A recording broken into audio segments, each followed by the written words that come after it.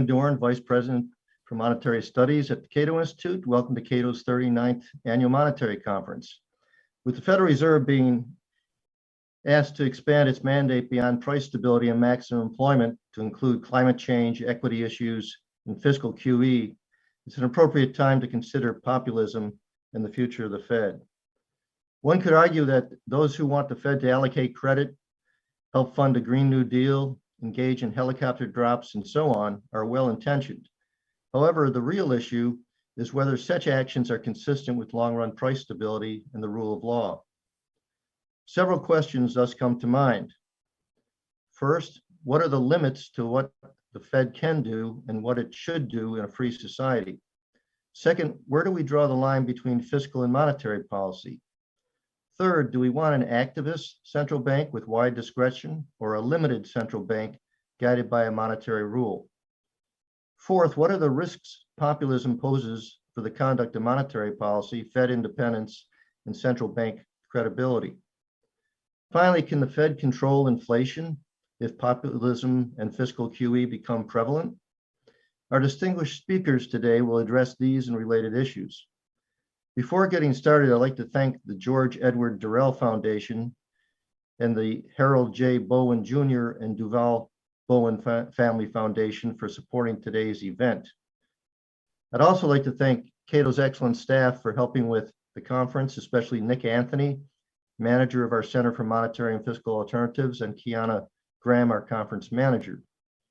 For those tweeting, please use hashtag CatoMonCon.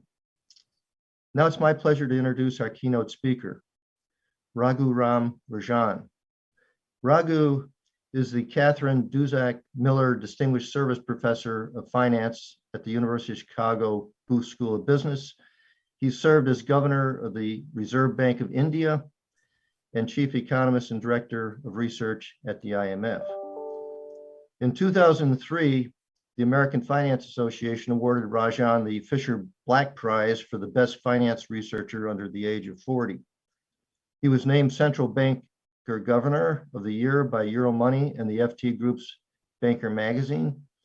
Rajan is the author of several books, including Fault Lines, How Hidden Fractures Still Threaten the World Economy, which was named the 2010 FT Goldman Sachs Business Book of the Year. He holds a PhD from MIT's Sloan School of Management. It's an honor to have him with us today. Let's welcome Raghu. Thanks very much, Jim, for inviting me to this conference on populism and the future of the Fed.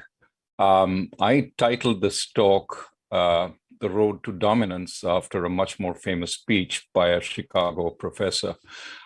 Let me start first by saying that we are indeed living through unprecedented times, certainly times that none of us has experienced. The pandemic and the ever-morphing virus, as well as the fight against it, including now the focus on the distribution of vaccines and increasingly a variety of treatments. We've seen extraordinary fiscal and monetary responses, especially in industrial countries. And of course, this comes at a time where we have extraordinary financial and non-financial innovation in many parts of the world.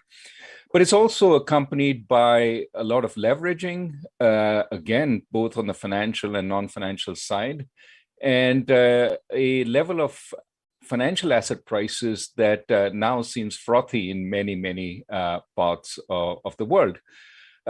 This is at a time where there's also a lot of differentiation across countries as well as within countries. And of course, as Jim pointed out, we now have the prospect for the first time in a long time of high inflation and rising interest rates. Now, given all this, it is sort of important to note that our fundamental hope on monetary outcomes is that after a transitory period of inflation, hopefully short-lived, this time will not be different. In other words, we will go back to the benign post-global financial crisis pre-pandemic world. Given the changes that have occurred, this seems somewhat optimistic. But let's start with a basic question. Why are we in the current situation? Clearly, the pandemic has changed much and in unexpected ways, and I'll come to that. But much had changed before. Certainly, post-global financial crisis, we were in a period of what the IMF terms lowflation. Central banks were not achieving their inflation target. The US PCE inflation averaged about 1.4% from 2012 to 2020, clearly way below the 2% target. Now, under the assumption that inflation is always a monetary phenomenon, it was up to the central bank to fix it. And certainly from the political side, pressure on the central bank mounted in this time of low growth. If you are not meeting your target and falling below it, there must be some stimulus that you're not delivering, so go to it. Pressure also came from the foreign exchange market as other central banks found new innovative ways of expanding accommodation. I know, for instance, the ECB was under tremendous pressure to respond to what was happening in Japan and the United States. Central bankers did not reject these new responsibilities. And indeed, one can discern a kind of smugness in their lament that fiscal policy and structural reforms were not at work, and monetary policy was the only game in town. But of course, while central banks knew how to bring down inflation, Paul Volcker had written the playbook for that, there was no obvious playbook for reflating an economy, especially when nominal rates were already at zero. So what did central banks do? They embarked on unconventional monetary policy. Interventions took different forms, many resembling policies that emerging markets abandoned decades ago as they sought to bring monetary discipline to their economies. For sure, one policy that seemed to work was repairing markets. QE1 did a lot to put the mortgage-backed securities market back on track in the United States. Draghi, with his OMT, ordinary monetary transactions, I think that's what it stands for, and his famous statement, within our mandate, the ECB is ready to do whatever it takes to preserve the euro, and believe me, it will be enough. That certainly brought the peripheral sovereign debt markets in Europe back to the levels they were before they had blown out. And that was those were examples of preparing markets. But QE took many other forms. I should say unconventional monetary policy took other forms, such as quantitative easing, large-scale asset purchases through especially of government debt, as well as increasingly directed credit programs. This was one set of things the central banks did. The other, which we are seeing today, of course, at work, is they changed their frameworks. To some extent, this reflected Paul Krugman's advice, which was, central banks had to be rationally irresponsible, not react at the first sign of inflation, in a sense, be more relaxed about inflation, so that when future inflation was brought forward into expectations today, there would be more of a possibility of raising inflation today. So essentially, these frameworks committed to the public markets that the central banks would not be trigger happy. They would no longer be preemptive in heading off inflation. Remember, the Fed mantra in the past was, if you see inflation in the eyeballs, it's too late. Instead, the central banks would be more measured and reactive. And furthermore, by focusing on the average inflation over an undefined period, they could allow higher inflation for a while and still not be criticized for falling behind the curve. The Fed, in its new mandate, also stressed that the employment goal is broad-based and inclusive, affecting all parts of the labor market and not just certain segments. And since minorities, unfortunately, are the last to be hired, this meant that the Fed would potentially tolerate a tighter labor market than in the past. And its finally, its employment mandate became more asymmetric. Rather than minimize deviations from maximum employment, it worried about shortfalls, leaving it to the inflation mandate to react to an overly tight labor market. So, changes in mandate and changes in the action sphere, especially through unconventional monetary policy, these were the ways central banks, not just the Fed, tried to react to this period of low inflation. What consequences did these actions have? I mean, certainly we can see that asset prices rose and leverage built up, though, of course, you can't tie it specifically to specific monetary actions. They were prompted by easy monetary conditions. But we also have some evidence for the micro effects of unconventional monetary policy. Certainly, the efforts to repair specific markets through explicit or implicit guarantees seem to work, and rising asset prices in those markets recapitalized banks and drove more lending. This was true in Europe, it was true in the United States, and there are detailed micro studies that show this. Directed lending also expanded the flow of credit to targeted segments, though not always to the larger benefit, as emerging markets discovered over time. At the macro level, Krishnamurthy and Wissing Jorgensen found that QE seemed to work to signal monetary policy would remain low for long. So long as we are buying assets, we're not going to raise rates, and that seems true even today. But the broader macro impacts on real activity are harder to discern, and there is variety across the organizations that are doing this kind of research.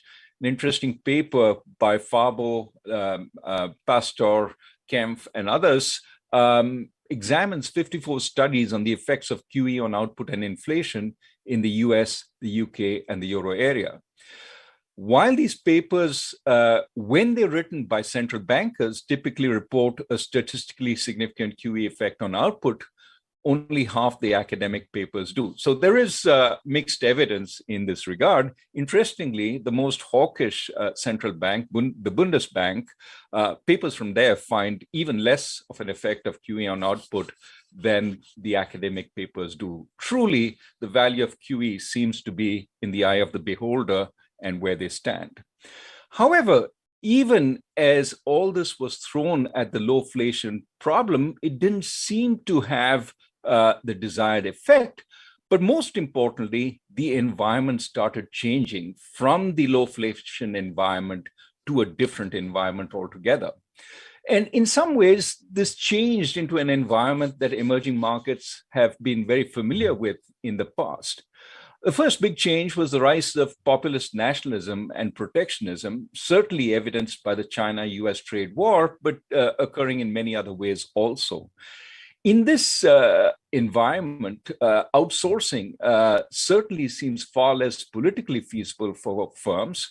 And we talked about a global labor market where wages in the United States, for example, were held down because there was a threat of moving business to either China, Mexico, or other places.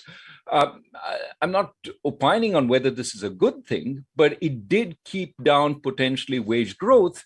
With the rise of protectionism, with the difficulty of moving your production elsewhere, the global labor market has become much more local, which tends to help in raising wages.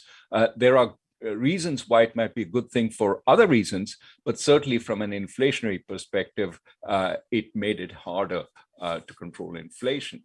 But perhaps the most important change was the pandemic shock. The Fed intervened across the board as financial markets seized up. And while much of the dislocation in these financial markets was attributed to the pandemic, the necessity for intervention was not unrelated to the leveraging and the asset price inflation that had been unleashed before that by easy money. Fiscal policy also changed, and this has been the biggest change. Post-global financial crisis, fiscal policy was significantly constrained. Post-pandemic, it seemed like the floodgates were opened across the industrial world. The political consensus, perhaps the only political consensus that could be reached, was to spend in a huge untargeted way. Untargeted in order to get consensus from both sides of the aisle. And essentially what we had was a downturn with very little economic pain. Disposable income at the households are up, bankruptcies were down, even bank loan loss provisions were unused. There are a number of studies now showing that PPP money went in through the front door of small and medium-sized firms and went out through the back door to pay banks. No wonder loan losses are few and far between. The point here is not to say that pain is necessarily a good thing, but it is to say that we had somewhat miraculously a situation where the amount of spending tended to buffer in an unprecedented way. And of course, this the pent-up savings, given that people couldn't spend, ramped up demand. And today we see the consequences in snarled supply chains. So is the Fed right at this point? Is inflation transitory, or as the Fed now says, expected to be transitory? Perhaps it's hard to predict the future, but much suggests this time could be different. Clearly, the duration of this period of highinflation could affect expectations. We are already seeing transportation costs sort of going up, shortage of ships, of ports, of warehouses, of truckers and trucks. And of course, given these shortages, commensurate overordering as firms try and bolster their inventories. We've seen energy prices go up, commodity prices go up, and of course, housing has been on a tear across the industrial world, and now house prices are feeding into inflation in a somewhat predictable way. But perhaps most important, labor markets are tight, and partly this is in some sense because of the protection from global competition I talked about, but most important. It does seem at this point, given the pandemic, given the public support to higher wages at the low end, labor has a little more pricing power than in the past. Now, in the past, corporations used to absorb some of the higher costs into their margins, but certainly at this point, perhaps because of temporary effects, because of the snarled sort of supply chains across the world, they too seem to have pricing power and passing on the higher input costs into inflations. More generally, there was a belief that labor markets were temporarily disrupted because of the effects of the pandemic. As some of the higher unemployment insurance benefits came off, as the pandemic wore down and people were more prepared to walk into high contact service jobs, and as women could leave the home, sending their kids off to school, that would all deal with some of the snafus in the labor market. But I think there's more that's at work. Certainly, some of what's going on is the sectoral distribution of work is different today than pre-pandemic. There's far more employment in manufacturing, far less employment in high contact services, far more employment in Peoria, far less employment in New York City. New York City unemployment is just still 10%, suggesting many of the high contact services haven't come back. What you really need to do is move the waiter in New York to become a welder in Peoria. That is difficult at the best of times, will take time to deal with the spatial and sectoral dislocations in the labor market. But there's also something else that's going on, which is hard to pin down, which is people are reassessing their lifestyles. Maybe this is temporary, but a lot of people are saying, do I really want to work in those high contact service jobs, which are precarious, which don't have significant benefits? Or do I want to look for something better, something different? And so there's a lot of search going on. As you know, quit rates are at a high, even though, and there are plenty of jobs available, over 10 million vacancies. So it is a time when labor markets are disrupted, and it is perhaps optimistic once again to believe they will go back. There is a lot of public support for workers at this point, including support for strikes, which are rising at this point. More broadly, I think it is somewhat wishful thinking to think that labor costs will abate quickly without significant change in economic activity. But perhaps the most worrisome point at this point is what I would call various forms of monetary dominance or traps. Let's start first with the obvious one, fiscal dominance. QE started up with absolutely no intent, certainly in the United States, to fund large government deficits. But as the pandemic occurred, QE was dangerously close to direct government funding. And certainly there are forms of QE, the yield curve control practiced by Japan and by Australia till it abandoned it recently, which essentially allow government debt issuance to determine the size of the central bank balance sheet. That to me sounds a lot like fiscal dominance. And of course, QE, as practiced everywhere, expands the central bank's balance sheet, perhaps buying assets of the government, but in the process shortens the duration of the combined government central bank balance sheet, which then suggests that the central bank may have to be more cautious in raising rates simply because it shows up much more quickly in the costs in higher fiscal deficits. This is something that a number of people, including the BIS, have been pointing to for some time. So fiscal dominance is a concern, especially as the levels of spending have skyrocketed. But there's also equally problematic financial dominance. When you have assets prices supported by abundant liquidity and low rates, the central bank has to be wary of upsetting financial markets, fearing a collapse in sentiment and adverse wealth effects. This is something which a number of academics are now saying is a good thing. You place constraints on monetary policy, commit to being low for forever, but of course this has adverse effects in an inflationary environment. Now there seems to be a belief not just that the Fed will move later than warranted, given its fears about upsetting the financial markets, but indeed there will be a Fed put attached to it when it moves. And of course, every, no Fed chairman wants to be associated with a Fed put, but it's been incredibly hard for them to get away from, the sense in markets that the Fed has their back. Now, policy responses are, of course, keep the party going and risk a bigger problem later. You could try to gently end the party, but no one leaves because they trust you to continue being the good host going forward.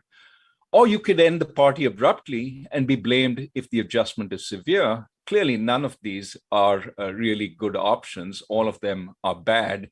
And, the central bank, including the Fed, have to now navigate in this environment. Today, the ECB, or yesterday, the ECB said it feared similar problems in the euro area. A third problem is framework dominance. Having sought flexibility to wait till inflation sustainably meets the target, having sought the flexibility to focus on the average rather than the immediate level, can the Fed afford not to use this flexibility? In other words, given that what used to be considered normal monetary policy in the past, which is react to high, potentially sustained inflation on early signs, when central bankers saw inflation, regardless of how it was caused, they'd get in front of microphones, square their shoulders and say, we hate inflation, we'll do something about it quickly. You don't see any central bankers saying that now. In fact, they're making excuses for inflation. This is transitory, don't worry, it will go away. So the behavior of the past is now seen as aggressive, partly because the frameworks are different and don't allow for that kind of aggression, at least not in the way it used to be expressed. And so a real question is, have we unintentionally changed frameworks just as, or sorry, I should say intentionally changed frameworks, but just as the regime changed back from a structurally disinflationary regime to a structurally normal or even inflationary regime, do we have the wrong framework for the wrong regime? And of course, that leads to the last kind of dominance I want to talk about, political dominance. When the fiscal authority has spent trillions and immense political capital to create the best economic recovery money can buy, it would be a really brave central bank that would risk tanking the recovery through early policy moves. Now, I'm not saying that the chairman or president of the central bank has individual concerns about, what will this do to my job or to my reappointment? But I'm talking about them having institutional concerns. What is the political position of the Fed if, in fact, it is accused of precipitating a recession? That certainly is something that if I were running an institution at this point, would worry about. That makes it much harder for you to undertake actions in the future. It does compromise you. So again, it's a hard decision. Either be politically dominated now or be politically dominated in the future. And finally, there is the prisoner's dilemma problem that all the central banks have because of what each one has done, which is the first to move risks adverse exchange rate movements as well as political and financial market pushback. And that, to my mind, is also on their minds. Perhaps we will understand better why the Bank of England signaled that it was going to move and then backed off over time. But at the back of its mind, maybe these various forms of external dominance. Now, it may well be, and I don't want to take this off the table, that central banks are right and inflation dies down after a while. It may also be that the medium-term disinflationary forces from China and scarred emerging markets might also suppress inflation. But if, in fact, inflation is more durable, central banks are much more constrained than in the past in being able to deal with it. And this is why I fear that when we say, we don't know how to deal with low inflation, but we do know how to deal with higher than normal inflation, we may well know how to deal with it, but the circumstances have changed in such a way that it may be harder for central banks to, in fact, deal with it. And that, to my mind, reflects a certain amount of complacency that we won't do well without. Let me turn next to what happens if the Fed ignores some of these constraints and acts early and forcefully. It certainly will go against market expectations, but I want to focus on financial stability risks that might emerge. Again, not to say that the Fed shouldn't do this, only that we have come to a situation where financial dominance is certainly a worry. So what would be the concerns from a financial stability perspective with sharp movements in interest rates? I want to talk about five. First is the untested financial innovation that has taken place over the last few years. Second, of course, is the high level of asset prices. The third is the leveraging, corporate, sovereign, and in markets, and in some countries in households, that has taken place over the years, but especially in recent years and and during the pandemic. A fourth is liquidity dependence, how dependent the markets are on liquidity from the central bank. And finally, fiscal fragility, which I've already talked about. Let's start first with innovations. We have many innovations of substantial size that have not been through a serious downturn or experienced normal monetary policy regimes. Stablecoins are an example. Buy now, pay later in the financial sector is another. We have seen that some of these innovations don't fully account for human behavior. Willow backed off from what is known as iBuyer, where they used to take houses essentially, almost, I should say, sight unseen, based on pricing formulas. and have found that when they do that, they tend to get a lower quality of purchases, because humans, of course, when you see a price there, you shop around, find the best price elsewhere. And then if you don't get a price higher than what is on offer, sell to the offerer. That's called adverse selection. It seems, from a paper by Buchak and et al., that perhaps this wasn't fully taken into account, and Willow made a lot of losses and then backed out. I should say Zillow rather than Willow. Zillow made a lot of losses and backed off. But I would also say that some of these innovations allow for new vehicles for rapid flows and possible contagion to take place. In a number of countries, we are seeing significant cross-border crypto flows, and you can imagine that crypto flows would be a far more rapid way of exiting a country if, in fact, there's financial market apprehension. So there are, innovative ways we can increase flows, and that may not, help financial stability. The bottom line is we don't really know what will happen when the tide flows out, because the tide has been in for over a decade now in terms of easy policy, and nothing really has been tested. Even the pandemic stress test didn't really develop because the Fed came in. We also have a high level of asset prices. Many financial assets are essentially long-dated zero-coupon bonds being priced on hope and change, discounted at very low rates.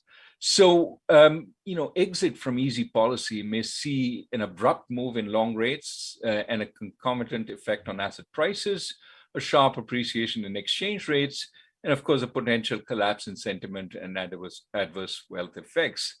The key to propagating this, of course, is leverage. In 2000, we did not have leverage. It was a short-lived recession. 2007, 2008, we had a lot of leverage. And asset price changes had significant effects. And this is where one has to worry, because all manner of leverage, implicit and explicit, public, private, and market leverage has gone up. Archegos was an example of a new form of leverage, which we didn't quite understand, levering up to take large bets on specific stocks, and it went belly up fairly quickly. What was worrisome is so many sophisticated banks had lent to Archegos. Now, some of this leverage is also dangerous because its support is really based on high asset prices. And when these fall, former serviceable levels of debt become excessive. In a paper with Douglas Diamond and Yunze He, we explain why buoyant asset prices tends to boost leverage, in the process reducing due diligence and governance. I mean, you're familiar with this from the global financial crisis. Ninja mortgage loans, why did people make them? Well, why bother investigating credit quality if you can repossess the home and sell it, and home prices are bounding up every month? You, in fact, may be better off repossessing than waiting for repayment. But of course, because you haven't done the investigation, because the borrower themselves have no reason to keep up their ability to borrow going forward, the debt contracted becomes unserviceable when liquidity dries up and asset prices plunge. This is as true of households as it is of the corporate sector. You worry about private equity bidding more and more for firms, but that has a logic of its own. The fact that private equity has immense sort of funds and can bid, in fact, makes the leverage sustainable. But when the merry-go-round stops, essentially the high levels of debt become unenforceable, unsupportable, and that leads to a right holy mess. So this connection between leverage and asset prices is something to worry about, because there may not be much to support the existing leverage if, in fact, asset prices fall significantly, if liquidity falls significantly. And let me turn to liquidity then. There seems to be plenty of liquidity around as central banks have expanded their balance sheets, funded by extremely liquid reserves. Fed reserves are the most liquid asset in the planet. They're many times what they were before the financial crisis. And it seems as if, given the quantity of reserves that have been created, there should be no liquidity problem in financial markets. But we forget that commercial banks fund their holdings of reserves with demandable, typically wholesale deposits. This is an offsetting claim on liquidity and comes to essentially shows up in tough times when wholesale deposits, have a lot more anxiety and can tend to run at the first sign of trouble. Matters are often considerably worse because with the plentiful liquidity sitting on their balance sheets, banks issue plenty of contingent promises of liquidity. One classic example of this is writing line of credits against their liquidity because that's easy to do. And of course, the problem comes when the line of credits gets drawn on in the worst of times for the banks. Similarly, regulators want a portion of reserves set aside for liquidity regulation. So the plentiful liquidity sitting on your balance sheet may not be available. And of course, regulators also want more capital set aside if the reserves are lent. But perhaps most important, when times turn adverse, banks themselves hold liquidity for fear of any unanticipated claims. The net effect, as Viral Acharya and I argue in a recent paper, is liquidity dependence. As you create more liquidity, the demand for liquidity rises to meet and perhaps even exceed supply, causing yet more demands for liquidity. So the liquidity episodes that we saw in September 2019 and March 2020, despite reserves outstanding being many multiples of what we saw before the global financial crisis, suggests, in fact, something like this might well be happening, which then means that if central banks, believe they can expand their balance sheets indefinitely to meet the demand for reserves, it is also true the demand for reserves will keep growing up. And the question is there any endpoint to this? Is there any concern? Why not just create the money if people want it? No problem. I would argue, and that's the last part I make about risks, steady balance sheet expansion creates fiscal risks. Clearly, when the central bank buys long-term government paper, it effectively shortens the duration of debt of the consolidated balance sheet. And, basically reserves have infinite maturity. They can't, you don't have to repay them. But commercial banks have to hold them. That's the beauty of reserves.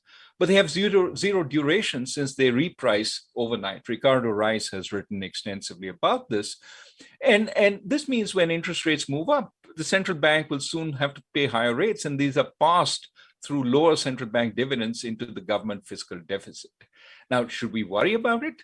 I think we should, because take the UK, average debt maturity 15 years, median debt maturity, which is more relevant because there are a lot of console bonds and long-term bonds. Median debt maturity is more relevant for when you have to roll over the debt. That's 11 years. But when you account for QE and then compute the median maturity, it is only 4 years. And the UK Office of Budget Responsibility notes that a 1 percentage point increase in interest rates would boost the UK government's debt interest payments by about 0.8% of GDP, which, over a 4-year period is about 2/3 of the fiscal tightening proposed over the same period. And this is just 100 basis points. If we have to go much higher, the effects are proportionately higher. And remember, the US starts with average maturity of debt of only 65 months, and then do the median, and then take out what the central bank owns. This quickly becomes a situation where higher interest rates could lead quickly to higher debt service and higher fiscal deficits. So in sum, we have considerable risks to inflation if the central bank waits too long. We have risks to financial stability if it tightens too abruptly. Dominance of different kinds. Does waiting diffuse one risk while exacerbating another, or does it compound both risks? In other words, if you wait too long and have to move fast to head off inflation, do you bring about what you feared? Clearly, there are no easy answers. You have to muddle through who said it was easy being a central banker. Let me end by bringing all this back to populism. Populism implies distrust in elite institutions, their objectives, and their operational decisions. And in this rendering, tough choices made by a central bank are an elite conspiracy intended by the elite to feather their nest while imposing pain on the masses. So there are really two ways of looking at central bank actions in the last few years, given this kind of a growing public belief about what they do. One could be read as their actions in recent years are a response to a stubbornly disinflationary environment where they're doing their best to fulfill their mandate. But there is perhaps a different diagnosis. Perhaps central banks are reacting implicitly, maybe not explicitly, but implicitly to rising populism and distrust in them. They're reacting with policies that strive for popular legitimacy by being as painless as possible. Is the resemblance between many of the unconventional monetary policies and long abandoned interventionist policies in many populist emerging markets simply a coincidence? Or has the environment changed in industrial countries to resemble the environment in emerging markets? I mean the political environment here. More broadly, are institutions entirely independent of the social political environment? Is central banks' independence essentially baked in stone? Or are they actually creatures of that social political environment? And we're seeing that play out. I firmly believe, and I've in my writing, that it's the latter. Institutions aren't independent of the environment. Let me end with questions that need answers, which I'm sure people in this conference will offer. One, does the central bank's need for popular legitimacy cause it to promise too much? Is it too averse to inflicting pain, both in its monetary and supervisory decisions? In the process, is it creating the possibility of broader and greater pain? Second, should central banks accept there are limitations to their ability to raise inflation from low levels? Should they explain the limitations of their toolbox to the public, even at the risk of undermining faith in and credibility of central banks? Third, how much should central banks engage in large-scale asset purchases or credit easing? Are any of these interventions counterproductive in the long run? Fourth, should central banks ensure they do not strengthen the market put every time they intervene, given that they seem powerless to regulate markets to prevent the need for the put from recurring? Should their powers of intervention be more constrained after every intervention they undertake in the markets at the time the situation normalizes? In other words, should we constrain them more in good times so that the market doesn't believe they will act in bad times? Constraining is always, in a sense, a difficult decision because it limits flexibility. But as we know, there are values to commitment. And perhaps the most important question for this conference is, are central banks the victims of populism or the perpetrators of populism? Thank you. Thank you very much, Raghu. That was a very excellent talk. And the questions you raised at the end are critical. I'd like to begin with a question. I think you may have answered this already, but maybe we could go into a little bit more detail. And that is, what are the main fault lines you see in today's global financial system? And how concerned are you about, quote, lower for longer, leading to financial instability when rates rise? Well, I am worried. It's not as I said, just the level of asset prices. It's the accompanying leverage. One example: look at the private equity world. These entities are flush with cash, but the leverage levels in some of the transactions have been going up for some time. Clearly, they're affordable at the old debt service rates, but they do suggest high asset prices. And of course, that when that doesn't hold up and the leverage becomes harder to service, how do we actually fix all this? That's just one example. There's so many assets which are, as I said, zero coupon bonds priced. Take cryptos. I mean, some of them are being used in payments. Some of them are being used in payments off the chain. That I found that very interesting. A lot of blockchain transactions being taking place off the chain. But the question is, what is the ultimate value? I can see a lot of innovation, but no killer apps till now. They will come, but do we really need 6,000 cryptos? And will all of them have value going forward? Clearly, there will be some mess in the markets when prices adjust. How will that happen? Who's left holding the bag? We don't know. So lots of scope for disruption as rates rise. Even the rates themselves are a puzzle to me. With this level of economic activity, 10-year real rates are -1+ change. I mean, what's going on? And to me, there are either it reflects the level of central bank intervention, which I don't believe is the entire story. It also reflects, asset purchasers who are sort of taking decisions which may be harmful in the medium term. Not everybody is acting. I think there are agency compulsions, etc., which are forcing action at this point to invest in some of this. Okay, we have a question from Michael on Slido. He asks, quote, what is the mechanism by which excessive increases to the money supply produce general price inflation in the economy? Are these processes empirically demonstrable? Oh, I mean, I think it depends to some extent on where you are in the inflation cycle, right? What we've had experience of in this period of really low inflation with zero interest rates is, for the most part, in the pre-pandemic era, you could expand your balance sheet willy-nilly as a central bank in an industrial country. And basically, the buyers, the holders of reserves were pretty happy to just sit and wait on it.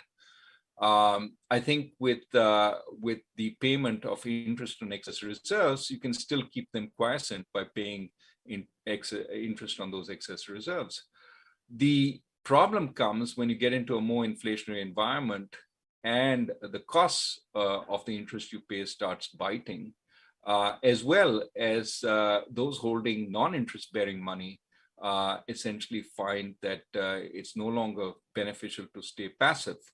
And that's when you start seeing some of the effects of excess money sort of making its way into credit, into production decisions, and of course into inflation. Okay, a user on Slido asks, quote, why have populist calls focused so much on central banks in recent years? The central banks are your archetypical elite institution, right? Unelected, appointed rather than elected. These central bankers are people with PhDs for the most part, not all, of course, but who talk in arcane language, right? R star. Who knows what R star means outside the central banking community, right? And in fact,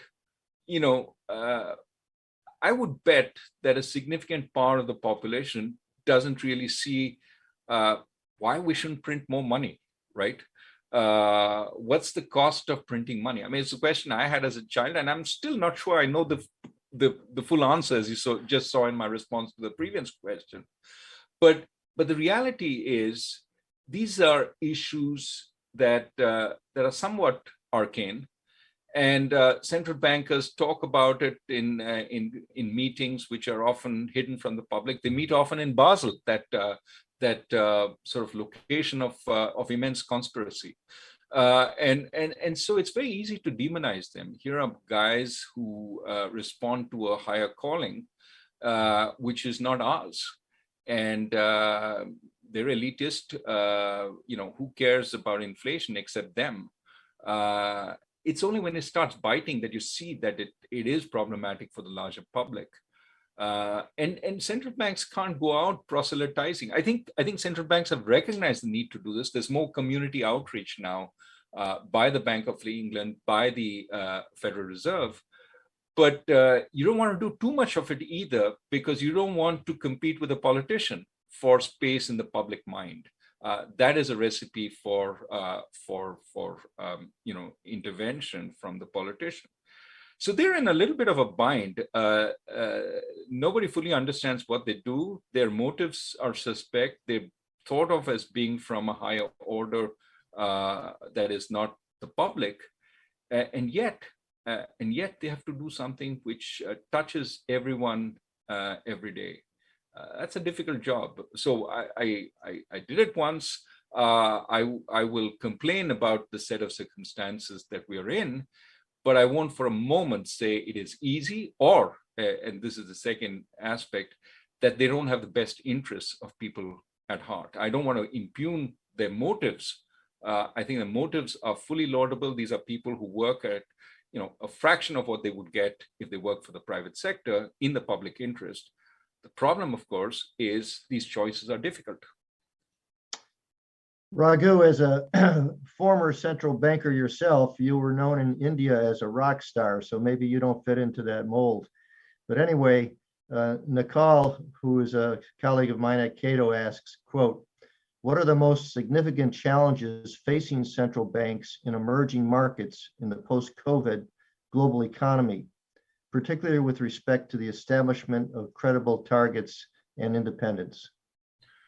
Right. I mean, what a number of central banks in emerging markets did in the post not so much global financial crisis, but East Asian crisis world, was to move towards more, look more like the West, stop buying government debt, stopped, put in place inflation targets, tried to build in more independence. Again, as I argued in this talk, no central bank is truly independent. It's dominated by circumstances, but the circumstances were quite good in the sense that commodity prices were rising, economic growth was strong, and therefore it was possible to maintain this kind of, to put in place this kind of framework. And okay. I see that you're watching. As Ken Rogoff points out, almost every central bank across the world managed to bring inflation down in this wonderful post 1990s period.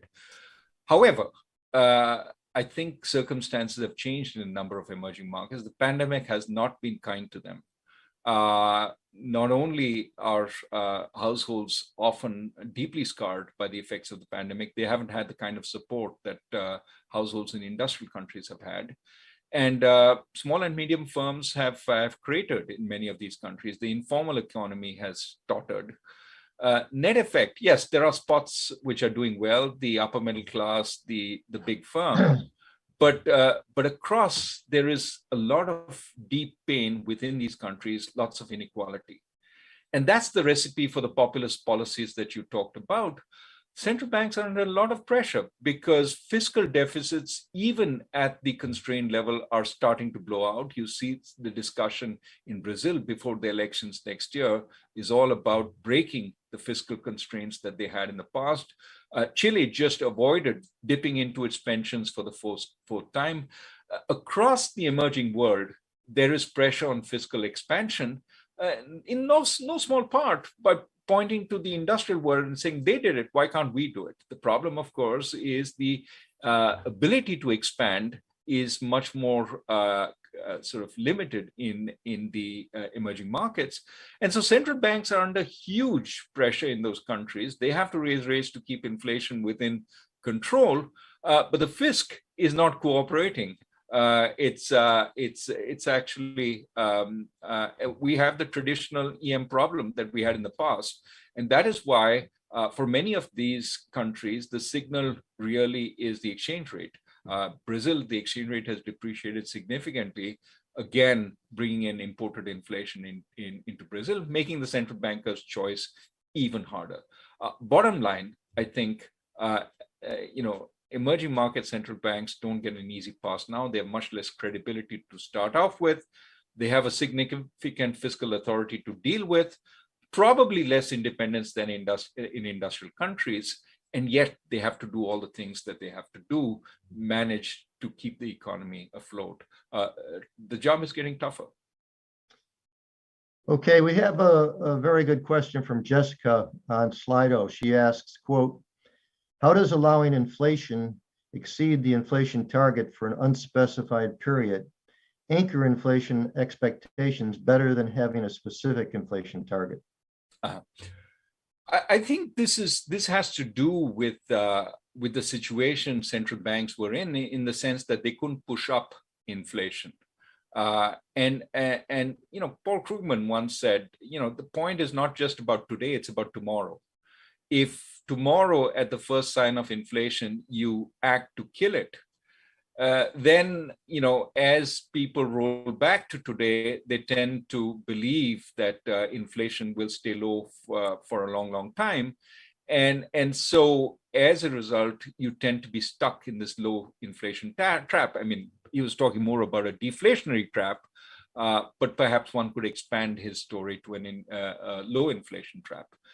And in that kind of environment, what he said was, you have to say when you see inflation, you won't react immediately.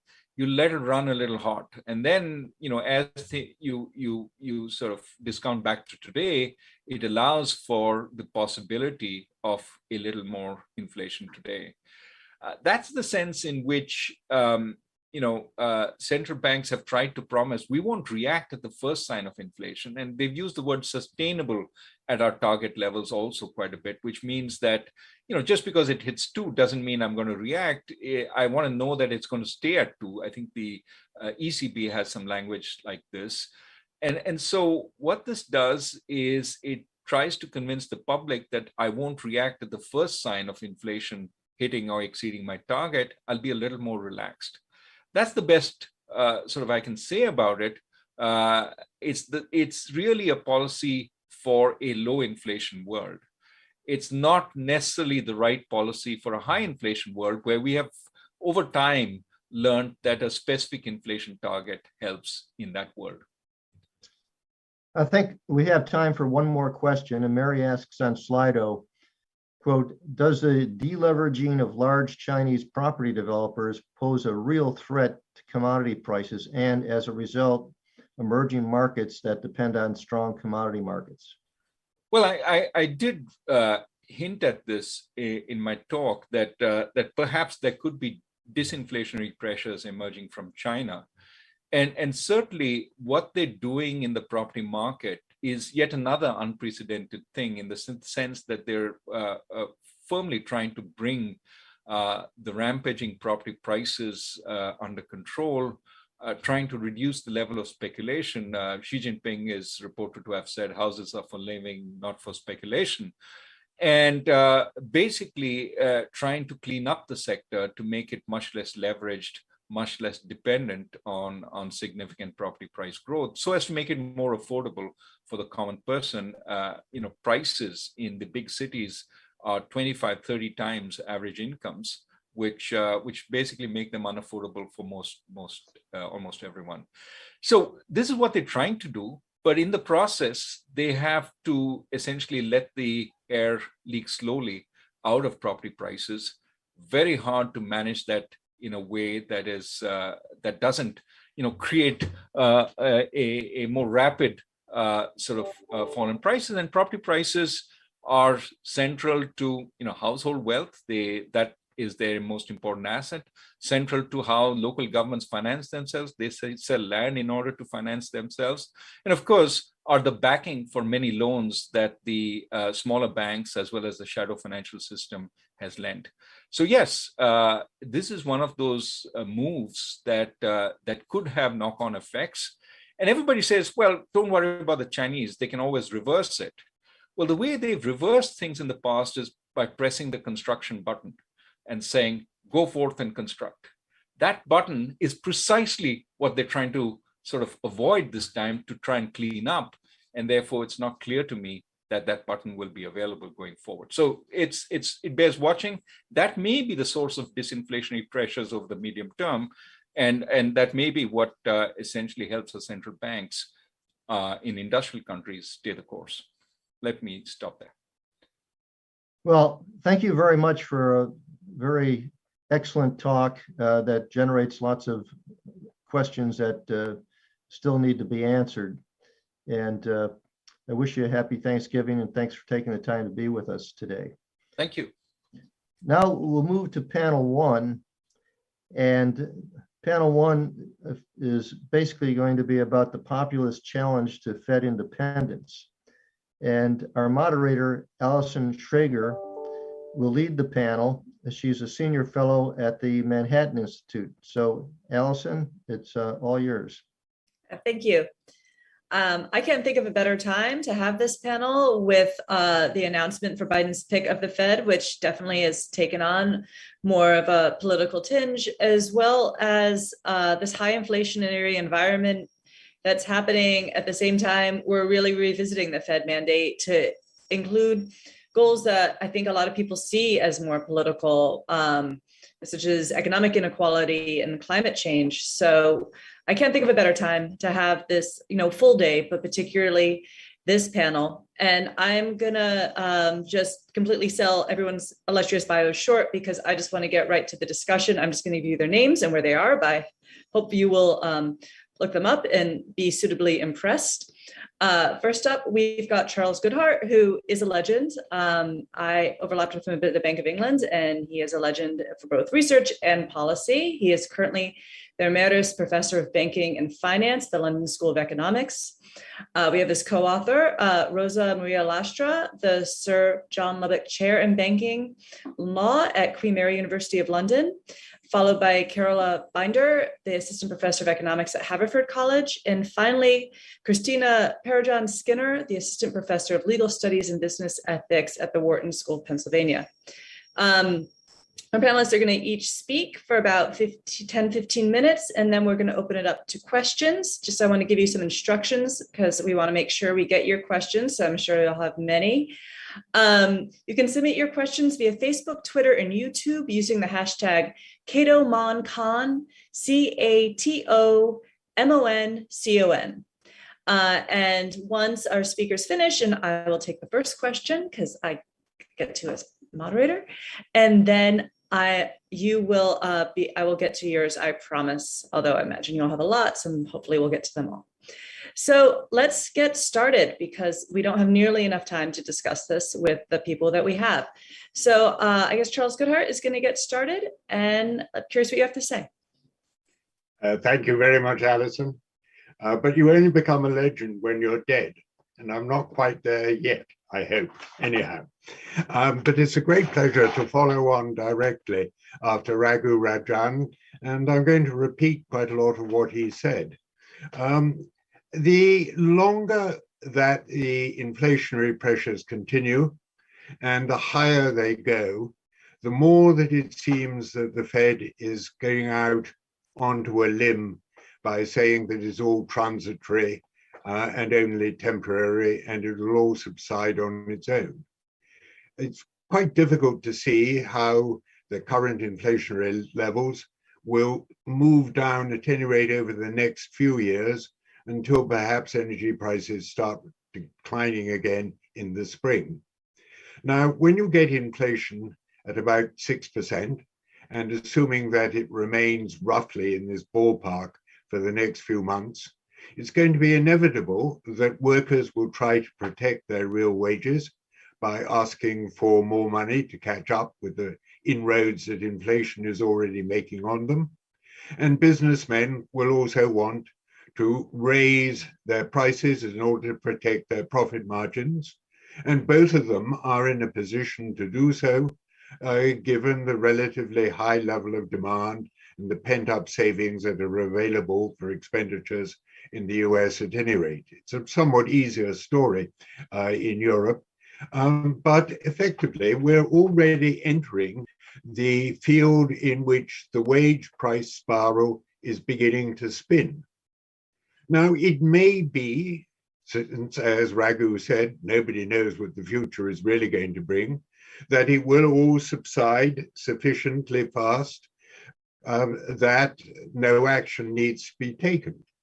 But the likelihood is beginning to appear that that is not going to be the case. And when the Fed decides to pivot, what will it then do? If it decides that it has to pivot to move to a more tightening regime, it will already have lost quite a lot of its credibility. And many in the Fed and elsewhere claim, I think mistakenly, that it is very easy, they know exactly how to deal with inflation. My concern is that they will then raise interest rates really quite sharply. And as Raghu has already said, there is a concern about financial dominance in that the leverage ratios of the public sector debt is already so high that when interest rates get raised, is going to mean that the public sector is in a worse position in terms of its overall deficit. Again, the years of easy money have raised leverage in the non-financial corporations to such a high level, and asset prices, particularly housing prices, are at such a high level, that any sharp and sudden, abrupt tightening of monetary policy could drive us into financial disturbances, indeed even to a recessionary financial collapse, which would do nobody any good at all.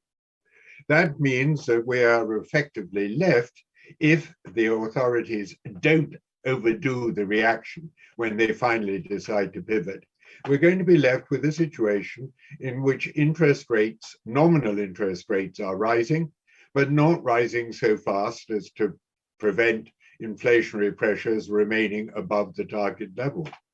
That will mean that the Fed's credibility will be reduced.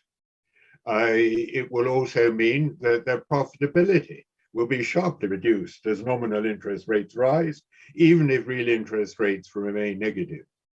And as their profitability gets reduced, and perhaps they turn to making losses, and at the time when they are paying out large sums of money to commercial banks because of the floor mechanism for managing monetary market operations, is going to lead to a very considerable populist challenge to the future independence and indeed the mechanism by which central banks operate at present. I think one of the things that I really would like to add is the argument which Raghu sort of made in part, that we know how to deal with inflation, that Paul Volcker wrote the book. The problem was that Paul Volcker took his action at a time when the public sector deficit, public sector debt ratio in the US was barely more than about a third or 40% of what it is today, when the leverage rates were much lower, when asset prices were not so frothy, again, to use his words. And that means that the financial stability concerns about any abrupt shift from the very expansionary policies of today to what the Fed might come to feel to need when it decides that it has to pivot, when the inflation doesn't go away in the course of 2022, could be very disturbing indeed. And that is going to put the Fed, as indeed it will put most other central banks, but perhaps particularly the Fed, because the fiscal expansion, monetary expansion, and inflation have all been much greater in the US than in most other countries. It will put the Fed very much into the firing line, where it will be attacked on all sides.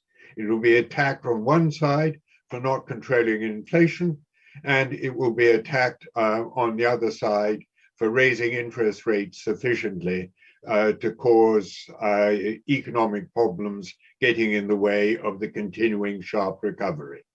And at that point, I think I shall pass over to Rosa. I hope that I've kept roughly to my timetable.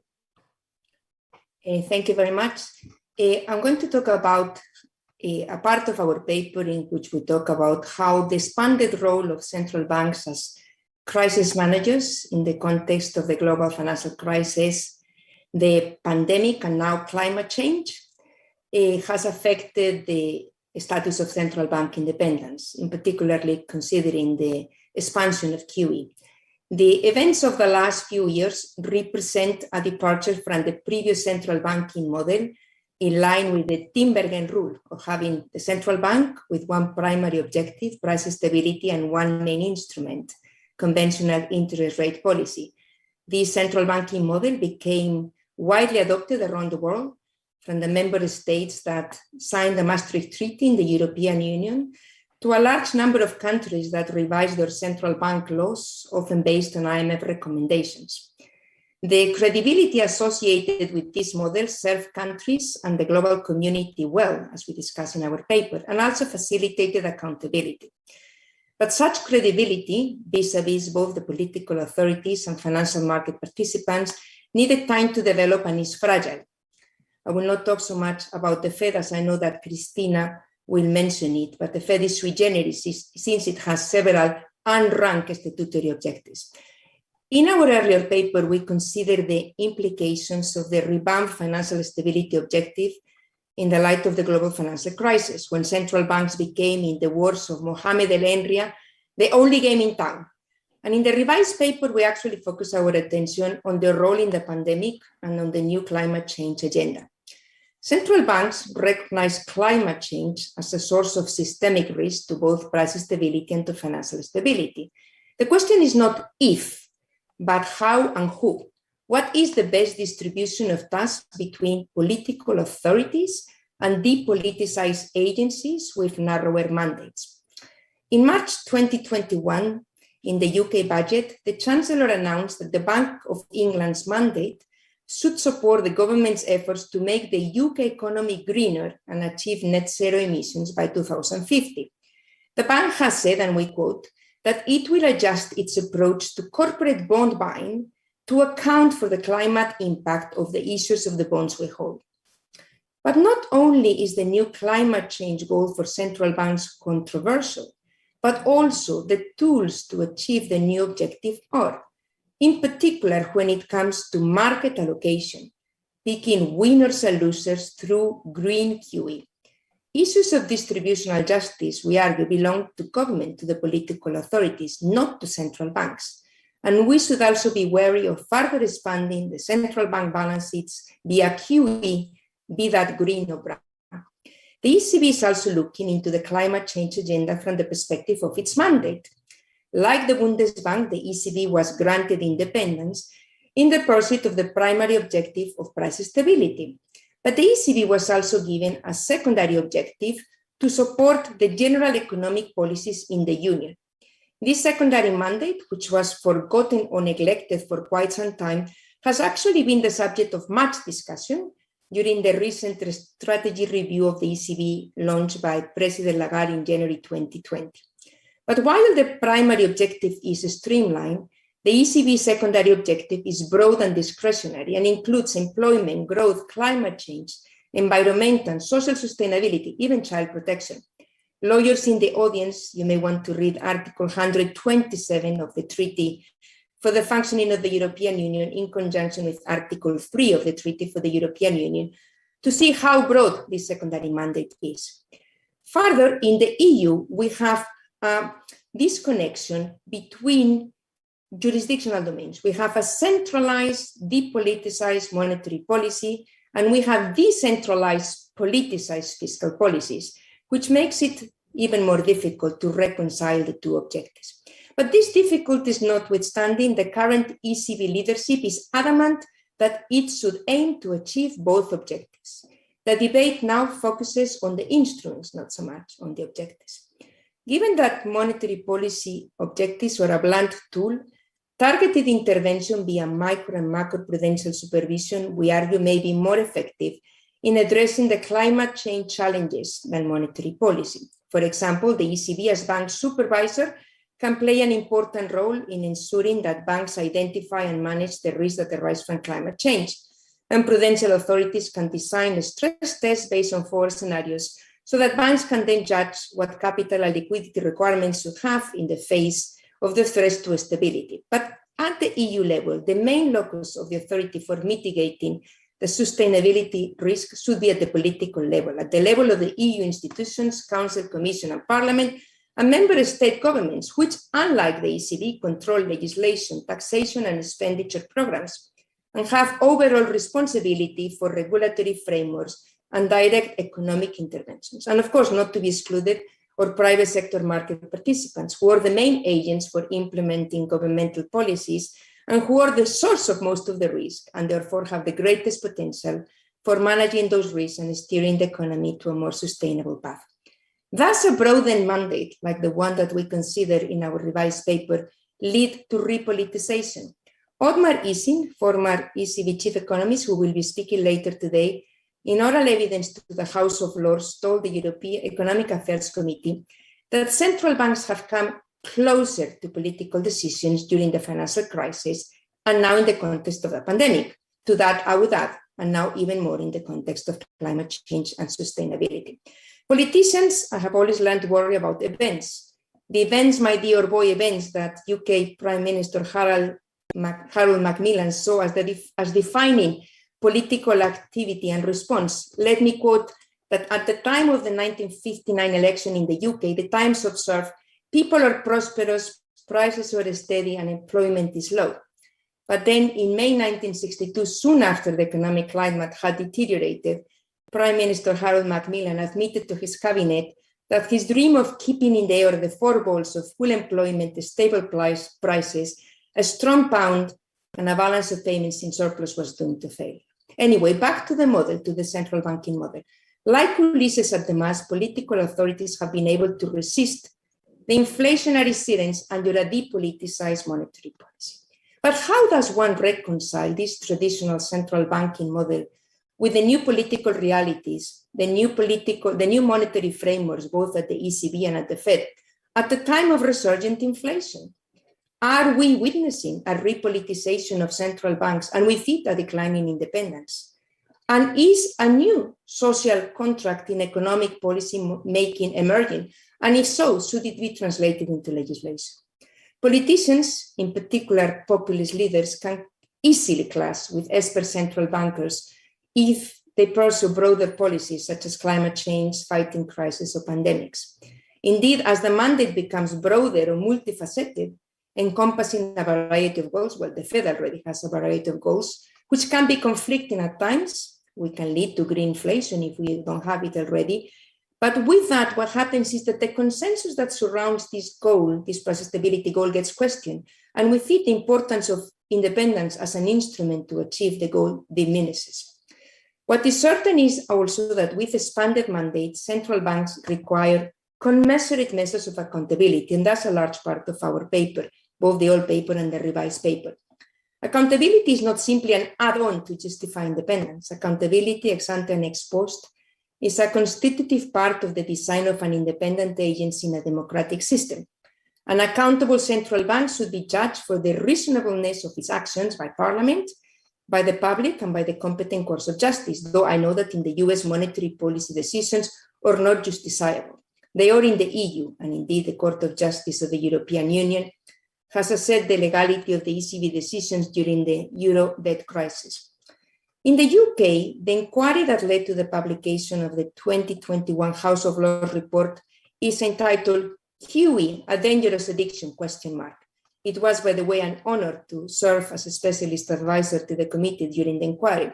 And in this inquiry, the House of Lords questioned the potential politicization of the Bank of England. 1. 2. The effects of combining loose monetary and fiscal policies. 3. Relationships between bank and treasury under QE. 4. The risk to public finances and allegations of monetary financing. 5. The impact of QE on debt management and debt sustainability. 6. Effects of independence, financial stability, and wealth inequality. And 7. The future of QE. Clearly, a new intellectual edifice for accountable central bank independence is yet to be crystallized. Thank you very much.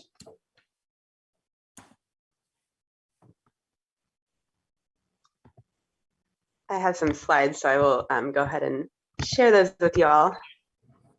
Are you able to see them?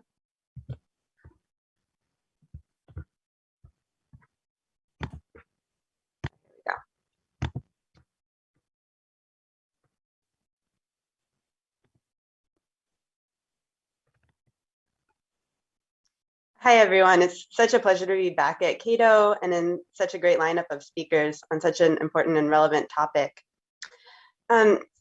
So if we're going to be talking about central bank independence, I think we should start with Milton Friedman, who wrote one of the earliest essays on central bank independence back in 1962.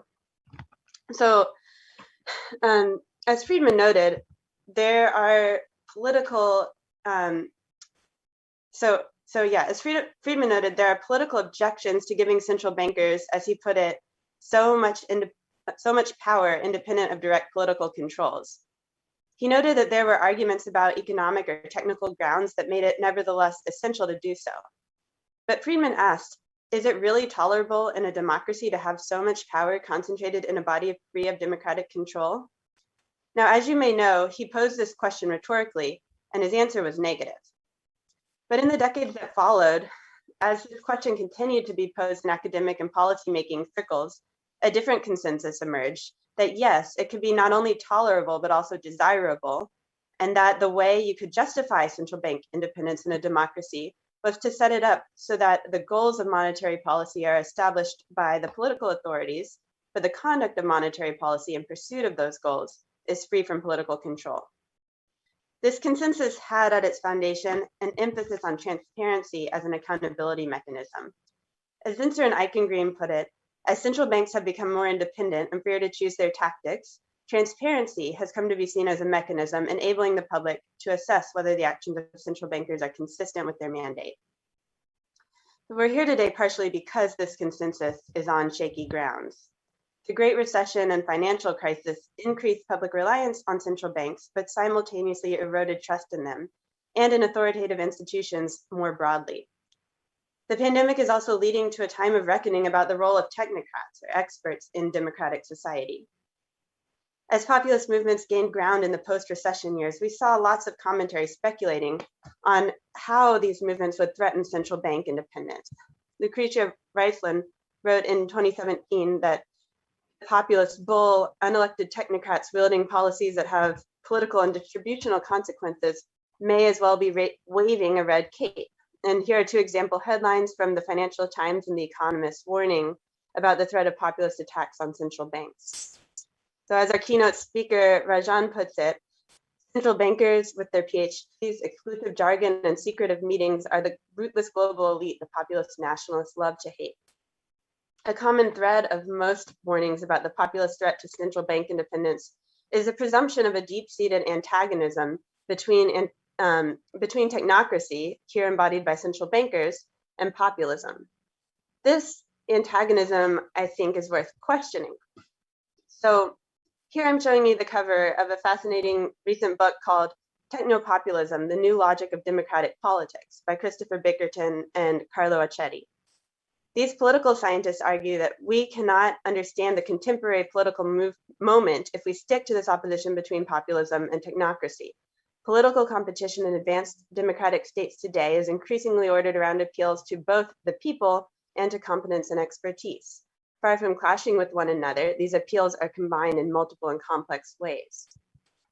They add, even though appeals to the popular will and to competence are often rhetorically deployed against each other, there's also a deep affinity between them, which consists in the fact that they are both unmoored from the representation of specific values and interests within society, and therefore advance an unmediated conception of the common good.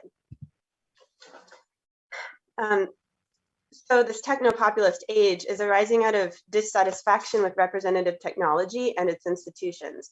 And importantly, under techno-populism, populists do not reject technocratic expertise, but instead rely on it to translate their causes into policy.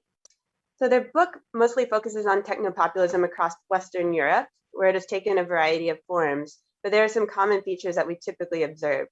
One is the highly contested role of experts and expertise. Policy debates take the form of my expert versus yours. there's a breakdown of trust in official information and institutional authority, which leads to appeals to new forms of so-called expertise from below. And finally, policy debates become highly spectacularized and confrontational, with a strong emphasis on personalities and personal characteristics of the people involved, which you might traditionally expect from populists, but not so much from technocrats. Now, my argument is that this techno-populist logic can help us understand central banking and monetary policy today. We can observe these features in both the pressures that central banks face and in how central bankers respond to these pressures. And I'll give you a few examples. So first, presidential pressure on the Fed was more blatant and explicit under President Trump than his predecessors, most notoriously on Twitter. But this one example tweet, for example, it's the language has this nationalist populism in it, but the president is also appealing to his own expertise. And of course, it's highly confrontational. Where is the Federal Reserve? Pressures on the Fed come not only from politicians, but also from other parts of the public. Even academic and think tank economists on Twitter have this growing role in the monetary policy discourse. And the arguments you see on econ Twitter, if you hang around there, have this interesting way of mixing appeals to competence with appeals to the people, and have a surprising emphasis on the personalities involved. These techno-populist features are mirrored in recent discussions about monetary and inflation from both sides of the political spectrum, in Congress too. Here we see the technocratic appeal to expertise combined with an appeal to the people or millions of Americans. And we also quite explicitly see the contested nature of expertise and the new forms of expertise from below, in this case regarding inflation. But now let's turn to the central bankers themselves. So earlier this year, San Francisco Fed President Mary Daly asked on Twitter, what is the real unemployment rate? Not 6.3%. How can we know? Look around. So see the contested nature of expert knowledge, the appeal to expertise from below, the recognition of low trust in official information. Similarly, Chairman Powell recently followed some discussion of economic statistics by noting that these encouraging statistics were reaffirmed and given voice by those we met and conferred with at the Fed Listens events. And other researchers have documented how the language used by ECB officials has grown increasingly populist and charismatic, and have pointed in particular to the change in mission statement of the ECB to "our mission is to serve the people of Europe" as particularly telling. Just to show you, we can see how the front page of the ECB website has changed over the years. This is how it looked in 2014 versus now. The big picture of President Lagarde, I think, shows a techno-populist emphasis on leaders' personalities and their need to establish themselves as the people's expert. The New York Fed website has undergone similar aesthetic changes. Central bank's websites, speeches, tweets are all part of their communication strategy. Overall, I think we can describe the past few years as a new wave of the communications revolution in central banking. The first wave was a transparency revolution, from mystery to transparency, as I put it in a title of a conference I went to at the National Bank of Ukraine a few years ago. And again, to quote Denser and Eichengreen, who've done so much work on central bank transparency, they explained in 2010 that this transparency as a mechanism for democratic ability is effective only if the central bank is transparent about its decision, only if those deciding monetary policy cannot claim that their monetary policy decisions are in fact in the public interest for reasons that only they understand. But this new wave is not about transparency to allow people to understand. When Neil Kashkari took office as president of the Minneapolis Fed, he made it clear that communication with the public was not about getting people to understand and all about trust, because they're not going to understand the nuances of what we're talking about. They need to trust us. It's about getting people to trust that the decisions are in the public interest for reasons that only they understand. And this is the exact techno-populist claim. So here's one of my favorite headlines about this new wave of central bank communication. Reggae, puppies, whatever it takes, central banks want attention. They want it directly from the public, not from Congress. They want it so that they can appeal to emotion and especially to anger to get people to trust them as are experts, to hand over discretion to do things outside of the democratic process that we are angry that our elected officials haven't managed to do. And we can see that President Kashkari really means this about responding to economic anger and frames it in a traditionally populist manner in terms of the elite versus the people. If I just show you the Minneapolis homepage right now, it's literally about as the rich get richer. So there's this combined populist technocratic appeal that we get from central bankers as they try to gain public trust. And it's quite different from trying to gain trust just by consistently, competently, transparently pursuing and fulfilling their mandate. So John Cochrane has written that trust and independence must be earned by evident competence and institutional restraint. But a popular movement wants all institutions of society to jump into the social and political goals of the moment, regardless of boring legalities. And Christina Skinner and I and our great team of research assistants gathered data on around 5,000 working papers published by the Reserve Bank since 2005. We found that the share of papers featuring topics like inequality, race, gender, or climate change as a topic has increased dramatically over time. The second part of Cochrane's quote says that these boring legalities, these constraints on central banks, are essential for functioning democratic society, for functioning independent technocratic institutions, and incidentally for making durable progress on those same important social and political goals. So Christina and I wanted to look into this too, to see what people actually think about the Fed getting involved in these kinds of social and political goals at the moment. And we did an online survey. We asked respondents who they thought should be responsible for various policy areas, elected officials, the Fed, or others. And there are really interesting divides where, for example, 17% of college-educated respondents, but almost 0 respondents without a college degree, want the Fed to be primarily responsible for climate change. We see similar heterogeneity in other policy areas where people with a college degree want a more activist role for the Fed. And similarly, people who get their news on social media are more likely to want the Fed to be responsible for policies related to inequality, climate change, and even gender. When the Fed is communicating, say on Twitter, these college-educated social media users who they're reaching, and these are the ones who are more likely to support a larger role for technocrats in the most politically salient policy areas. But they're missing a big share of people who are not comfortable handing these things over to unelected officials. This not only politicizes the Fed, it also exacerbates democratic discontent, exacerbates the sense of failure of political representation.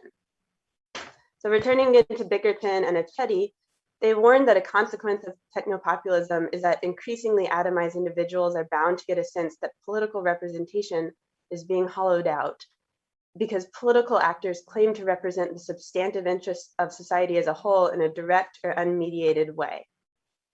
This is what central bankers are claiming to do.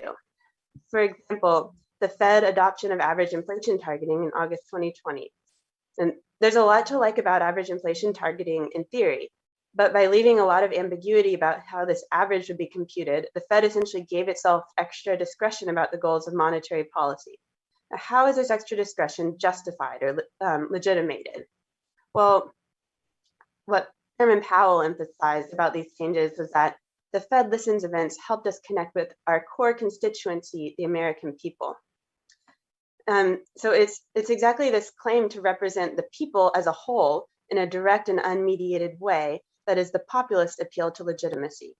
And by the way, it's a really interesting word choice, constituency, which has several different definitions. But the first in Merriam-Webster is a body of citizens entitled to elect a representative. Federal Reserve officials are not our representatives. We do not elect them. Members of Congress are representatives. They're the ones who have constituencies. There's something gone awry here, some failure of representation that is leading central banks to take on more discretion in exchange for greater responsiveness to the supposed popular will, and to let such responsiveness be conflated with or even replace accountability. This will only have a ratchet effect. The more technocratic discretion central banks have, the more populists will rely on them to translate their causes into policy. Central banks will continue to be awarded greater discretion in exchange for greater responsiveness, and will double down in their appeals to the people and to their own expertise in the hopes of preserving legitimacy. So where does this leave us? Is it really tolerable in a democracy? I think that it is getting less tolerable and points to a stronger case for rule-based monetary policy, such as nominal GDP level targeting. A well-defined and quantitative target clarifies the meaning of accountability and helps distinguish accountability from responsiveness. Reducing technocratic discretion in this way reduces the impetus to work through central banks to achieve a variety of policy goals that are best left to the political process. This is our best hope for, as Friedman puts it, converting monetary policy into a pillar of free society rather than a threat to its foundations. Thank you. All right, well, thanks for that. And a big thank you to the organizers, especially Jim Dorn, for the invitation to be here. I'm so delighted to be part of this panel with so many respected colleagues and friends. So to round out our panel, I'm going to talk to you about why it is that I think the law governing the Fed enables, or at least incentivizes, populism. And I'll try and pull together a number of the threads of the conversations and the presentations that we've heard so far. So in other words, the question that I've been asking is, what are the structural sources of Fed populism that have been created by Congress and in turn embedded in the Fed's statutes? So let me first give you the context of how I'm defining and thinking about the populist threat to Fed independence, and then I'll flesh out this theory. So for all of the Fed's life, its main job has basically been monetary and economic stability. Yes, the Fed wears a lot of different hats, but pretty much all of its roles boil down to those two interconnected functions. And I think you can even put payments in there. But today, the Fed, like other central banks around the world, is being asked to be more activist by doing more and more economic engineering. So this is to say that central banks are being urged to use their policy tools to achieve these myriad social and economic goals that sit outside the traditional purview of a technocratic central bank that's focused on monetary and economic stability. So as we've just heard, right, the Fed is being pushed to address climate change, to address issues of inequality, and to digitalize the dollar, at least for some, relating to reasons of financial and economic inclusion. But these issues all pose questions that are polarizing. There isn't a real social consensus about what the state should do about these problems, and certainly not about what the Fed should do about them. If there were, Congress would write new laws and give the Fed new goals to tackle climate change, mitigate inequality, or create a new digital dollar. But it hasn't. So there's developed this view that the Fed should just do it because Congress is gridlocked. The ends will justify the means. Now, in my view, exerting pressure in this way to do an end run around Congress is a form of popular pressure, albeit one that's being mounted by an intellectual elite, as you just heard from Carola Binder. So you may have played the game when you were younger. You may have children that play the game, capture the flag. Well, I would argue that we're in a battle of capture the Fed, where those that would have the Fed go around Congress are seeking to seize control of the Fed. And one way that they're doing this is by attempting to create some creative interpretations of the law and to push those forward. So this is a question we should all be interested in. Why has the law itself enticed proponents of activism, these elite populists that believe they champion a social consensus, right, to attempt to capture the Fed? And what can Congress do to buffer the Fed against these encroachments in the future? Now, to be clear, I don't actually think there is, in fact, room for legal interpretation. I think the law is settled about what the Fed can and cannot do for now. So in other words, even if the Fed were to be captured, I don't think engaging in activism could be lawful under a particular interpretation of the law. But it's the very attempt to harness the Fed's mandates to try and capture it that's problematic in its own right and worthy of separate study. And I'm suggesting here that we can understand something quite interesting about the incentives to exert a particular kind of elite popular pressure by scrutinizing the text and the political economy surrounding various of the Fed's mandates. So as a starting point, basic constitutional and administrative law principles provide that the Fed is an agency. It's an agent of Congress. And like all agencies, it only has whatever power Congress delegates to it. So for each goal Congress wants the Fed to pursue on its behalf, Congress confers a mandate that's located in a piece of legislation. Now, since 1913, Congress has delegated its powers pretty broadly. It knows that it needs the Fed's expert hand to operationalize some very broad goals. But this relationship begs a question. What about the Fed's statutory powers makes it seem capture-able? All right, so let's take a look first at the so-called dual mandate. This is the Fed's main monetary policy mandate. It's found in Section 2A of the Federal Reserve Act and gives the Fed responsibility for promoting stable prices and maximum employment. Now, in recent months, there's growing evidence of attempts or efforts to influence the path of monetary policy by capturing the employment arm of that mandate specifically. Now, the evidence of attempted capture is decently conspicuous. When the Fed announced its new framework of flexible average inflation targeting in August 2020, the employment arm of the mandate was described in a new way. The framing of that goal became one that's referred to as broad-based and inclusive. Now, this new framing of the employment mandate has been used to rationalize a suggested splintering of the employment mandate to focus on particular geographic and demographic groups that appear not to be faring as well as some others. Now, at face value, pondering ways to mitigate social and wealth inequality is a good thing by any measure. But as a rule of law and separation of powers matter, how should we evaluate an effort to capture the Fed's power to help some groups over others? Well, technocratic central bankers looking for evidence about distributive outcomes seems to sit quite uncomfortably with their apolitical technocratic core. After all, basic premises of economic policy instruct the central banker to focus on maximizing social welfare, but to stay out of thorny questions of distribution. And I think we can find something in the mandate's design that, again, entices these various efforts at capture.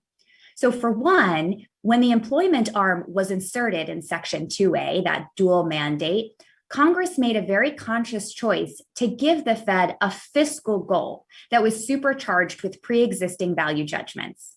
So aspirations for full employment legislation were born with FDR. The cornerstone of his 1944 State of the Union address built up a vision for a new American fabric of society that focused on a right to employment.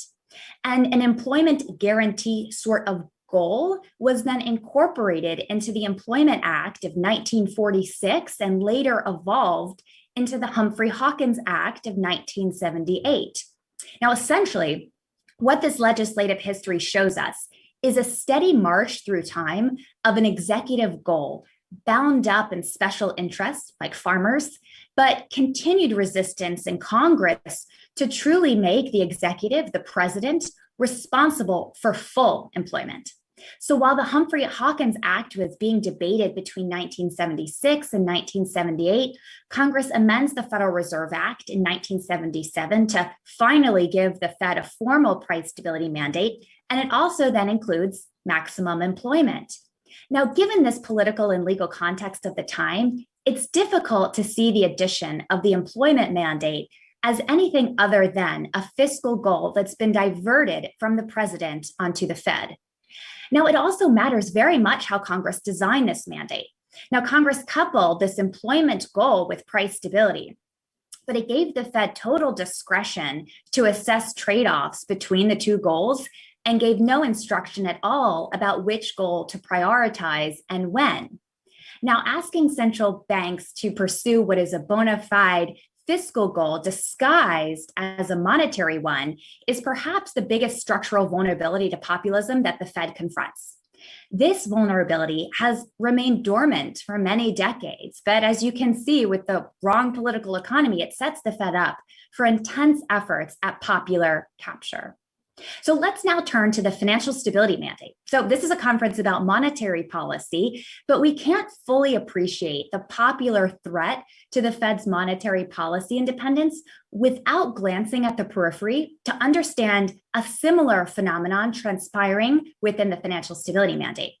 Now, financial stability risk implies a threat to bank solvency or some market disruption that could in turn threaten bank solvency and economic stability. That's how we justify emergency style liquidity facilities or even emergency loans from the discount window. And after 2008, we started to think about financial stability more systemically. But still, financial stability risk is focused on the quality of assets on the balance sheets of banks vis-a-vis the capital that they hold that can absorb losses and buffer banks from insolvency. But there's evidence of capture here too. So the past year or so, we've seen attempts to expand the characterization of financial stability risk to support appeals to the Fed to use its regulatory or supervisory tools to combat certain new problems.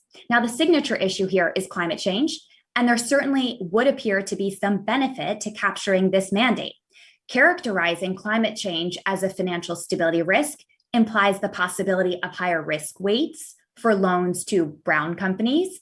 It implies new stress tests, whether they're exploratory or scenario analysis. Now, all of these measures would be significant burdens on industry and would also incentivize the redirection of capital allocation in the economy. Now, incidentally, combating climate change is also very high on the executive branch agenda. Like full employment, it is at least in significant part a fiscal or executive branch goal.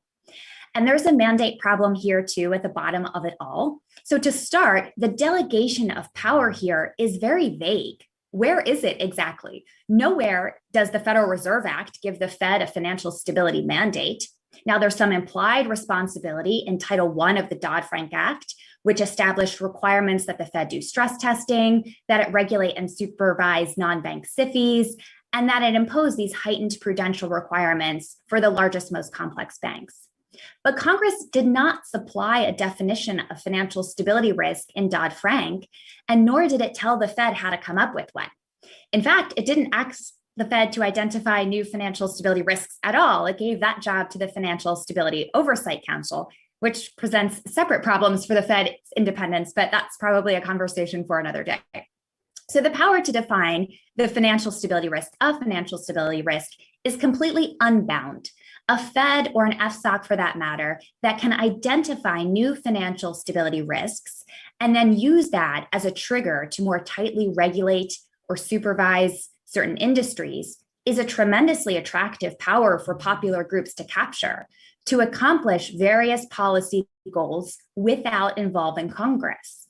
And after all, if there are no constraints on time or the hypothetical character of a risk, any number of things could be characterized as a financial stability risk. And ultimately, it's not so clear we can cordon off what happens in the financial stability side of the Fed brain from its monetary policy side. Once the Fed categorizes something as a financial stability risk, it's just a stone's throw from suggesting it implicates employment, hypothetically, or price stability, hypothetically too. There are no legal checks preventing these moves.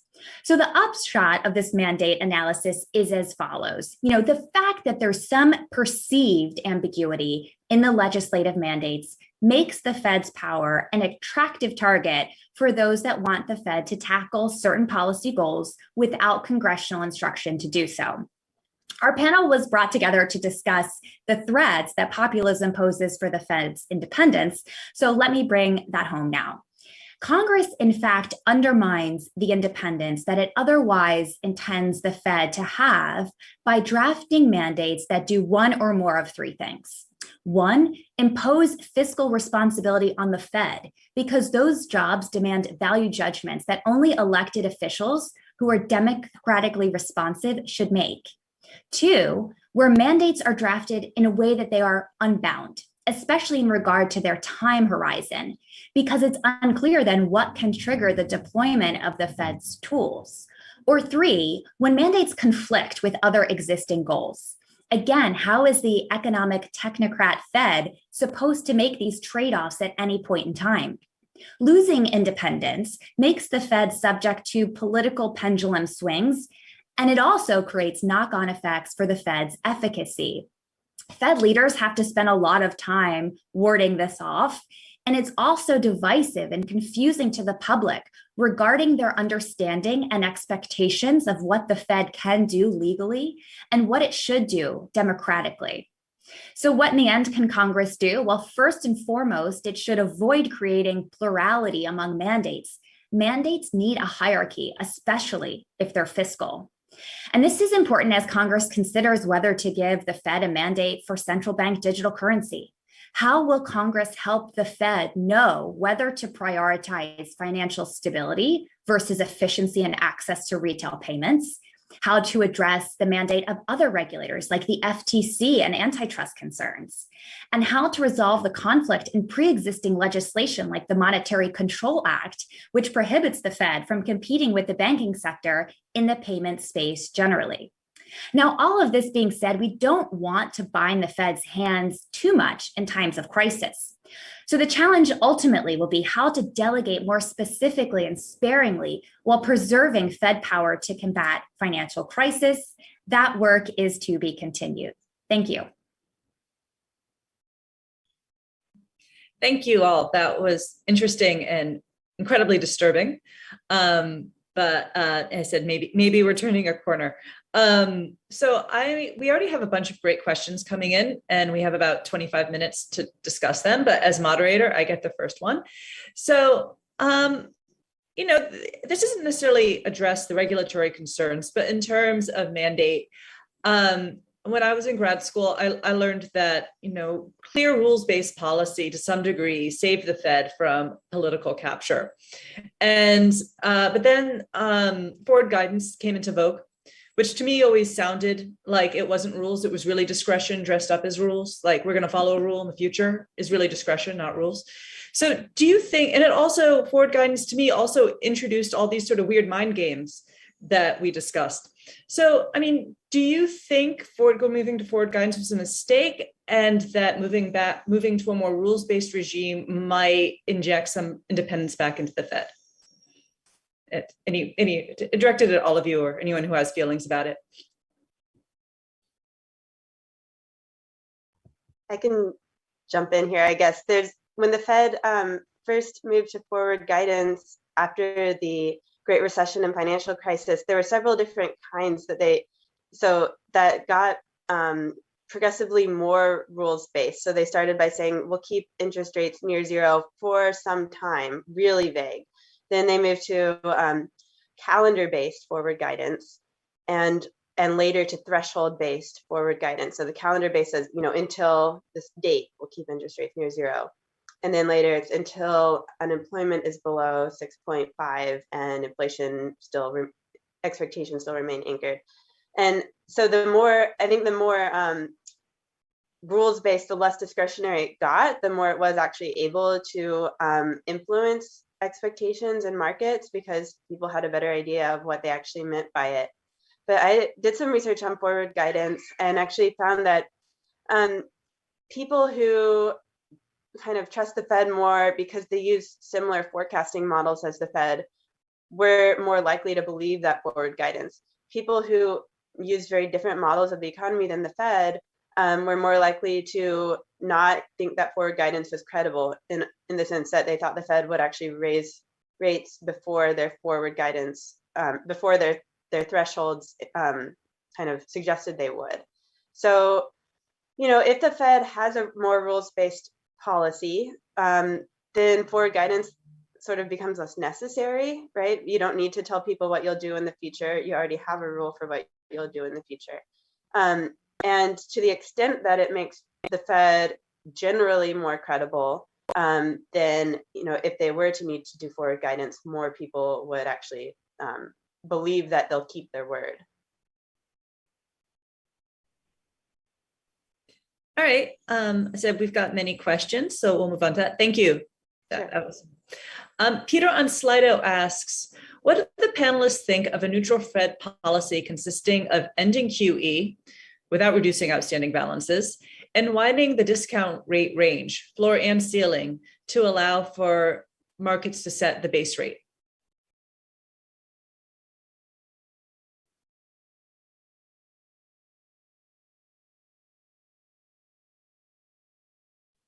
Well, I'll take the QE piece from a sort of lawyerly perspective, which is sort of very much dovetails on the evidence that I gave in the parliamentary hearing on quantitative easing. I think generally it's very important for the Fed to have this elasticity of power, that QE remains as a so-called wartime tool, and that as soon as it's relatively clear that we're in economic recovery mode, that the Fed or any central bank for that matter quickly shift into their peacetime mode and pull back from quantitative easing, so that there are clear lines around what quantitative easing is for and what it is for not, right? Because there was a danger for some time, right, that quantitative easing too would be a tool that could be captured for deployment in various sort of these economic engineering projects, rather than just combating the sort of immediate and lasting effects of a financial crisis. So I think it's a positive step in the right direction that the Fed has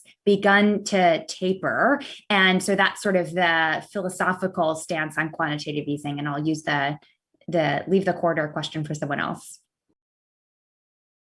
One question for you, actually, I want to follow up with what you said.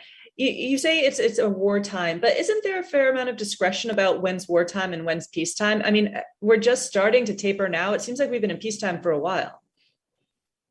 I think that's fair, right? I think there is an open-ended question, which I'm, thinking about in other research too, about, who has the power to declare an economic emergency. I mean, in some cases, it's relatively obvious, right? When markets go into free fall, right? But you do want to keep those lines of accountability relatively clear and crisp about sort of who makes the decision about when to kickstart quantitative easing and for how long. I think there has been a period of months where the Fed and the Bank of England have been under quite a bit of pressure to pull back from quantitative easing for this, precise reason that you mentioned. And also just sort of as a practical matter, right? The central banks do need headroom to fight the next financial crisis. And so if it's not tightening, then it's got to be tapering. Right, Rosa, did you have something you wanted to add? Yeah, I just wanted to add further to what Christina was saying, that the question on quantitative easing and your follow-up is quite relevant, because it's clear that with quantitative easing, central banks enter into uncharted territory, and your central bank independence is something that it has not happened in the past. And I think, that the volumes of asset purchases are of such nature that in itself, they can create a financial instability risk if they are unwound in ways that financial markets will react or will consider not to be credible. And what I think is interesting about QE, and I think is a warning going forward, is that it was introduced as a transitory, transitional arrangement, going back to what is emergency, what is extraordinary times, or what are ordinary times, to unclog the bank lending channel in the economy. And then eventually it became a justification for different programs. And QE under the pandemic, there have been QE1, QE2, QE3. So what was supposed to be an extraordinary and conventional arrangement has become the new normal. And the amounts of QE are massive. It's 40% of GDP in the UK, 32% in the Eurozone, 33% in the US, 106% in Japan. So there are very, very large amounts of asset purchases that are in the hands, in the balance sheet of the central banks. And I think, that in the same way as they enter QE without a clear knowledge of how far they were going to get into the game, and it has become really the game of monetary policy in the last few years, there is a real concern, a real uncertainty about the timing of this tightening and how far and how fast it should go. And that's why I was saying before that in terms of green QE, when one talks about the climate change agenda, is something that we should take with a pinch of salt, because the balance sheets are already huge, and you don't want to overexpand what is already highly inflated balance sheets, in which central banks, I don't think, have real knowledge, because it hasn't happened before, on how they're going to unwind. And just a word about forward guidance. Your question before, I think, is so interesting, because so much of forward guidance is about communications. Sometimes we say it's a new instrument of monetary policy, but it's really a communication tool. And Carola was saying this thing, which was very interesting, made me think about the constituencies, when central banks are communicating or learning to communicate better, sometimes like rock stars with their constituencies.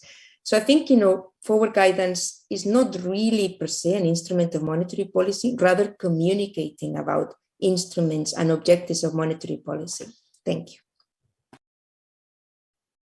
Okay, did Charles have anything you want to say before I move on to the next question?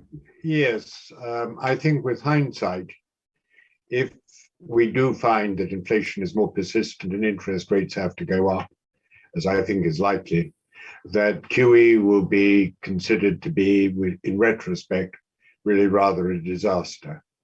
Because interest rates now are incredibly low, historically lower than they have ever been. And it would be enormously wise and sensible to have managed to have sort of fixed that into our system by borrowing for as long as we possibly could.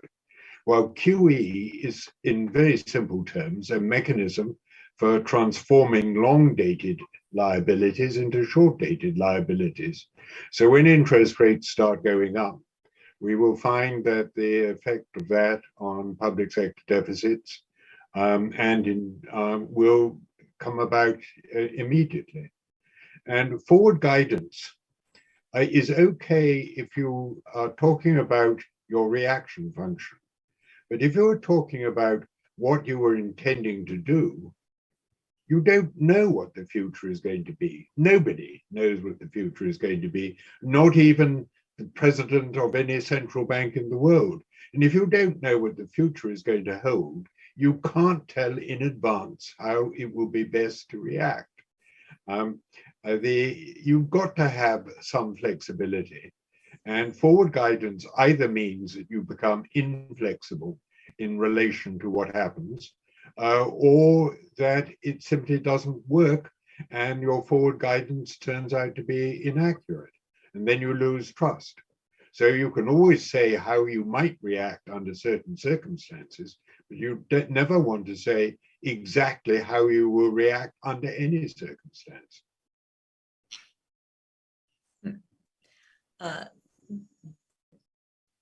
Thank you. Let's move on to the next question.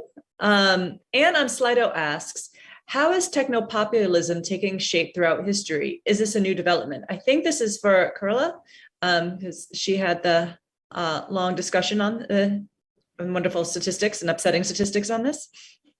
Sure. I mean, I would mostly just point you to the book I highlighted by Bickerton and Accetti, but it's a fairly new phenomenon, like in the last couple of years, in terms of it arising in, say, political movements, mainly in Western Europe. The authors of that book point to it as arising from like a failure of representative democracy, from the political parties no longer really representing interest groups in society.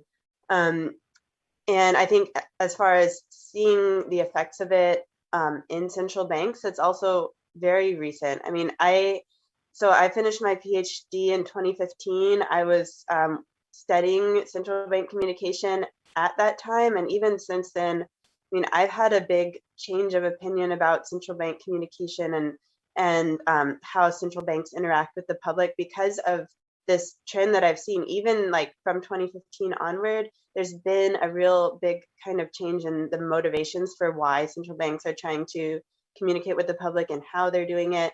And I think so it's at least like within that time, it's after 2015, it's maybe after 2017 that I feel like things have taken a turn that is not such a great idea.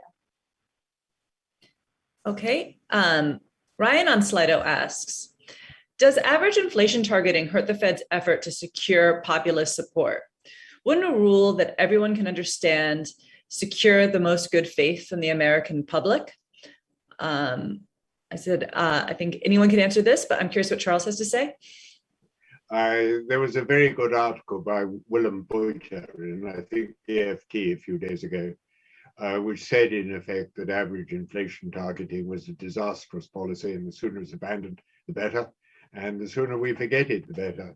And within a few months' time, the inflation rate we've already got imply that average inflation target mean that the Fed would have to aim to undershoot their present target in future. No, average inflation target was brought in on the assumption that the Fed knew what was going to happen to inflation in future, and they didn't, and it was a wrong decision.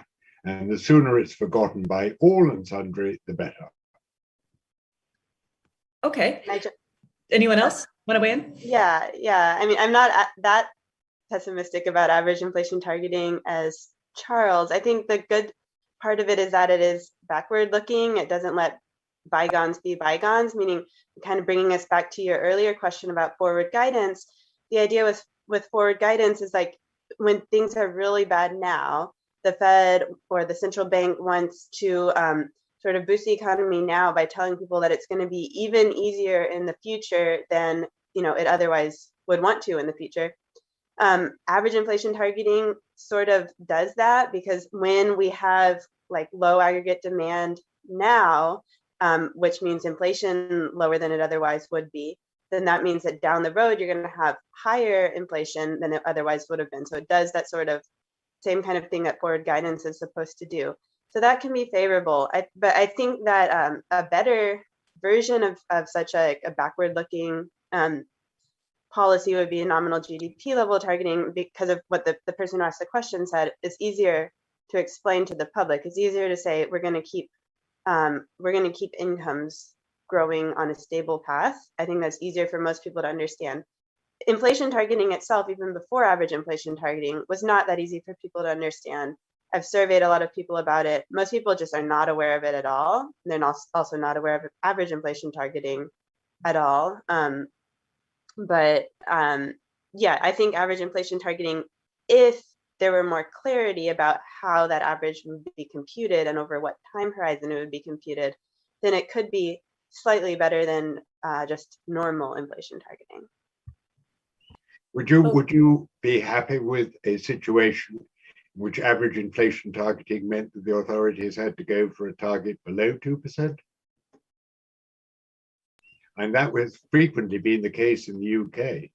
The UK, because of what happened to its exchange rate, had inflation above target for quite a long time. If it had had average inflation targeting, we'd have had to have targets below 2%. Now, would that have been sensible?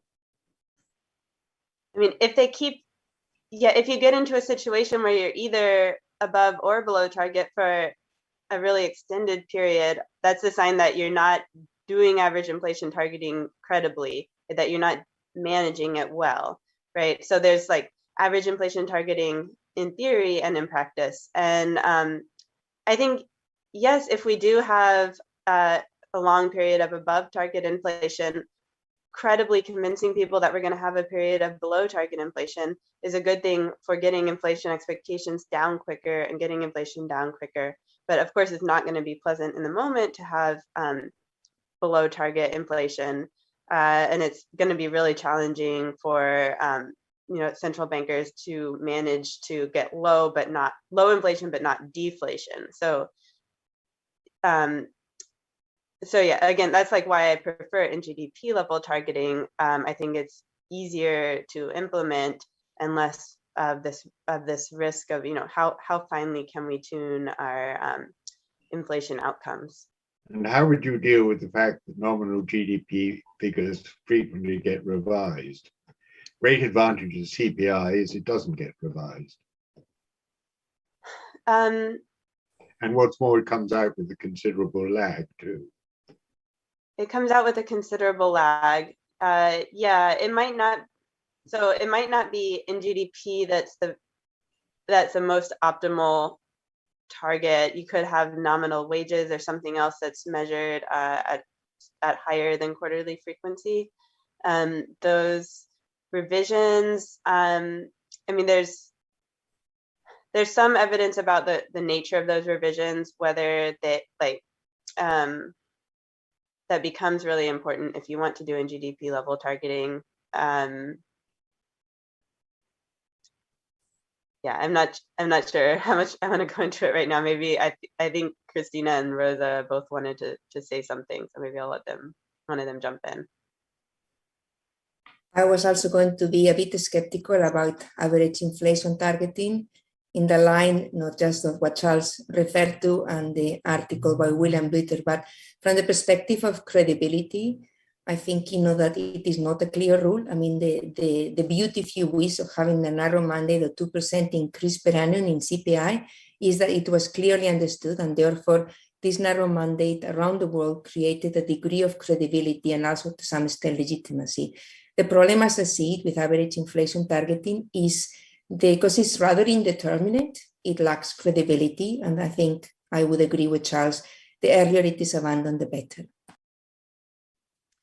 Yeah, I would just add to that and really sort of reiterate the message that Rosa is making right now, which is, in my view, the problem with average inflation targeting is that it was introduced without any commitment about sort of when tightening would happen, how far past 2%, and under what circumstances would the Fed consider it, sufficiently consistent with its goals to then tighten, right? So it was sort of an open-ended commitment to pursue average inflation targeting. So, as the saying goes, the central bank is supposed to be the one in the room that takes away the punch bowl when the party gets going, but no one really knows, when the party is going too much for the punch bowl to be taken away, which is a real departure from the system that we were used to with this clear 2% target.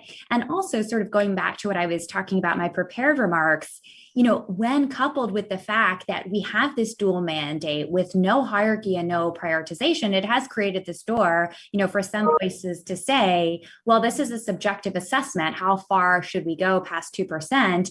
And we also have this employment mandate. So let's lean on that a little bit more and more and more. And I think, you can just very easily lose sight of any kind of constraints. And that's the concern, right? And it's unclear if that's happening or not, but I think that's the possibility.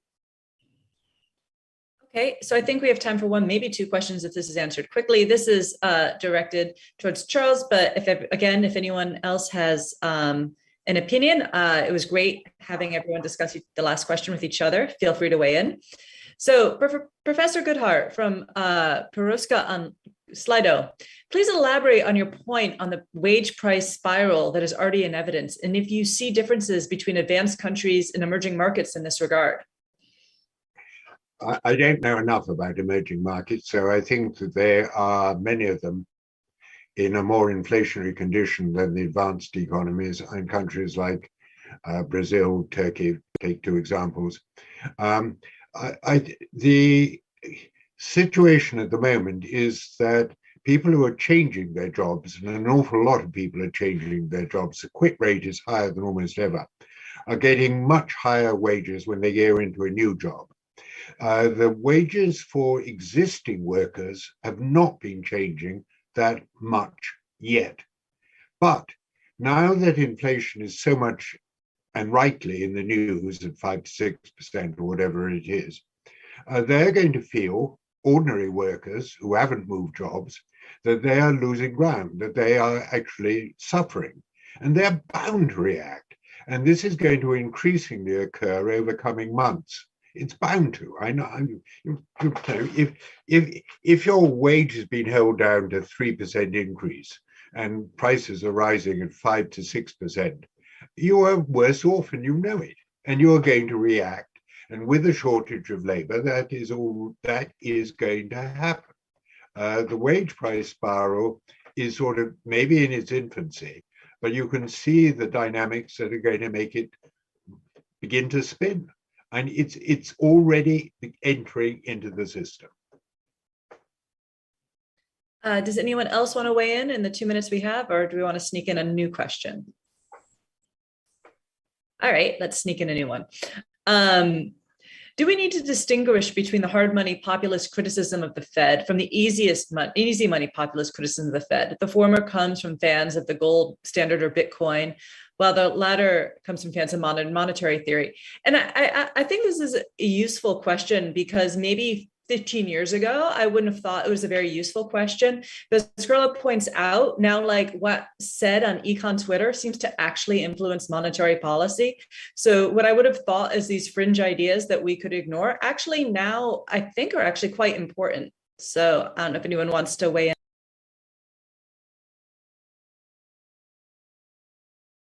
It's a very good question, and I think a very proper question. I think populism can attack the Fed both, if you like, being too tough and being too easy on both grounds. And I think you're absolutely right. And it's an excellent question. And populism is a much more complex phenomenon than is sometimes made out. And there are very different branches of populism. But I think the point of the discussion, of whole of the discussion of all those who've taken part, is that the Fed is likely to be subject to much more populist criticism, perhaps from both sides, in future years than it has been in the past. Yeah, to add, I mean, I'm not totally sure that we would classify calls for a return to the gold standard as populist, but those also I don't think are it's not taken as seriously as something that the Fed could or would actually do. It is true that populism can come from the left and from the right, and that pressures on central banks more generally can come from both the left and the right. But they do tend either way to be pressures for easier rather than for tighter monetary policy. So I actually used a narrative approach to construct a data set about political pressure quarterly on 118 central banks, almost all the central banks in the world. And about 95% of the episodes I found of politicians pressuring central banks were pressuring them for easier monetary policy, whether or not that pressure came from the left or the right. It was more likely to come from populists and nationalists from left or right, but it was hardly ever for tighter monetary policy. And that's because whatever political party you're from, it's still expedient when you're in office to get looser monetary policy. Does Rosa or Christina want to weigh in on that before I wrap up? No, just to thank again the organizers, to thank you for moderating the panel, and to thank Jim Don and the Cato Institute for inviting us.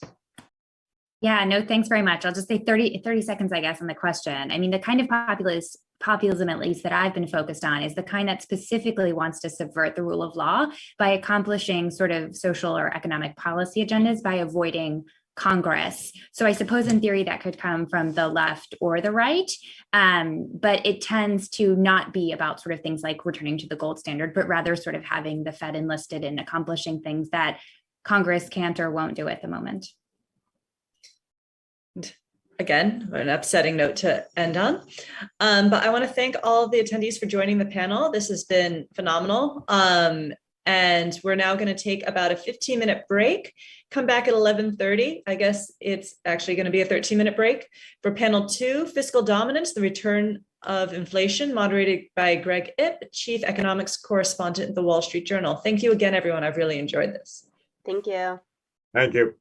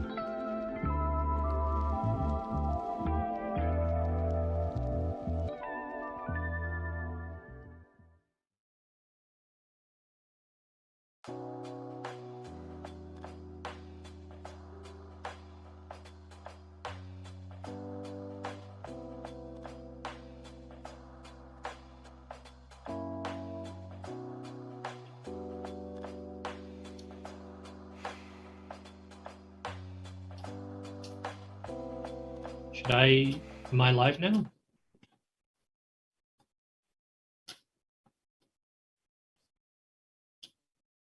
Okay. Hi, everybody. Welcome to the next installment of the Cato Populism and the Fed Monetary Conference. So this panel, I think, is extremely well timed because we're at a period when inflation is not just historically high, a 30-year high of 6% in October, but a period when fiscal deficits and debts are also extremely large, with the debt to GDP at around 100% of GDP, and the Congressional Budget Office projecting deficits at around 5% of GDP for a very long time.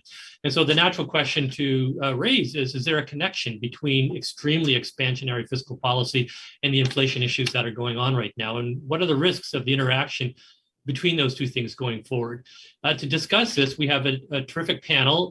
John Cochran from the University of Chicago, Fernando Martin, Assistant Vice President at the Federal Reserve Bank of St. Louis, Mark Sobel, U.S. Chairman of the Official Monetary and Financial Institutions Forum, and David Beckworth, Research Fellow at the Mercatus Center at George Mason University. You can, after they will each spend a bit of time to make their remarks. I will then ask them some questions about what they've said, but then I would like all of you to join the conversation. You can do that by submitting your questions via Facebook, Twitter, and YouTube using the hashtag Cato MonCon, C-A-T-O, capital M-O-N, capital C-O-N, with the hashtag mark in front. On YouTube, Facebook, and Slido, they have chat boxes that you can use. And then we will turn to those questions after our first round. So let's get started, and we'll start with John Cochran.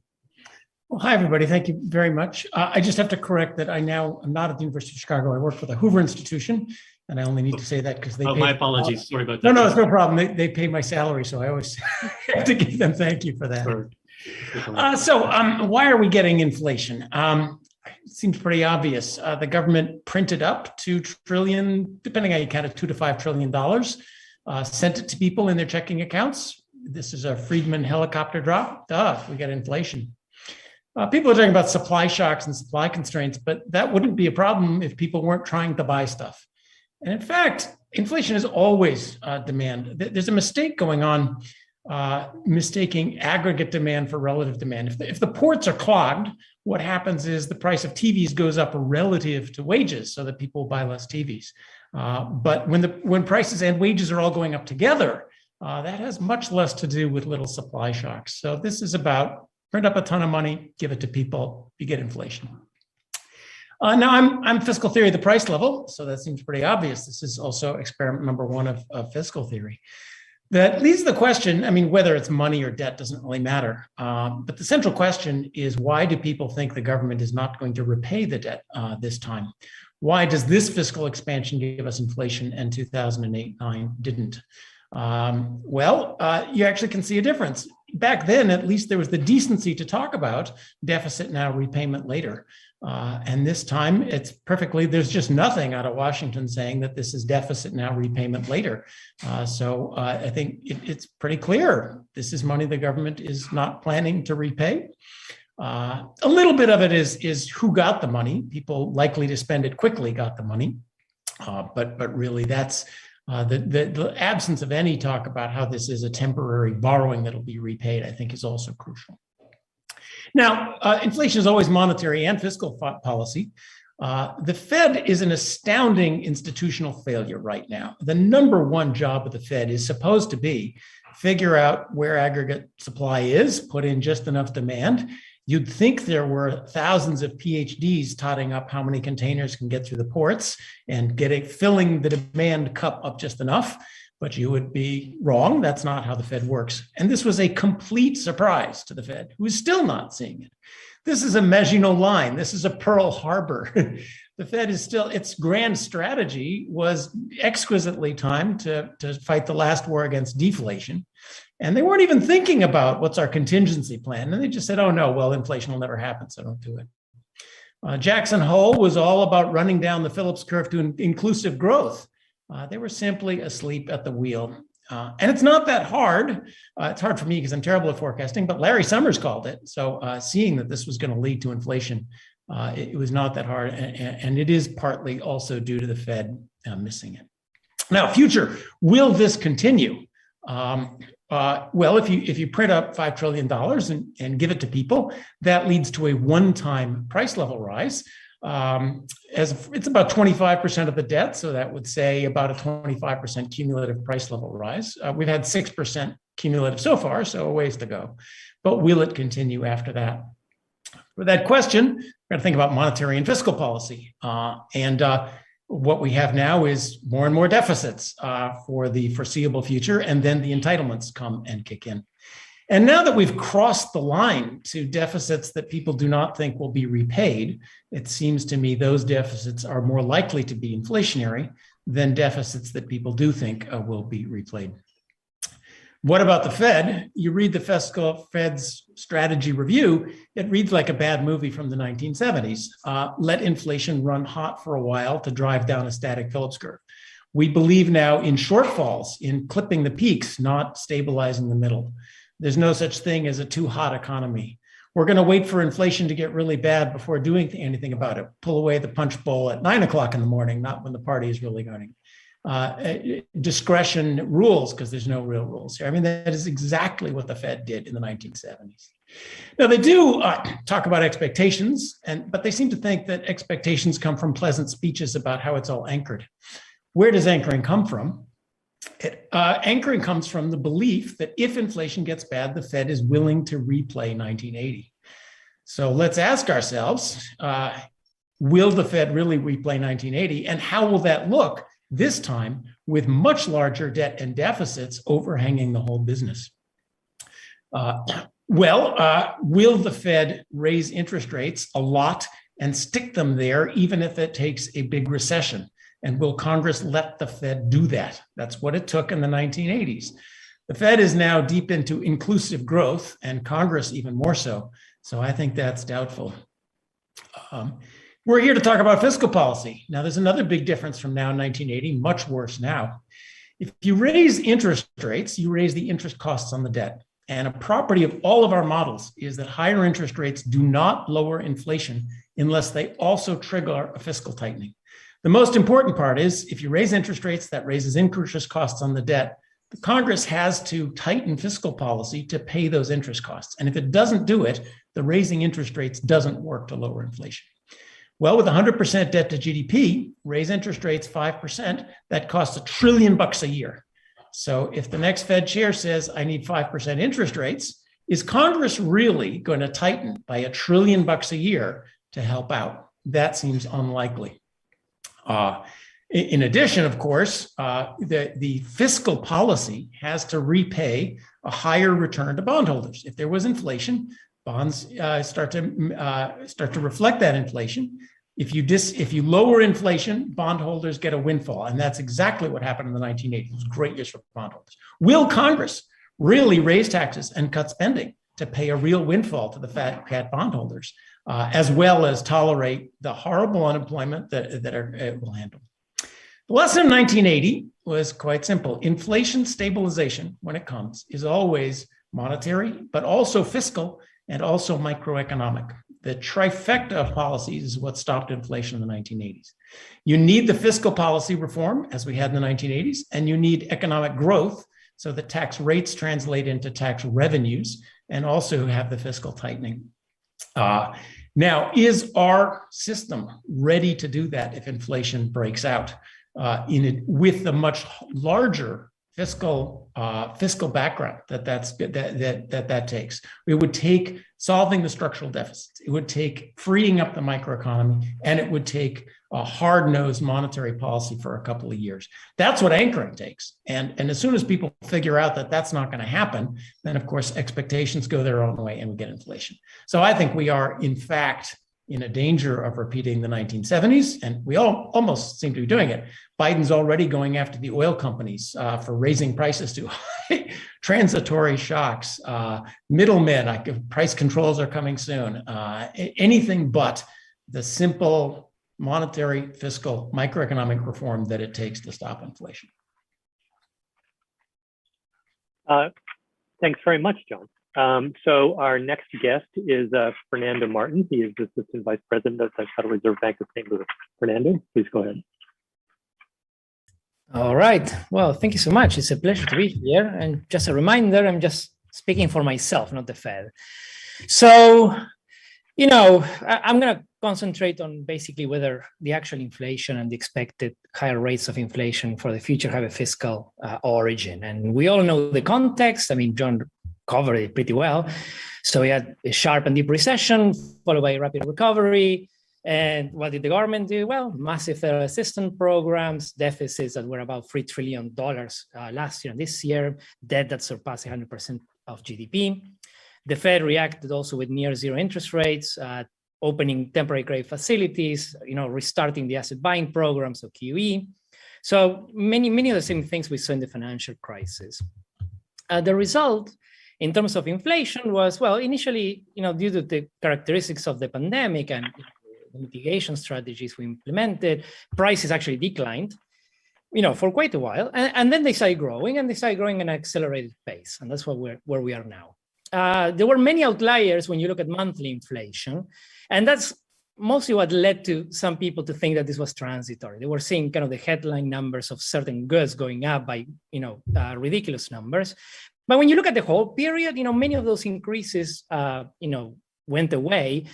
So when you look at the whole period, inflation is high. We're running at something like, since the start of the pandemic, at an annual rate of 3%. So when you look at the actual rate since this thing started, which is high relative to the target and relative to what we used to have.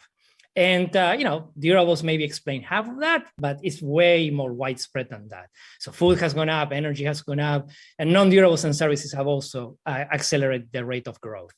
And, I wouldn't dismiss supply chain disruptions and shifts in expenditure habits, but at the end of the day, when you look at the micro data, you see that demand plays a big role, right? So goods that have increased in price are also the goods for whose quantities we see the biggest increases, okay? So when the price and the quantity go up, that's demand.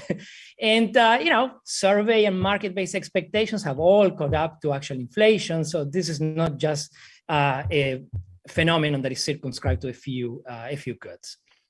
So let's relate this to the fiscal side, right? So we understand there are various links between fiscal and monetary policy, seniorage, inflating the debt away, the actual interest rate policy, as John was mentioning.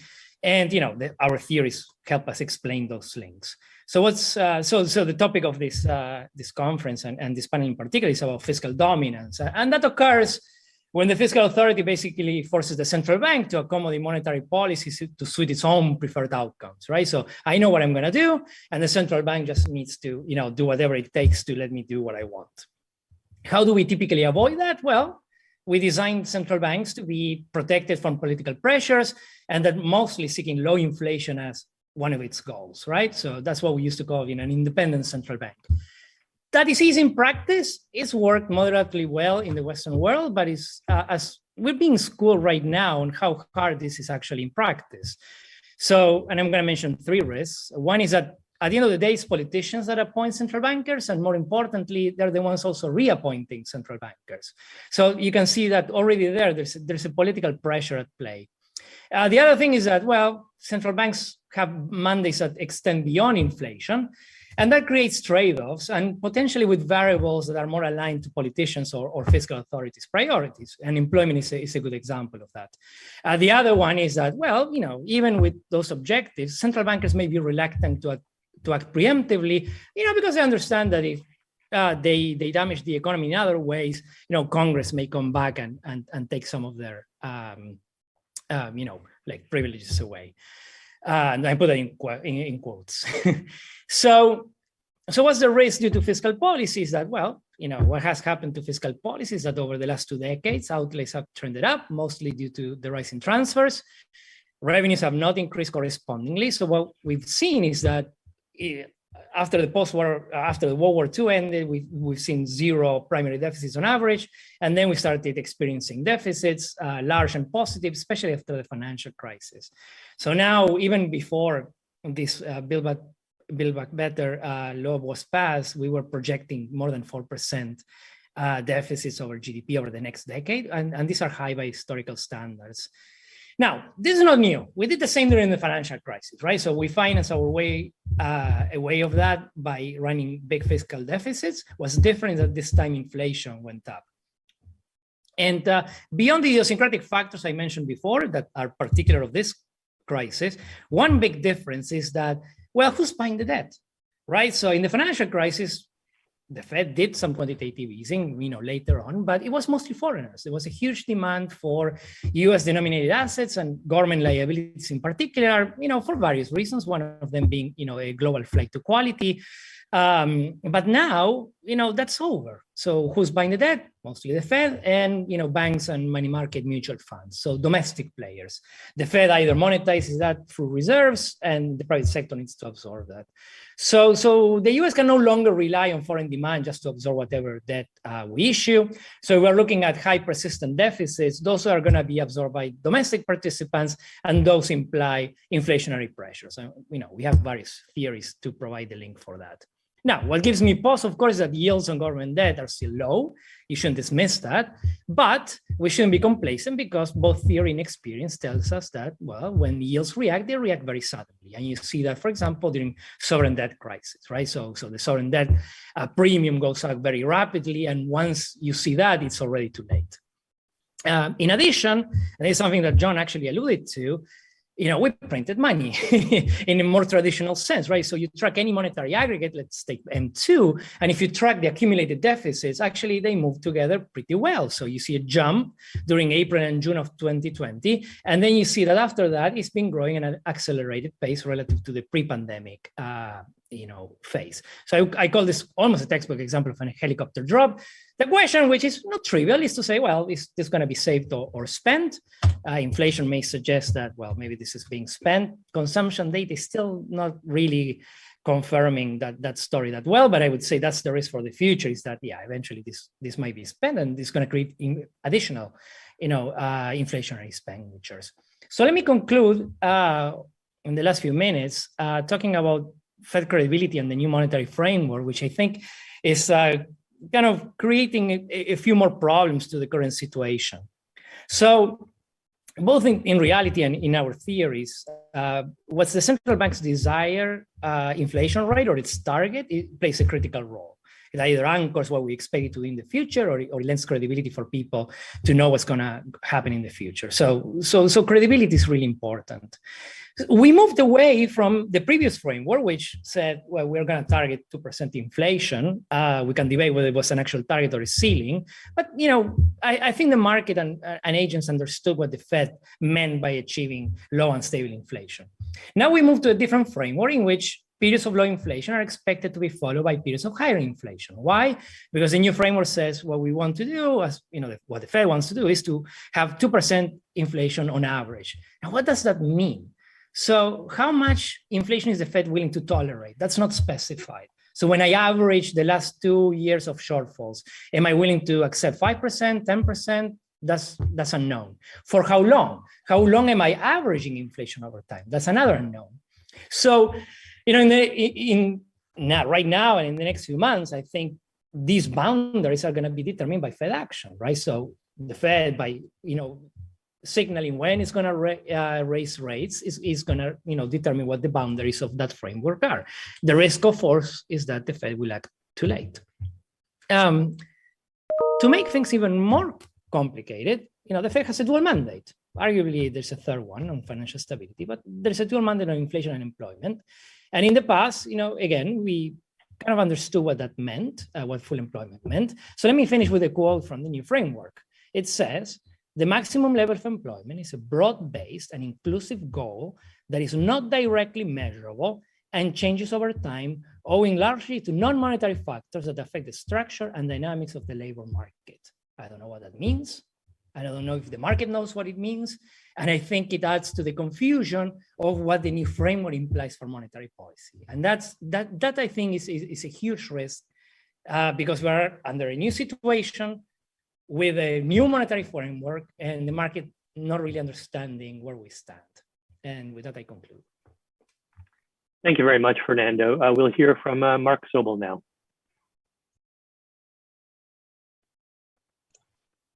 Thank you. It's a great pleasure to be here today, even if virtually. I have to say I've never had much interaction with the Cato Institute before, aside from reading David Beckworth tweets. But I've been long familiar because I once met William Niskanen in the 1980s, before Cato's founding. I was in the Japan desk at Treasury when everybody was concerned about Japan being number one. And U.S. protectionism was rising, and I was sitting behind the Treasury Undersecretary testifying along Niskanen, and there was a break, and Niskanen offered a unique perspective on America's protectionist forces for me that I still remember to this day. He said, "We all know that the balance of payments balances. I don't know why we bother keeping balance of payments statistics." So I wrote a commentary over a year ago, The Misnomer of Central Bank Independence, and it caught the eye of Jim Dorn. And I want to thank him for all of his support with this conference. And that was really the topic of the first panel. But my views on fiscal dominance, which is the topic of this panel, really start there. And I have to say, I don't like the term central bank independence, since it suggests that central banks are unfettered and unaccountable. The Fed operates in an accountability framework. Board members are chosen by the executive, they're approved by Congress, the dual mandate was set by Congress, the chair testifies twice annually, etc. So the Fed has instrument independence, and that's worth preserving. I believe the Fed, if able alone to use its instruments to achieve the dual mandate, is more capable than otherwise to take decisions benefiting America's long-term interests, free from short-term political pressures. I'm skeptical about monetary policies being subjected to rules or automaticity as underlying structures and relationship change, and there's economic shocks. But there's also ample history showing that when major shocks hit the US economy, Congress may examine and change the Fed's operating framework. So if you look at the post-global financial crisis period, there was the Dodd-Frank Act, and there were these 13-3 debates, for example. And look at the arrangements that predated the 51 Treasury Fed Accord, or the pressures that Nixon placed on Chairman Burns and the harmful consequences. A development avoided by the current Fed despite President Trump's enormous pressures. Now, for 2 decades, I oversaw US relations at the staff level in the Treasury with the IMF. We think of the US as different from others, and in some ways that's true, but I don't think we should avoid the evidence from every corner of the world about what happens when countries face large debts. There are pressures to turn to monetary policy, monetary financing, and inflation or currency crashes or financial repression can ensue. So I'm not saying we're Argentina, Brazil, or Mexico, but we did have our crisis in the late 70s, and we see the role of political pressure on the Fed, or the possibility that Congress can change the rules of the game. I am not worried now, underscore now, about fiscal dominance causing a sustained outbreak of inflation in the US. I'm concerned about fiscal drag next year. I don't worry about multi-year financing of infrastructure investments that pay for themselves. We have the deepest, most liquid capital markets in the world. We have the world's reserve and financing currency. We issue the form of safe asset. Our debt and deficits have soared, and appropriately so, to stave off a catastrophic shortfall in pandemic-induced private demand. And we've issued treasuries, considerably financed in part by QE. Years ago, Rogoff and Reinhardt wrote about 90% debt GDP ratio as a sign of pending stress. A few years ago, the IMF would have seen debt GDP ratio of over 100% as problematic for an advanced economy. Our debt ratio now is 100% of GDP, and yet interest rates are low. Yes, they'd be higher without QE, but our stars come down. Real rates are highly negative. And whereas debt service in the early 90s was 3% of GDP on a debt stock around 40% of GDP, debt service now is around 1.5%. So I think we have plenty of fiscal space, but we can't be complacent over the long haul. And many factors give me pause that fiscal dominance at some future point might become an issue, undermining the Fed's instrument independence and creating pressures for inflation or financial repression. So a main concern isn't about such events unfolding now, but more in the 2030 to 2050 period. We've already seen CBO estimate that the debt GDP ratio, which should be flattish this decade, could rise between 2030 and 2050 from slightly over 100% of GDP to 200% of GDP. Our political class seems increasingly unable to chart a responsible path forward. Entitlement programs are growing rapidly, especially with an aging population. Given vested interests among older Americans and their political clout, it's difficult to touch these. There's little appetite to cut defense spending. Interest payments must be made. We face other various needs. We have one party that refuses to back tax hikes and seemingly focuses on tax cuts despite little apparent economic benefit and regardless of the deficit impact. It has little appetite for actually identifying and implementing concrete spending cuts. The other party wishes to boost social spending, but also is skittish about compensating spending cuts as well as raising revenues unless they impact the top 1 or 2%. There's lots of accounting gimmickry. You implement a tax cut or a program, but only for a few years so that it gets financed in a 10-year window, though everybody knows or expects the program to be extended. And then rosy scenarios can be another form of gimmickry. And given our political polarization, the default mode of the US political system is often to ignore budgetary arithmetic and treat deficits as residual, allowing debt to rise. And stabilization policy is not really used to frame fiscal policy. And this reminds me of two things from my IMF past.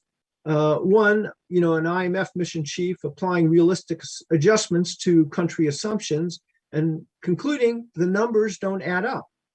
And two, during US Article 4 sessions, the IMF, telling us that the US doesn't have a real fiscal framework. The 10-year budget paths are viewed as kind of an arithmetic exercise without concrete underpinnings. And since in the US, R has historically been less than G, some have correctly pointed out that in principle, financial repression can help reduce debt burdens.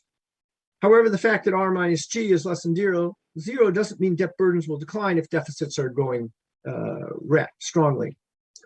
And furthermore, and some of our previous speakers have alluded to this, in focusing on today's low debt service burdens, one can't simply assume low interest rates and negative real rates are a permanent feature of the economic landscape, nor can one assume that the Fed's considerable balance sheet will generate strong Fed profits to provide the Treasury with a large below-the-line means of financing for the budget. Complicating this conversation, fiscal and monetary policy work hand in hand, even if we try to treat them a bit separately.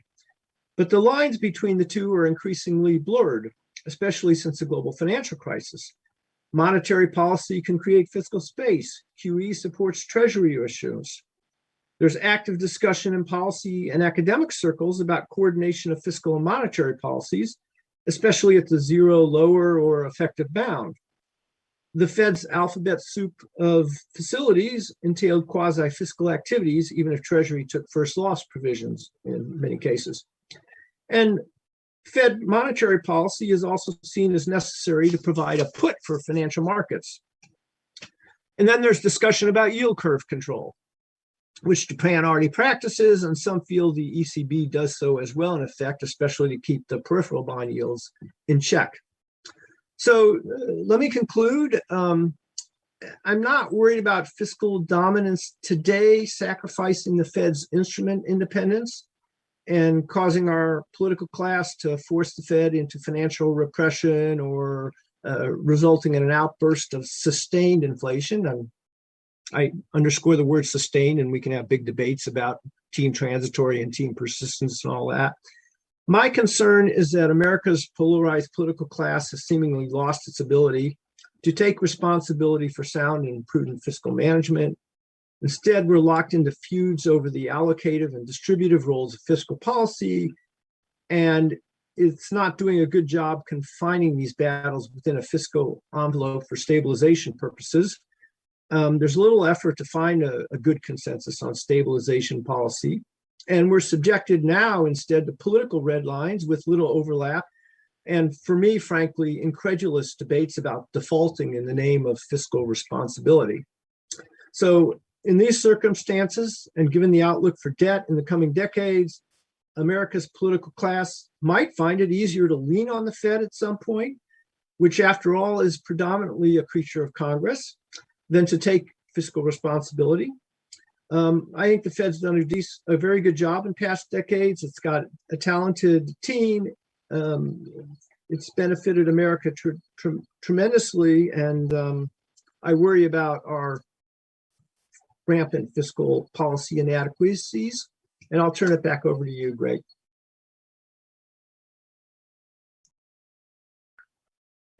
Thanks very much, Mark. And finally, we'll turn to David Beckworth. Thank you, Greg, and thank you, Jim Dorn, for inviting me, and it's great to be a part of this panel. I have a slide presentation, so I'm going to quickly pull that up.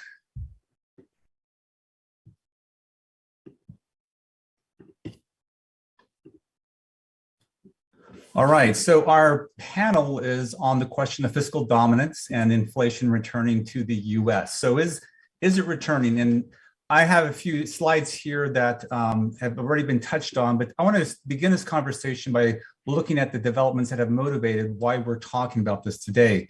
As previously mentioned, debt to GDP is close to 100%. It went up in the early 2000s. There were tax cuts. There was the great recession deficits. There was Trump's tax cuts. There was the pandemic relief packages. And this is even clear if you look at the primary deficit as a percent of GDP since 2000. You can see these multiple dips going on there.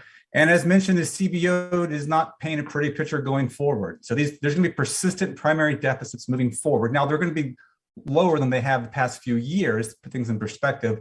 But all of this gives rise to concerns about fiscal dominance. So as mentioned already, fiscal dominance is when the Fed becomes subservient to Treasury, to the needs of Congress, and loses its ability to focus on price stability. It becomes a passive supporter of keeping the federal government nominally solvent.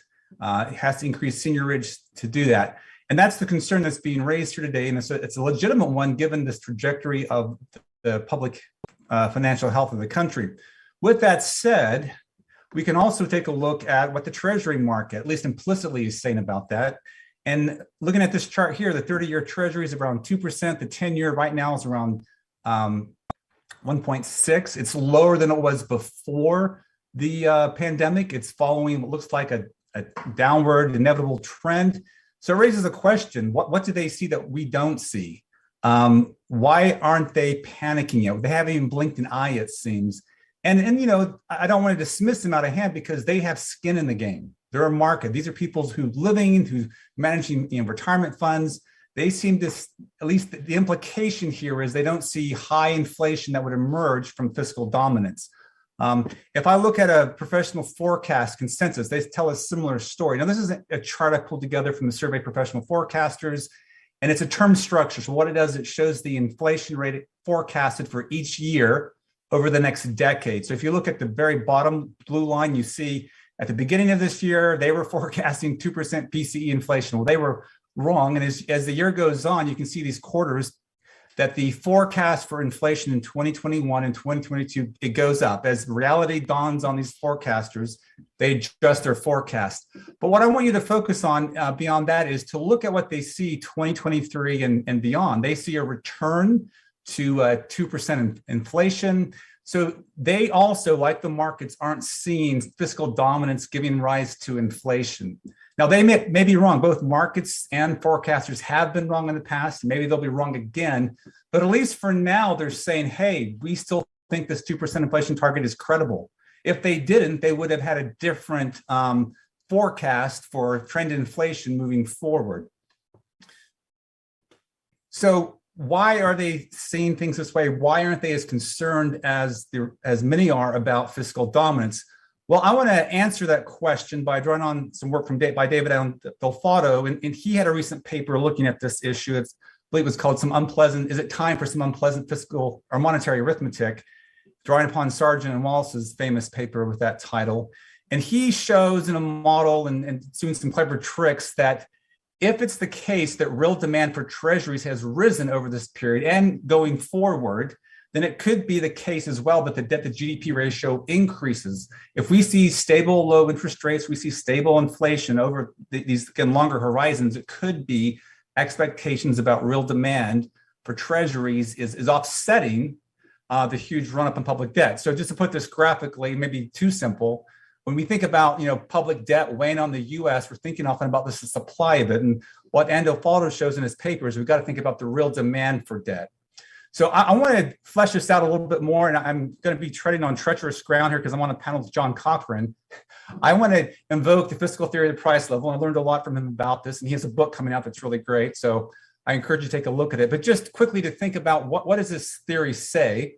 And as you see, the D term there is public debt. Think of it as treasury liabilities, Fed liabilities over the price level P, and it's equal to the expected net present value of primary surpluses. So as John mentioned, this theory says, look, the real value of debt is going to be driven by the expectation of future primary surpluses. Or as John often will say, it's like a stock price. It's the debt is a residual claimant to future primary surpluses. And as a result, the P in that denominator has to adjust accordingly. Now, this is a very elegant, clean theory, but it has a hard time like explaining the case of Japan. I know John has an explanation for this, but he looked at Japan. It's had decade after decade after decade of persistent primary deficits, and yet we see low inflation there. So this has given motivation to some people, including Marcus Brunermeyer and his co-authors, and then the our new governor at the Federal Reserve, Chris Waller, and a co-author, and they've modified a more general version, and they call it the fiscal theory of the price level with a bubble. And when they do this, they say, look, we can explain why Treasury yields are low, why inflation is low. So they take that same setup and they add this term. Now, if you get in the math, it's called a bubble term, but effectively what it's doing, it's capturing the added value Treasury securities play in terms of transaction services as collateral, effectively as a form of money. And so as long as there's some demand for these government liabilities that arises from their role as a form of money, then the calculus is very different. And I want to just take this and I'm going to manipulate this, and I'm not going to spend a lot of time because this is a presentation. You can see it in the paper. But what this effectively amounts to, let me just go over here. I'm rearranging the equations. I'm isolating the price level by itself. That numerator up there shows the current level of debt, and then the price level times this real primary deficit. I substituted deficits in for the surplus. You can see it in the paper, but in any event, that numerator effectively can be seen as the expected future path of government debt, nominal government debt, whereas the denominator can be seen as the expected real liquidity demand for the Treasury debt. So I'm just going to relabel that just to make this a little more intuitive. So the expected future path of the nominal supply of debt over the expected future real liquidity demand for Treasuries. Now, if you remember good old monetarism, this should look very familiar. Monitors would say the price level is a difference between the nominal supply of money less real money demand. And all this equation is showing is it's a similar relationship, except now we're expanding the definition of money to Treasury securities and Fed liabilities. We can take this and turn it into an inflation rate, take the first difference natural logs. And what we see is the inflation rate is equal to the expected future path of debt minus the change in the future real liquidity demand for it.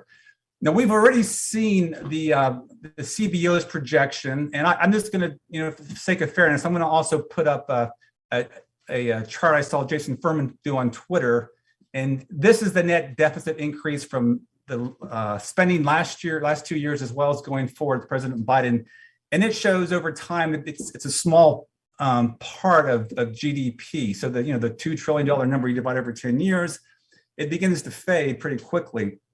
But there still are persistent deficits already baked in for other reasons. So I don't want to dismiss them. But what does this theory tell us? Well, it tells us that one explanation for the low inflation in these market forecasts and the consensus forecasts is that maybe they're implicitly seeing a real future demand for Treasury debt. And I'm just going to go through three possible sources. They may not always be with us, and I explain them in more detail, but I'm going to go first with safe asset demand. As many of you know, there's been a lot of research on this, but this short story of it, again, you can look at the paper for more details, but there's the emerging world needs safe source of value, the aging of the planet, financial regulations, increased risk aversion, all these things have given rise to safe asset demand. In fact, the literature calls us the safe asset shortage. So you might say, well, how can there be a shortage with all that run up in public debt? It seems like that would be enough. And I would agree, it seems on the surface, but again, if safe asset excess demand has been satiated, why are yields continually low? It doesn't create this picture of a satiated demand for safe assets. Another potential future source of real demand for treasuries, and this isn't the best title, but this captures the idea we have this global financial dollar system. And the Fed stepped in 2008, as Fernando mentioned, as well as 2020. It's backstopped it. And on the margin, investors now are more comfortable holding dollars in their portfolios. So this is going to increase the demand for dollar-denominated assets and expand the network of the dollar. And in turn, that provides some added increased demand for the hierarchy, the top of that hierarchy, which is U.S. government liabilities.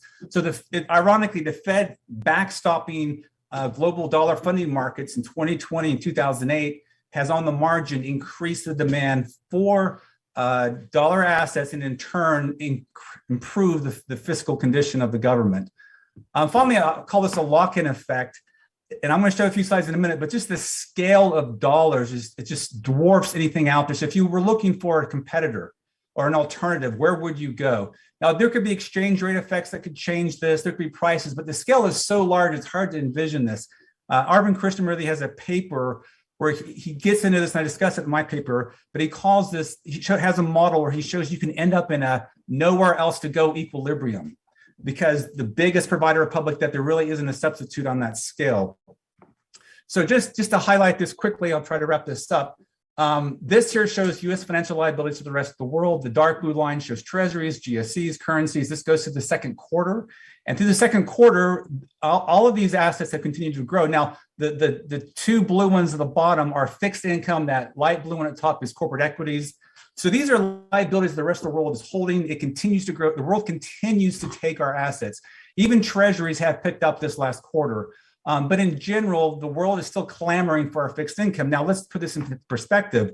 Relative to other countries, where do they stand in this Q2?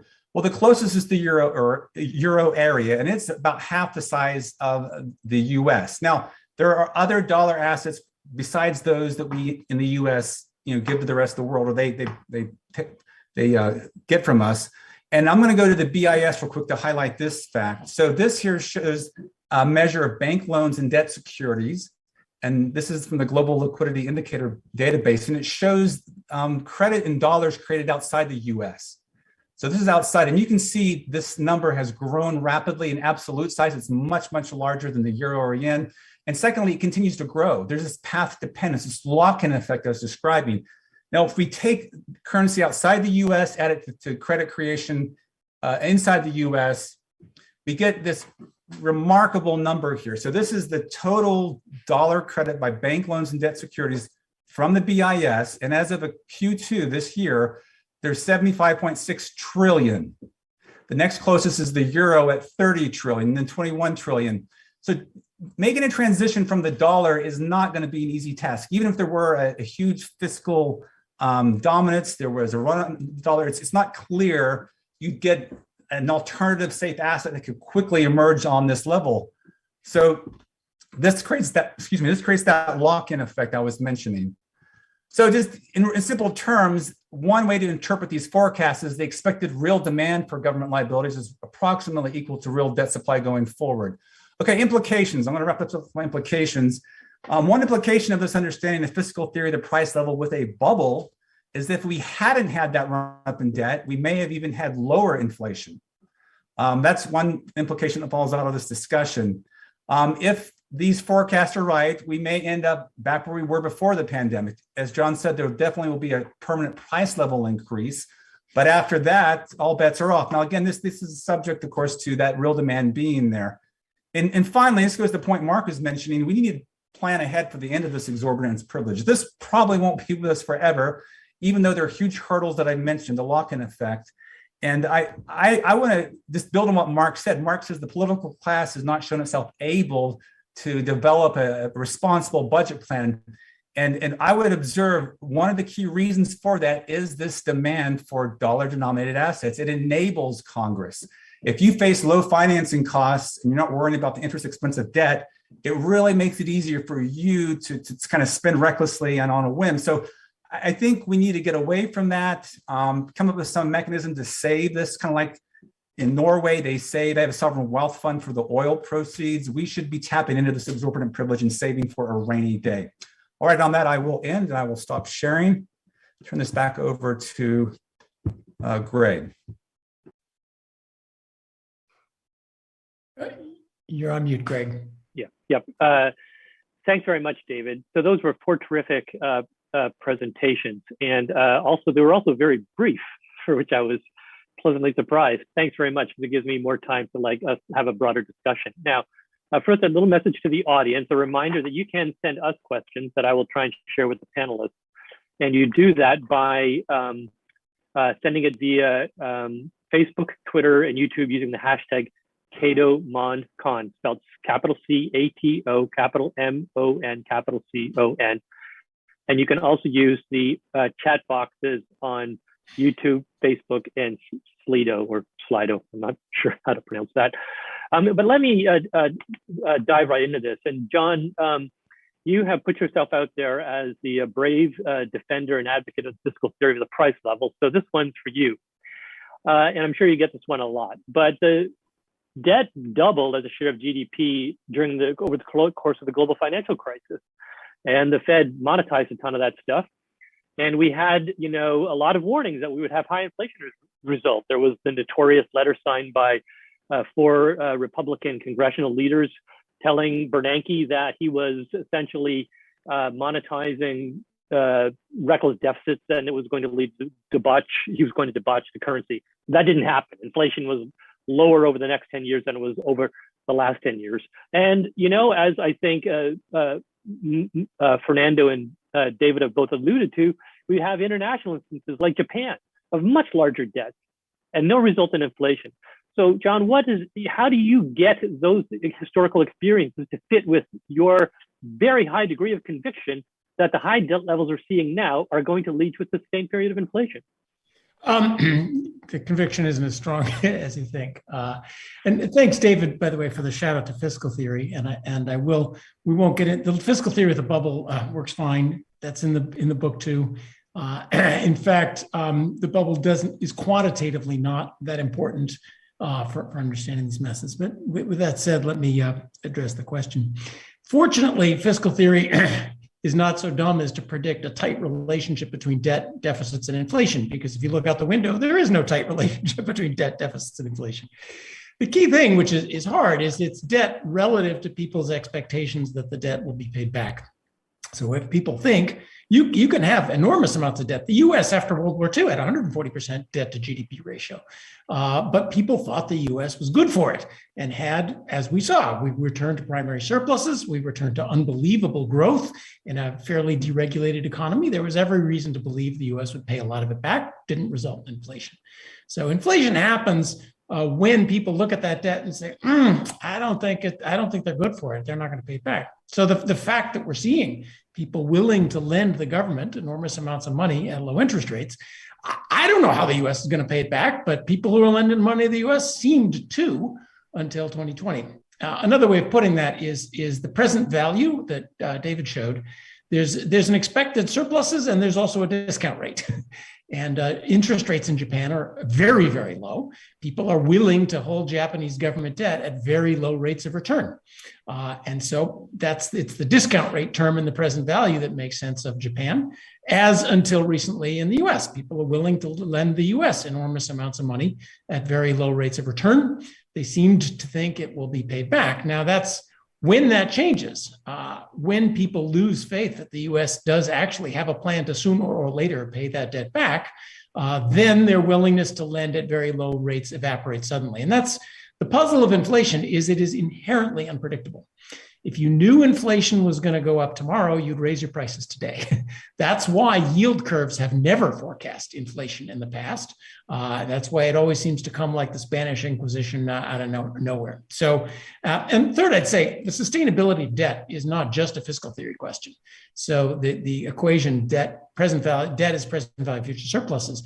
That is in all theories of the economy. So, is Japanese debt sustainable is not just a fiscal theory question. It's a puzzle for all of us. Why are people willing to lend to all of our governments at such unbelievably low rates with very little plan of how to pay it back? And when will they wake up and say, you know what? I want to get out before the next guy gets out, before the next guy gets out and everybody else figures out they don't have a plan to pay it. That's the danger we face. So there's not a specific debt to inflation. There's a debt puts you in danger of a run situation. Any of you others want to weigh in on what John just said? John, yes. I would just echo again, if government debt provides a service, you got to, other than a claim on future primary surpluses, that has to be taken into consideration. And there's a large literature on the convenience yield, the moneyness of treasuries. And I think that is something that is important. And fiscal theory includes that. That's part of the low discount rate for government debt. David said something really brilliant that I want to echo.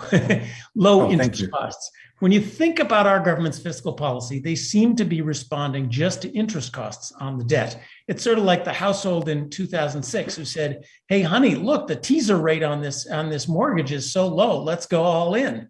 And that has been the discussion in Washington. All we worry about is interest costs. Well, interest costs can change suddenly, as that household in 2006 found out. Thanks. David, I want to start with you on this next question, because I think it goes right to the heart of what we see in the markets right now. Everybody here seems to agree that, well, first of all, we know for a fact inflation is higher. And I think that even that there's widespread consensus it's going to be high for a while, and that the risks are very much weighted to the upside over the medium to long term. We can actually see that, even as I think you pointed out, the inflation expectations in the bond market and professional forecasts are relatively tame when it's go over the long term. But I think it's fair to say that the risks are weighted to the upside. You know, bond market is forecasting 3% CPI inflation for the next 3 years. And yet the bond market is also forecasting very low real policy rates over the next 10 years. They're deeply negative now, and they're projected to remain negative for the next 4 or 5 years and be roughly zero over the next 5 to 10 years. So you have this puzzle now where everybody seems to agree that the risks of inflation are weighted to the upside. Deficits are larger, debts are larger, and yet real rates are, if anything, lower than they were 10 years ago. And that is incorporating whatever expectation they have for the Fed to respond to this high inflation. What can explain why real yields, is the market just out of its mind? Why does it think that real rates are going to be so negative given the backdrop now? And I don't just mean negative, but David, to your point, I get the sort of safe asset, the demand for safe assets, why that can explain low real yields, but they're even lower when they were 5 to 10 years ago, when there were fewer safe assets around. Well, am I on? You can hear me? Okay. Greg, I would, my first response would be that we see that in the TIPS market, right? And there's a lot of noise in that market. And I would argue the Fed has played a role in that. If you look at the Fed's share of TIPS during the pandemic, it shot from about 8% to 20% of the market. So I think we have to take what the TIPS market is saying with some caution. And there are models out there. There's the, I call it the DKW model for the Board of Governors. There's others, Cleveland Fed.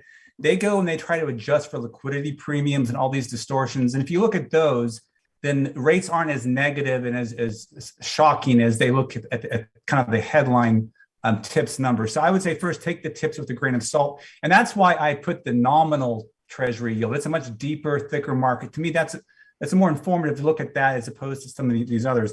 But maybe go to the more fundamental part of your question. Yes, inflation risk are to the upside for the next few years, but I can tell a story. So I'll take the other side of what was said earlier. Fiscal stimulus played a part. I think this huge switch in consumer spending from services to consumer durables played a part. And that second one is much more pandemic related in terms of people don't want to go to the service sector. Now they're engaged working at home. They need more durables.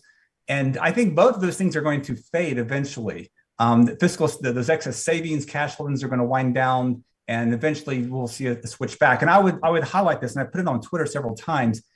Consumer durables is driving most of the high inflation right now, an inordinate amount.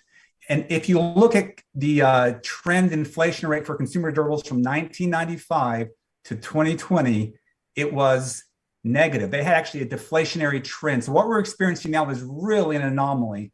And to assume that it's going to stay this high, for me, takes a big leap of faith.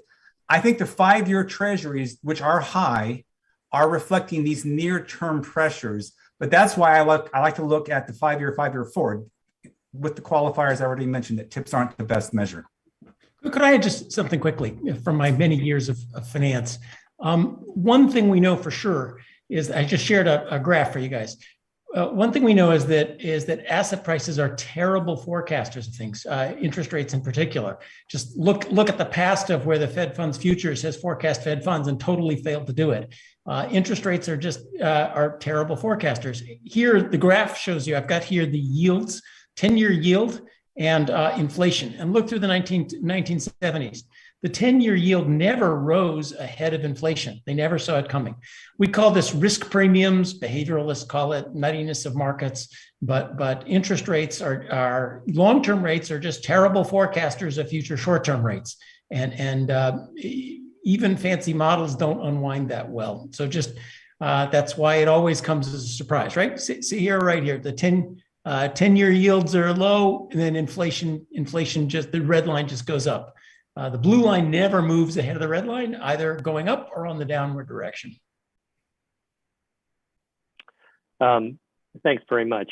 Did any of you, did Mark or Fernando, did either of you want to jump in there on the real rate question?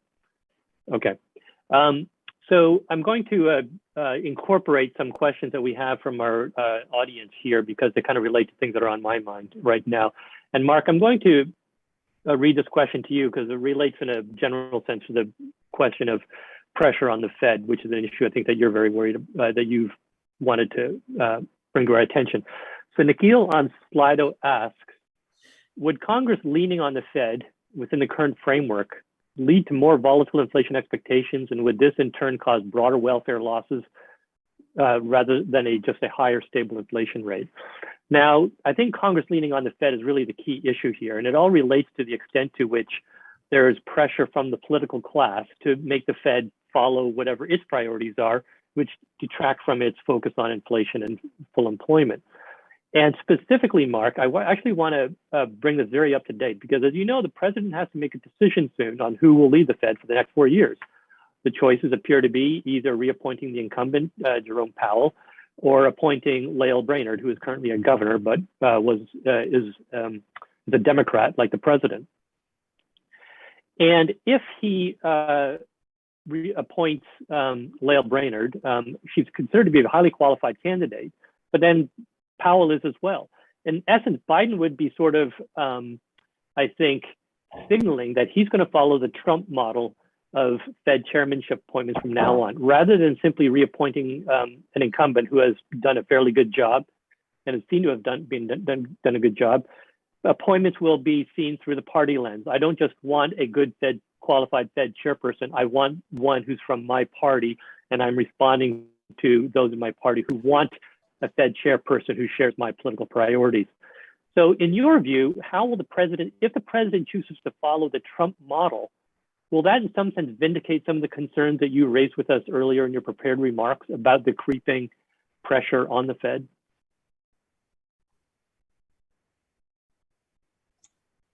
Thank you for that question. You know, I was in government for so many years, and so I saw so many different people. I tend to judge people on what they do, not what their political affiliations are. You know, all I can say is I think America's lucky. If the choice is those two people, all I can say is America's lucky to have such excellent choices. And I think we should focus on what they will do and not who they are.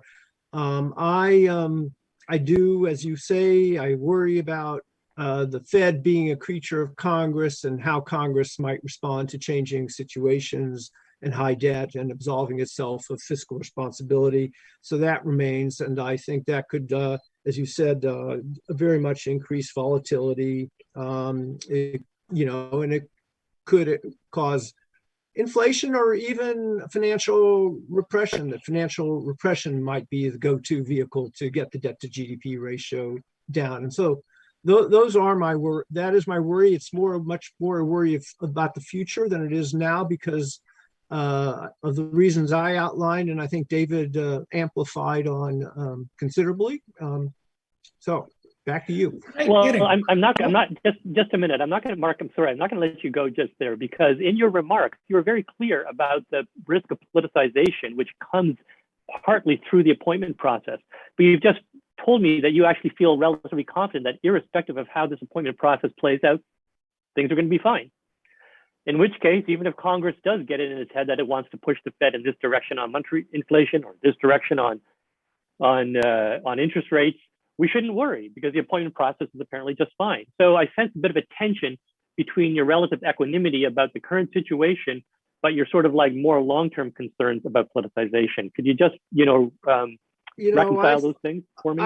I've just worked with so many Republicans and Democrats over the years, and a lot of times they end up in the same place, or they're a little center right versus a center left, but you have decisions to make, and people make reasonable decisions, and people can disagree about reasonable decisions. As a policymaker, as a bureaucrat, I wanted to make sure the bosses were taking reasonable decisions, whether I was 100% agree with it or not, and that they were well reasoned. I think that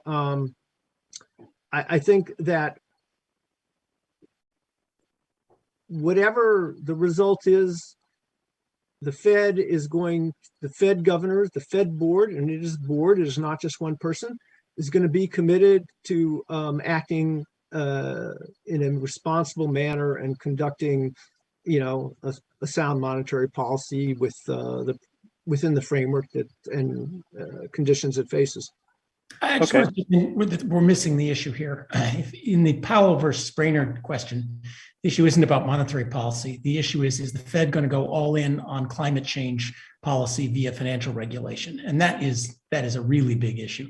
If we're worried about inflation, the question is those two versus Larry Summers among Democrats, but clearly this isn't a decision being made on the basis of inflation. But the financial regulation part of the Fed, that's actually in some sense more important than where interest rates going. And that is a big question that I think is going to drive this decision and what to read out of the decision. If I may add something on similar, to answer the question is, when you think about an independent central bank, the idea has always been you protect the central banker from direct political pressure, and you give it, very clear objectives, some objectives on inflation, maybe some other economic goals. What the risk is that the reappointment process itself may be a new channel for which Congress and other politicians may influence central bankers, because now I'm worried not only about official metrics on which I'm being judged, but also on whether I'm going to keep my job or not. So I see this as a danger, regardless of who you choose, even if you agree that both of them are qualified. The danger is that going to influence my decision, the fact that I'm worried about keeping my job? And I think that's a danger, looking out ahead when we think about how to properly design these institutions. Fernando, I actually want to stay with you just for a moment, because the last topic that we discussed also goes to the heart of some of the remarks you were making about essentially the risk of confusion by giving, I think, the Fed, this more elaborate mandate. You specifically cited, for example, their somewhat vague definition of what does full employment look like. It's inclusive, right?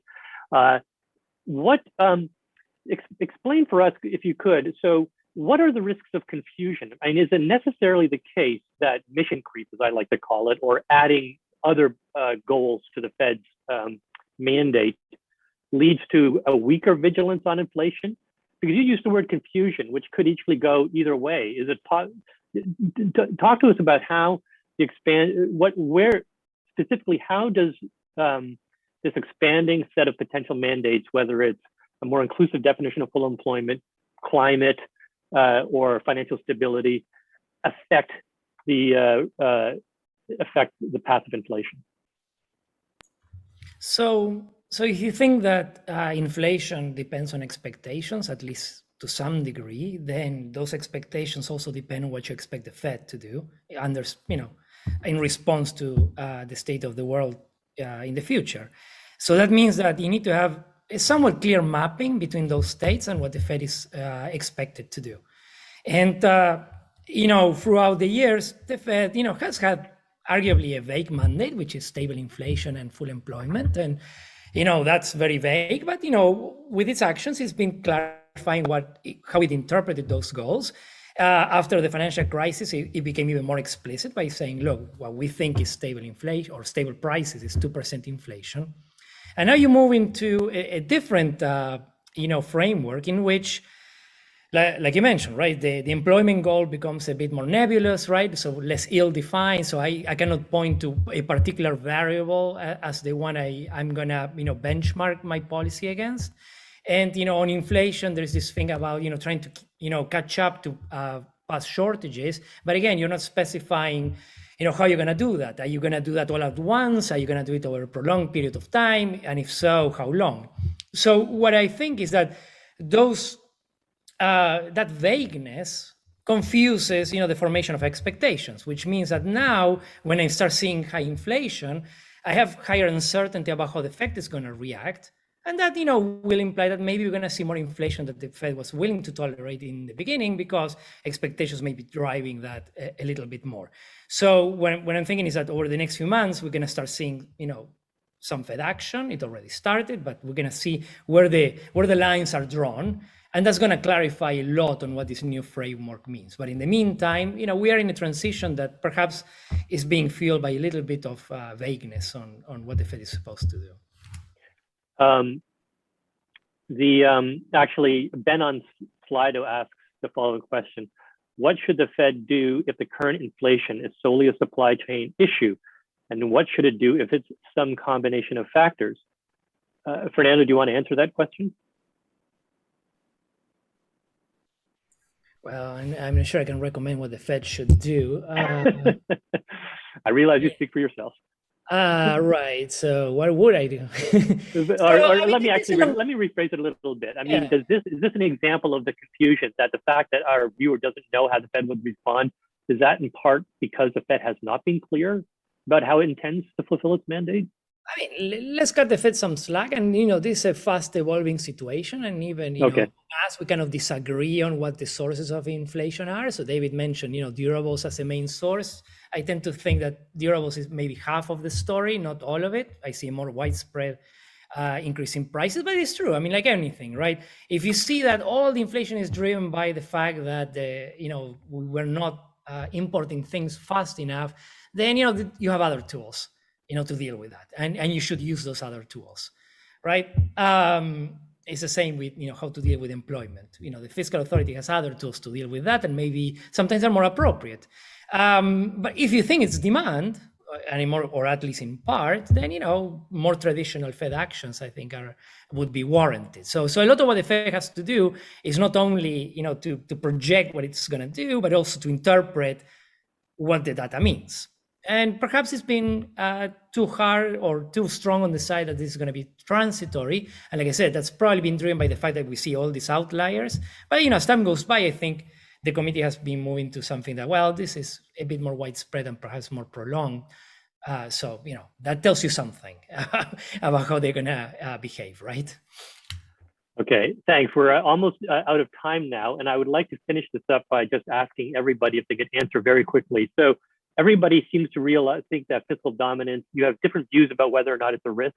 What is the one indicator we should pay most close attention to as a sign that fiscal dominance is actually becoming a risk? Could each of you, starting with John, give us a very quick 20-second answer to that? John? Oh, well, I always think we're in fiscal dominance. It's always inflation is always and everywhere a fiscal problem. And the issue is, when do people lose faith that the U.S. government is on track to pay back its debts? And David's graph was pretty bad. And the CBO forecasts assume that nothing will ever go wrong again. And, once every decade, we seem to add another 5-10 trillion to it. Okay. Fernando? I think the indicator is a bit more subtle, which is how much attention does the Fed put on inflation? So if the narrative starts moving and, the chatter starts moving away from that and including other goals, that tells you something that, well, we don't care about that, the Fed doesn't care about that, we care about other goals. But as the opposite is that if you see more focus on inflation, then you see that, the Fed is actually fighting back that fiscal pressure. Thanks. Mark? I'll probably be looking at Treasury bond yields and whether they start ratcheting up a lot higher. Okay. And David? I concur. I think they'll figure it out before we do. So I will go with Treasury yields. Okay. So notwithstanding all the criticism we heard today about the faultiness of the Treasury bond market as a forecasting device, it looks like it's the worst device possible except for all the others. Thanks all four of you for just a terrific and very interesting conversation about issues that are just absolutely front burner for all of us today. We are going to take a 30-minute break now. Please come back at 1:15 and join us for Barry Eichengreen's keynote address, Populism and Central Banks.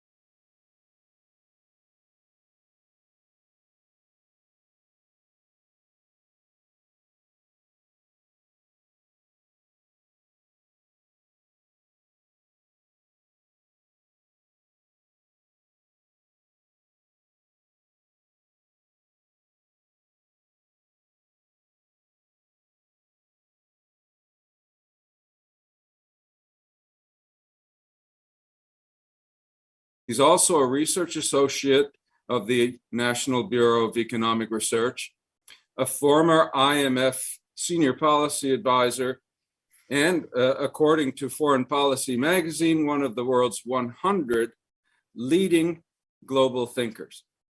His many books include Golden Fetters, The Gold Standard and the Great Depression, Exorbitant Privilege, The Rise and Fall of the Dollar and the Future of the International Monetary System, and most recently and most pertinently given today's theme, The Populist Temptation, Economic Grievance and Political Reaction in the Modern Era. Professor Eichengreen will be speaking to us on populism and central banks today. He'll have 35 minutes, after which he's agreed to take questions from all of you. And you may submit those questions via our own conference page or through Facebook, Twitter, or YouTube. Please do so using the hashtag CatoMonCon. Your questions will appear on my screen, and I'll take as many of them as we have time for. But please keep them succinct so I can take more than just a small number. Barry, welcome to Cato, and take it away. Thank you, George. I have a few slides, as you can see, only a few. Let me start by thanking George and Jim Dorn and others at Cato for the kind invitation. My qualifications for speaking on the connections between populism and central banking are two. First, the book George mentioned, entitled The Populist Temptation, which was a history of populism published in 2018, a time that now seems like eons ago. Secondly, I have a project with Nurgis Dinser, constructing measures of central bank independence and transparency, both historically and currently. The irony is that the two projects are non-intersecting. I didn't write about monetary policy or central banking in The Populist Temptation. I went back and looked and discovered that the term does not appear in the index.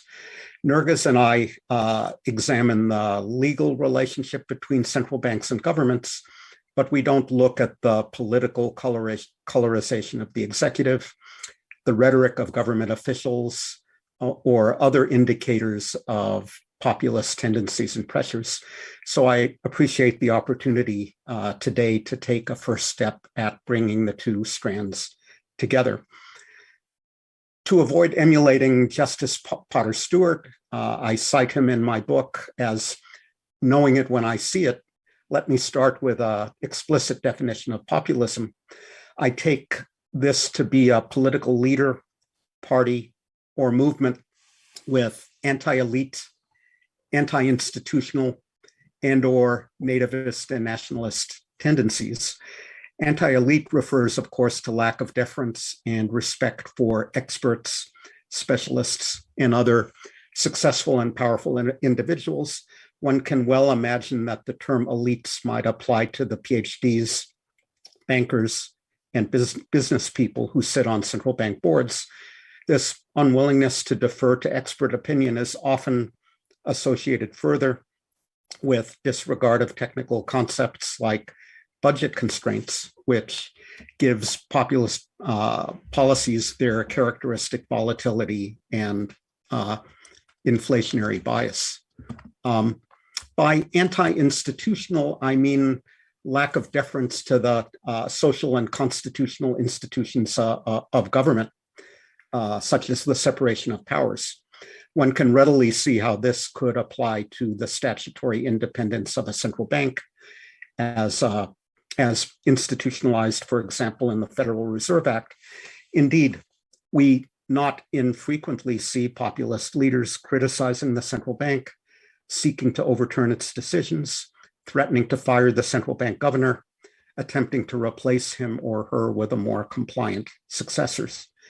By nativist or nationalist tendencies, I mean hostility toward foreigners, people of other national origins, and especially immigrants. This one is considerably more of a stretch when it comes to central banking. I am, however, reminded of congressional criticism of the Fed for having extended dollar swaps to foreign central banks during the global financial crisis. And one can also detect nationalist rhetoric in the complaints of finance ministers and other officials about so-called currency wars. Because it's highlighted by the title of this conference, I should note the considerable debt that the Federal Reserve itself as an institution owes to the populists. None other than William Jennings Bryan strongly supported the creation of the Fed. He described it in a 1913 letter to Carter Glass as, quote, a triumph for the people. The people, as opposed to the elites, of course, being a classic populist trope. As Bryan appreciated, the Fed freed the country from depending on elites like JP Morgan for dealing with financial crises such as that of 1907. By providing the elastic currency that people required, the Fed promised to protect them from the deflation that haunted Bryan.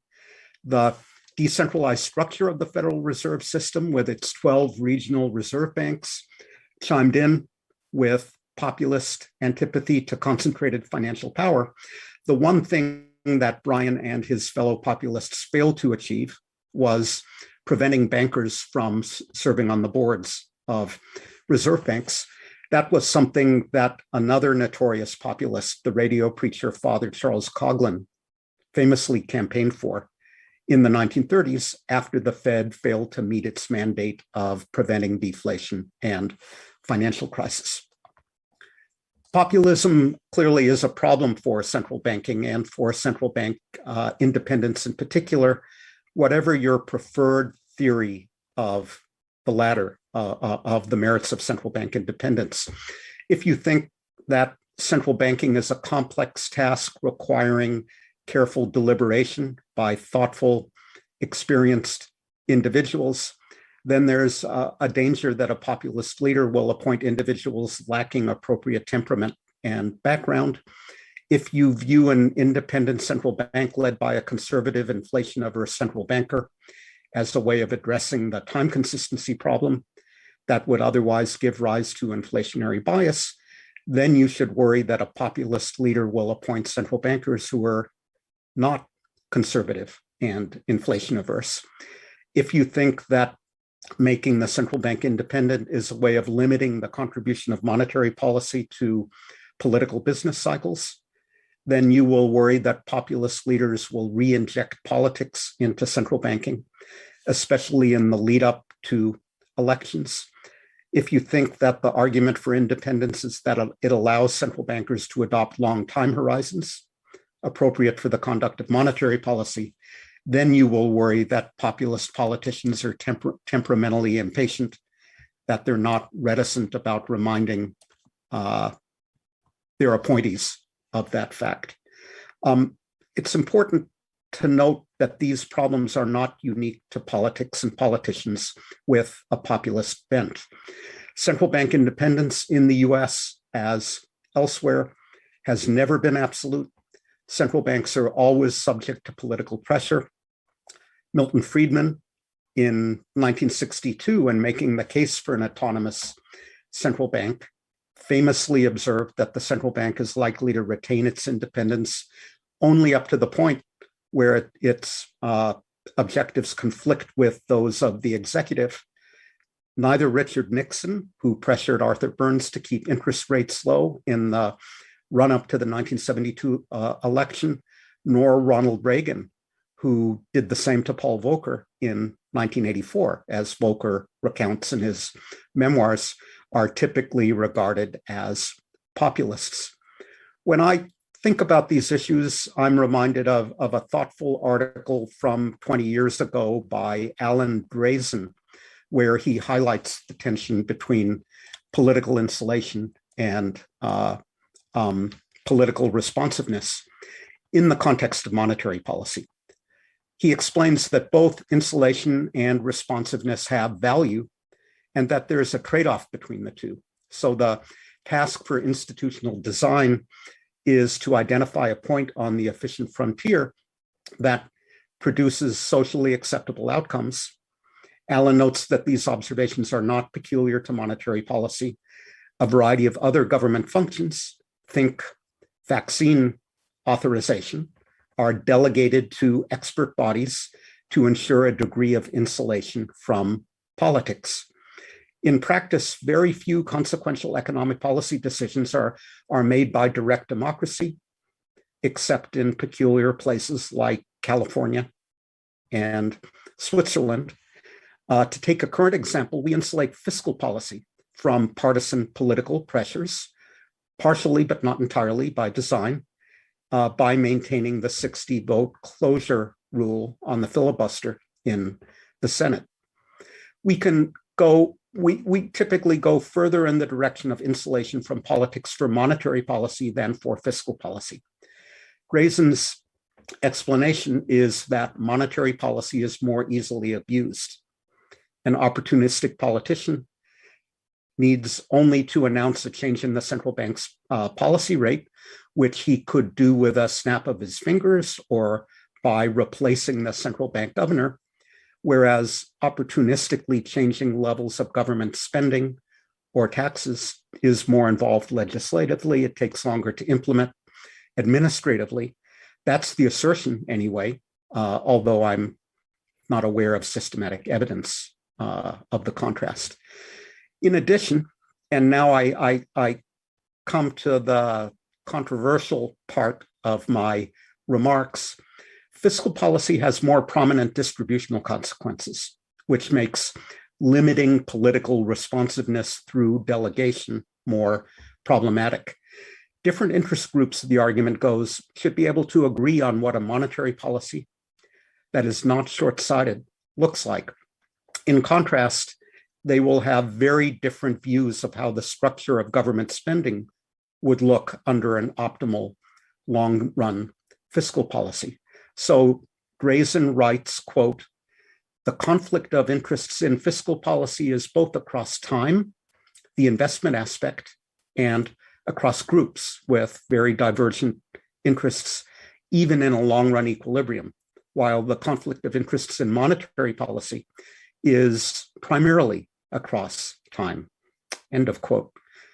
Thus, it's only for the aggregate dimension of fiscal policy, the level of spending or the size of the deficit, where the intertemporal dimension, what Graysen calls the investment aspect, dominates. It's only there that one sees binding rules, fiscal analogs to the Taylor rule or a fixed money growth rule in the monetary context, or where one sees delegation to an expert panel, like an independent fiscal council, analogous to the board of an independent central bank. So I want to ask the question of whether we now need to reconsider the underlying assumption that the distributional consequences of monetary policy are second order. Do we need to reconsider that assumption given the attention recently devoted to this aspect? And if so, does that reconsideration have implications for central banking? And what does it have to do with populism? Anyway, without question, there's been a sharp increase in articles, comments, and speeches by critics and defenders of central banks alike, including speeches by central bankers themselves, highlighting the distributional consequences of monetary policy. I have some more slides here, although I'm having trouble pulling them up for whatever reason. My shell is not cooperating, so I'm going to have to talk through them rather than show them to you, I'm afraid. If you look at Google's Ngram viewer, which tabulates all mentions of strings of words in publications, you see 0 mentions of the phrase distributional aspects of monetary policy prior to 1960. There's then a first peak in 1965. Inflation was accelerating. A second higher peak in 1977. Inflation was accelerating. A third very considerably higher peak in 2002. And a fourth peak at roughly the same level as the third in 2019, when the series currently ends. I conjecture that if we had data for 2020, 2021, the latest peak would be the highest. Already in the middle of the last decade, Ben Bernanke and Mario Draghi commented on the distributional consequences of monetary policy. At the Fed, we've had speeches and comments by Chair Powell, Governors Bowman, Brainerd, and Waller, Presidents Bullard, Daley, and Williams, among others.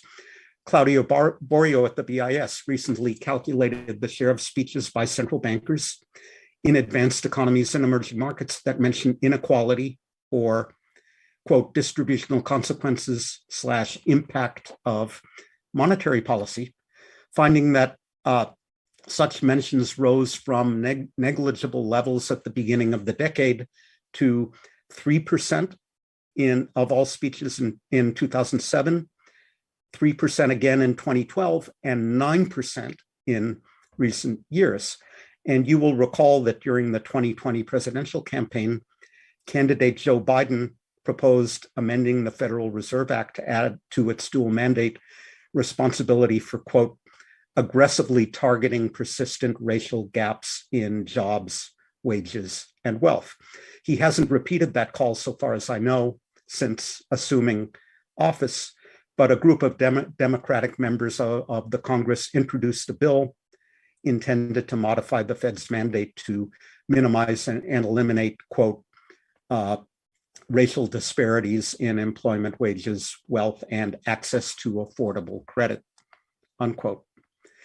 As for the actual distributional effects of monetary policy, there are again a large number of studies, including quite a few coming out of central banks themselves. The IMF has published a compendium of those studies, and the BIS devotes a chapter of its most recent annual report to international evidence on the question. My favorite of these studies is one coming out of the Swedish Riksbank in 2021, Amberg, Jansen, Klein, and Pico. Again, I could show you if the slides were working, take my word for it. They use administrative data, which enables them to avoid the problem of top coding incomes. They focus on monetary policy surprises, and they find that a surprise loosening of monetary policy disproportionately benefits two groups. It disproportionately benefits those at the very top of the income distribution, since they receive disproportionate amounts of capital income, and those at the very bottom of the distribution, since their income from employment is especially sensitive to monetary shocks. Put it another way, monetary policy has both income and wealth effects, where the income effects predominate at the bottom of the distribution, the wealth effects at the top. I think those patterns are likely to generalize to other national settings, although to exactly what extent is not clear. So why have we seen this increase in attention to the distributional effects of monetary policy now? Most obviously, there's been more attention to the problem of inequality generally. Most measures of income inequality in the United States have been trending upwards since the 1980s, according to my colleagues, Emmanuel Seaz and Gabriel Zuckman. That more attention has been paid to the problem can again be inferred from Google Ngram data. The frequency of mentions to income inequality began rising in the mid-1980s. It peaked in 2014. That's when Piketty's Capital in the 21st Century appeared in English, but the frequency of mentions has remained elevated subsequently. Then we saw the election of Donald Trump, subsequently the electoral victories of progressives like Alexandria Ocasio-Cortez, events that raise concerns that mainstream politicians and mainstream political institutions were not doing enough to address the issue, and that their failure to do so was breeding support for unconventional, out of the mainstream politicians, including of the populist variety. Central bankers may not like it, but there's no reason to think that they or their institutions should be automatically exempted from this complaint. Finally, the Fed's putative role in the development of inequality would not have become the subject of such scrutiny had the Fed not been required by circumstances to pursue unconventional monetary policies. There's some evidence and widespread perception that low interest rates and quantitative easing push up the prices of financial assets, which are disproportionately held by the wealthy. There's some evidence and widespread perception that low interest rates have been one important factor in the rise of housing prices, which benefits homeowners relative to renters. Given this, it's entirely logical that the Fed should come under scrutiny for its contribution to observed inequality trends. Notice that there's nothing especially populist about these observations. However, those monetary policy actions took place against the backdrop of repeated bank bailouts mounted in response to financial crises in which the Fed was involved. The pattern encourages the perception that Fed policy, not excluding monetary policy, favors bankers and other relatively wealthy and successful individuals. Arguments that Fed policy is unequalizing therefore fall on receptive ears. They provide fodder for anti-elite, populist campaigners, populists who campaign against the central banking status quo. The obvious problem is that the Fed can do relatively little about inequality. The trend toward increased inequality in the United States dates from the 1980s. It long predates the current period of low interest rates and QE. In other words, numerous studies, which I cite in my book, so I won't here, show that this inequality trend has been associated mainly with, in descending order of importance, skill bias technical change, globalization, taxation, education and training, and declining union density. Monetary policy, in comparison, is a blunt instrument for addressing this trend, since its effects on the distribution of income are second order compared to the factors I just mentioned, and because it affects different dimensions of inequality differently, as I just described. The Swedish study finds that monetary stimulus raises the relative incomes of both the lowest and highest deciles of the income distribution. It's a reminder that different measures of inequality will show very different associations with the stance of monetary policy. The same is true of racial inequality. There was a paper from the New York Fed, Barcher et al. 2021, earlier this year, which showed that racial inequality in the labor market was reduced by monetary stimulus. Black unemployment fell by more than white unemployment in the wake of monetary stimulus, but that racial wealth inequality increased because white households held more financial assets. Finally, saying that monetary policy is a blunt instrument for addressing inequality is not the same as saying that central banks can do nothing about it. As regulators, they can address predatory practices that target the disadvantaged. They can encourage competition in the provision of financial services, competition that fosters financial inclusion. Finally, central bankers, I know I've said finally more than once, but this is really the finally, central bankers can tailor their communications to the problem.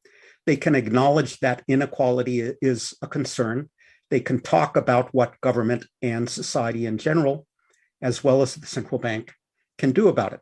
They can acknowledge the contribution of their policies, even if slight, to the development of the problem. I know there are those who argue that central bankers should limit their remarks to topics that bear directly on the conduct of monetary policy. I know there are those who argue central banks should limit the problems they discuss to those related to their core mandate, price stability and high employment in the present context, going beyond that mandate and acting as free-form social critics will lead politicians to question their institutional independence and attempting to solve problems over which monetary policy has little leverage is setting the central bank up for failure. I know there are those who say that. I disagree. When an issue rises to the level of an existential crisis, it is reckless and irresponsible for a central bank not to address it and not to do what it can do to help solve it, even if slight. The central bank would then appear unresponsive to political imperatives at a time when some response was deemed essential. The central bank would be on a socially unacceptable point on Drazen's political insulation, political responsiveness trade-off, and insisting on that position would engender real threats to the central bank's independent status. It would give ammunition to the institution's populist critics. I've made this same argument elsewhere about climate change. Central banks have limited power, mainly in their capacity as financial regulators to help meet the climate change challenge, except insofar as it impacts inflation and employment. Climate change is not central to the central bank's mandate, but to not address a problem that poses an existential threat to humanity would be politically unresponsive. It would give fodder to the Fed's progressive populist critics. It would ultimately jeopardize the institution's independence. Does inequality similarly rise to the level of an existential threat to economic and political stability in the United States today, thereby justifying central bank efforts to address it? That's something that each of us and each member of the Federal Reserve Board as individuals need to decide for themselves. Thank you. Thank you very much, Barry. And now we're going to field some questions, or you're going to field some questions. I get the privilege of asking the first question as this session's moderator. And what I'd like to know is what you think of the argument that many have made that the Fed's outsized balance sheet, and this is true for central banks more generally, that the vast increase in the size of central banks' balance sheets and the scale of their asset purchase programs has inevitably made them targets for all kinds of populist calls for them to engage in distributional objectives or fiscal objectives of the sort that they would not have been under pressure to undertake or to pursue prior to 2008, when there was no such thing as quantitative easing. What do you think about that? Is it inevitable that in a regime where central banks are capable of such large-scale operations, that they're going to be targets of populist attempts to have them use their balance sheets for all kinds of non-macroeconomic purposes? So point number one would be that I think the recent increase in the size of central bank balance sheets, including that of the Fed, was unavoidable and necessary when we use all available instruments to meet economic and global health crisis. That includes enlisting the Fed's balance sheet. I think it was unavoidable. I think it's clear that having an enlarged balance sheet complicates the Fed's life going forward. It means that a higher level of interest rates would be inflicting losses on the Fed's own portfolio. It means that the process of fiscal consolidation that we will have to confront at some point becomes more complicated. But I would put the larger balance sheet pretty far down the list of factors that put pressure on the Fed specifically to address income or wealth inequality. I remain one of the few, I think, who is pretty confident that we're not going to see strong evidence of fiscal dominance going forward. So if the Fed is a little bit behind the curve at the moment, it's not because of fiscal dominance, it's because of the communications corner into which it painted itself. Thanks, Barry. Tom online asks, what is the best protection from populist influences on the Fed? How does it compare, whatever this protection is, I guess, to protections from political influences? So I think we have a central bank that is independent and accountable for its actions. Central bank independence is only sustainable if the central bank, which picks its tactics in the short run, is ultimately accountable to the public and the political system in the sense of having followed its mandate. So one way in which the Fed holds itself accountable is through its communications. It needs to explain why it's doing and how what it's doing is consistent with its mandate as it defines that mandate, as that mandate is defined more broadly. So I think being transparent, explaining clearly why it is doing what it's doing is the best protection it has from political pressures. We have a question from Michelle online, who asks, when you wrote your book on populism, did you imagine, you mentioned you didn't address the question of monetary policy, but did you even imagine that we would find ourselves in a situation where monetary policy could become an object of populist, I guess, populist pressures? Yes, I think I could imagine that, although, as I said at the beginning of my keynote, monetary policy was not a focus of that 2018 book, but I could imagine it because the original populist movement was in part a reaction against the prevailing monetary policy of the time on the part of farmers and other debtors who would have preferred a lower interest rate environment. And now we have a question from Anna, also writing online, and she asks if monetary policy is a blunt instrument, is that not beneficial to policies that might suffer from favoritism? I'm not sure if I understand the question myself, Barry, but can you figure it out? What? Well, I think Anna is concerned about capture of policy, and that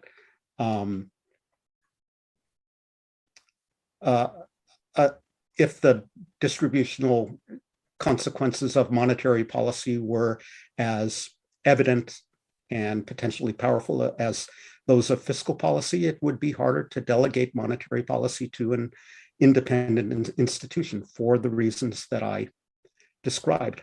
So if one values, as I do, central bank independence in the context of the dual mandate, then there is a saving grace, as Anna implies, to the fact that the distributional consequences of interest rate changes are relatively weak.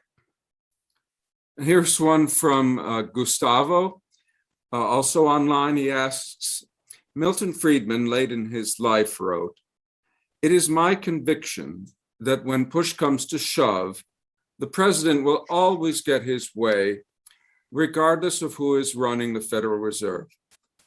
would you regard the current rise in inflation as being due to the increase in populism in the United States today or in Europe today, in the EU, either case? So we disagree with Milton Friedman at our risk, but I would say presidents get their way regardless of who's running the Federal Reserve half the time. So Richard Nixon got his way by leaking misinformation about Arthur Burns wanting a salary increase to the Washington Post. But Ronald Reagan and Jim Baker did not get their way in 1984. Paul Volcker exited the room without a word and continued pursuing his preferred monetary policy. Now, Reagan did not reappoint Volcker 3 years later, but I'm not sure that really is evidence that presidents always get their way. I think that there is a view within the Federal Reserve, and there has been a view within the administration about the benefits of running the economy hot, and it's running hot at the moment. Is that a matter of populism, or is that a matter of the Federal Reserve staff and the economic advisors to the president, who I would not characterize as populists, drawing certain lessons from the 2008-2009 financial crisis and its aftermath, and not wanting to repeat the mistakes of the past? George, you very kindly mentioned a couple of my books in the introduction. One you didn't mention was 2015, Hall of Mirrors, which is about the mistakes of the past, the Great Depression and the Great Recession. And the point of that book was to say, every crisis is not the same. And if the lessons you draw from the previous one may not be appropriate for the current one. So we're learning that the mistakes committed after 2008, 2009, withdrawing stimulus too quickly, is the way I would put it, may not be the right lesson to apply to 2021, 2022.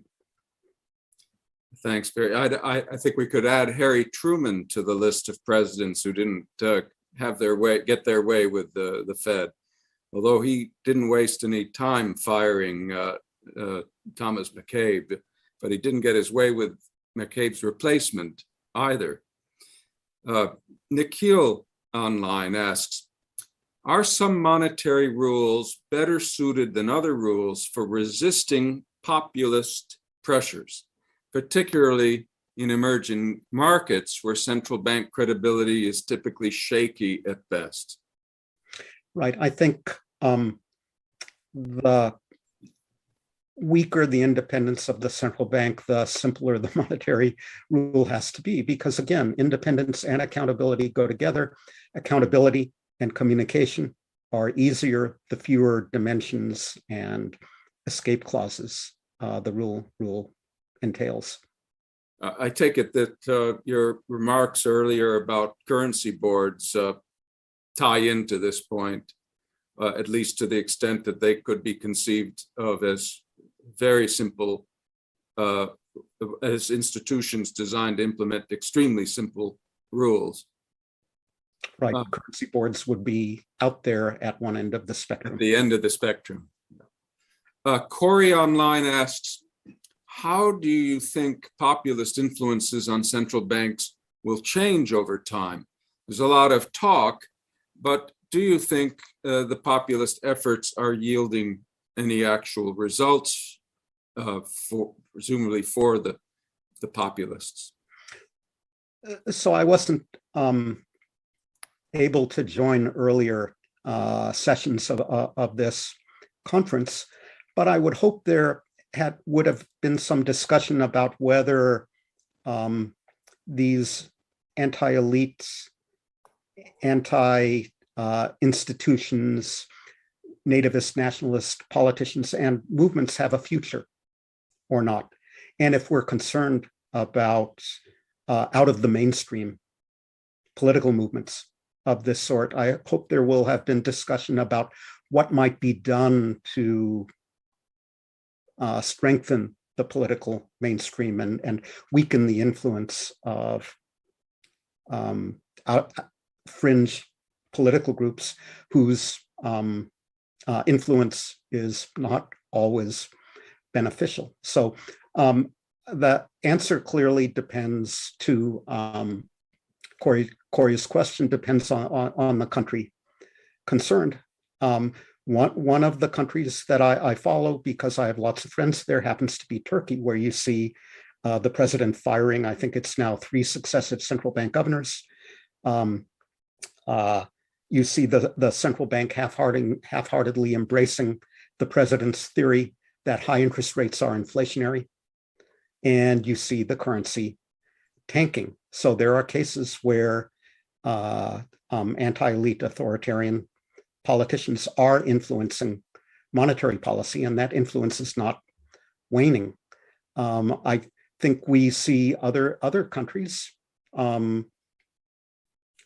for example, where broad coalitions of parties are able to form governments, and right-wing extremists, left-wing extremists are not part of that coalition, where parties that would be putting pressure on the European Central Bank to do something different are not in government. So I think the answer depends on how responsive mainstream political parties and the political system are to valid concerns, whether they can beat back the populist threat or not. That was the bottom line of my book. Well, Barry, we have one more question that requires a very short answer, and yet may not be amenable to such. Let's go ahead and try. Frederick asks, could the problem of populist pressure be solved by limiting the Fed's mandate to price level only mandate?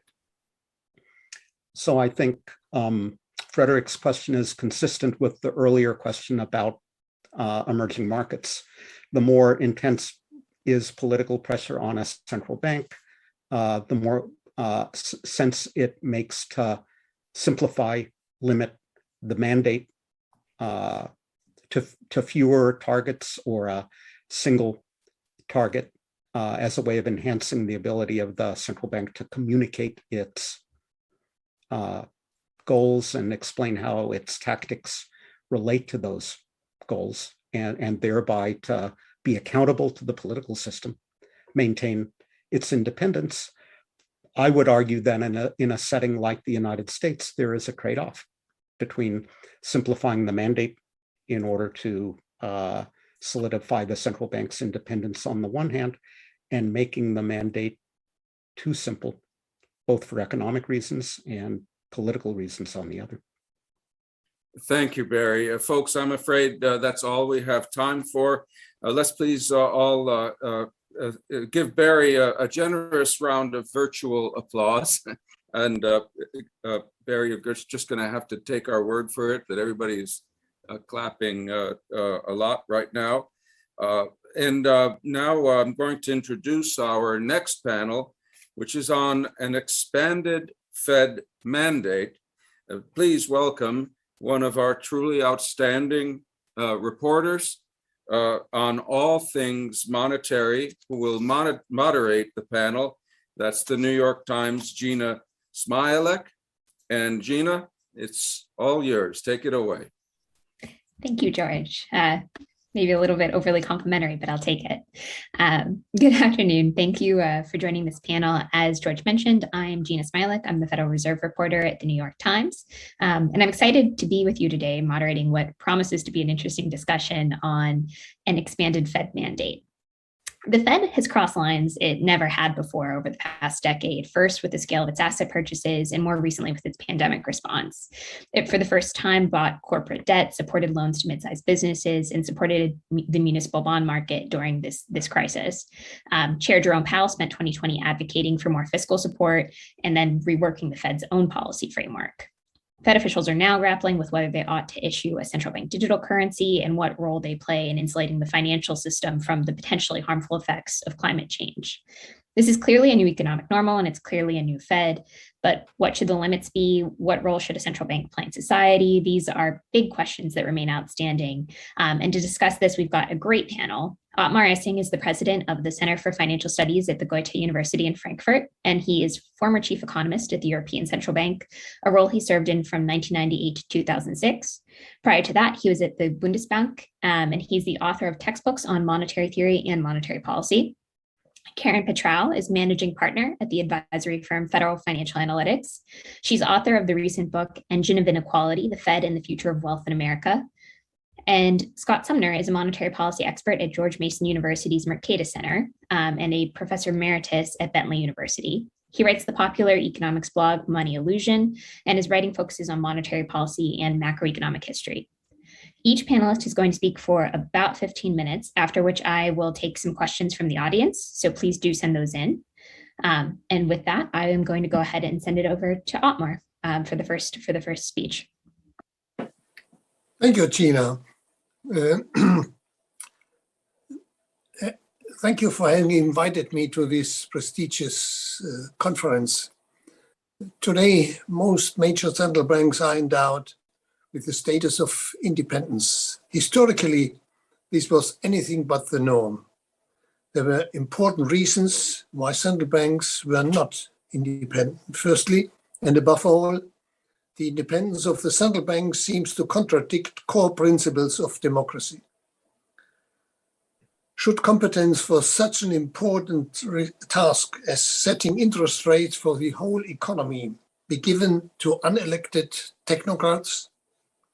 Secondly, for a long time, most economists were not in favor of independence for the central bank. It is interesting to note that this position was taken by two camps that otherwise had little in common. On the one hand, there were economists like Jim Tobin who argued that the most efficient coordination between monetary and fiscal policy could be achieved by having the central bank act as part of the government. On the other side of the spectrum was a group of economists like Milton Friedman and Karl Brunner. They argued, in the tradition of Herbert Simons, that discretionary monetary policy decisions should not be handed over to central bankers who, in many cases, had demonstrated severe incompetencies. Overall, for a long time, central bank independence was not treated as a major issue. There was hardly any relevant international discussion. Against this background, it seems surprising that around 1990, so many countries decided to endow their central banks with the status of independence.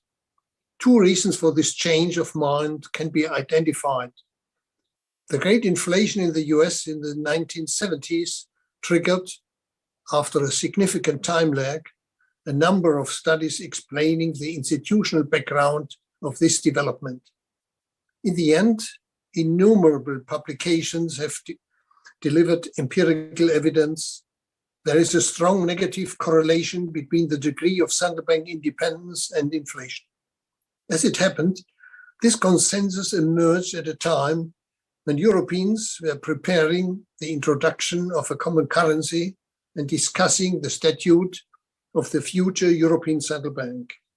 Here, the example of the Deutsche Bundesbank, as the only truly independent central bank in Europe, played an important, if not decisive, role. The D-Mark, alongside the Swiss franc, had been the most stable currency in the world, and Germany had also escaped the great inflation.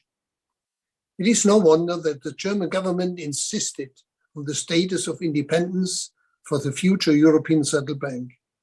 All other countries aiming to participate in European Monetary Union had to accept this position more or less reluctantly.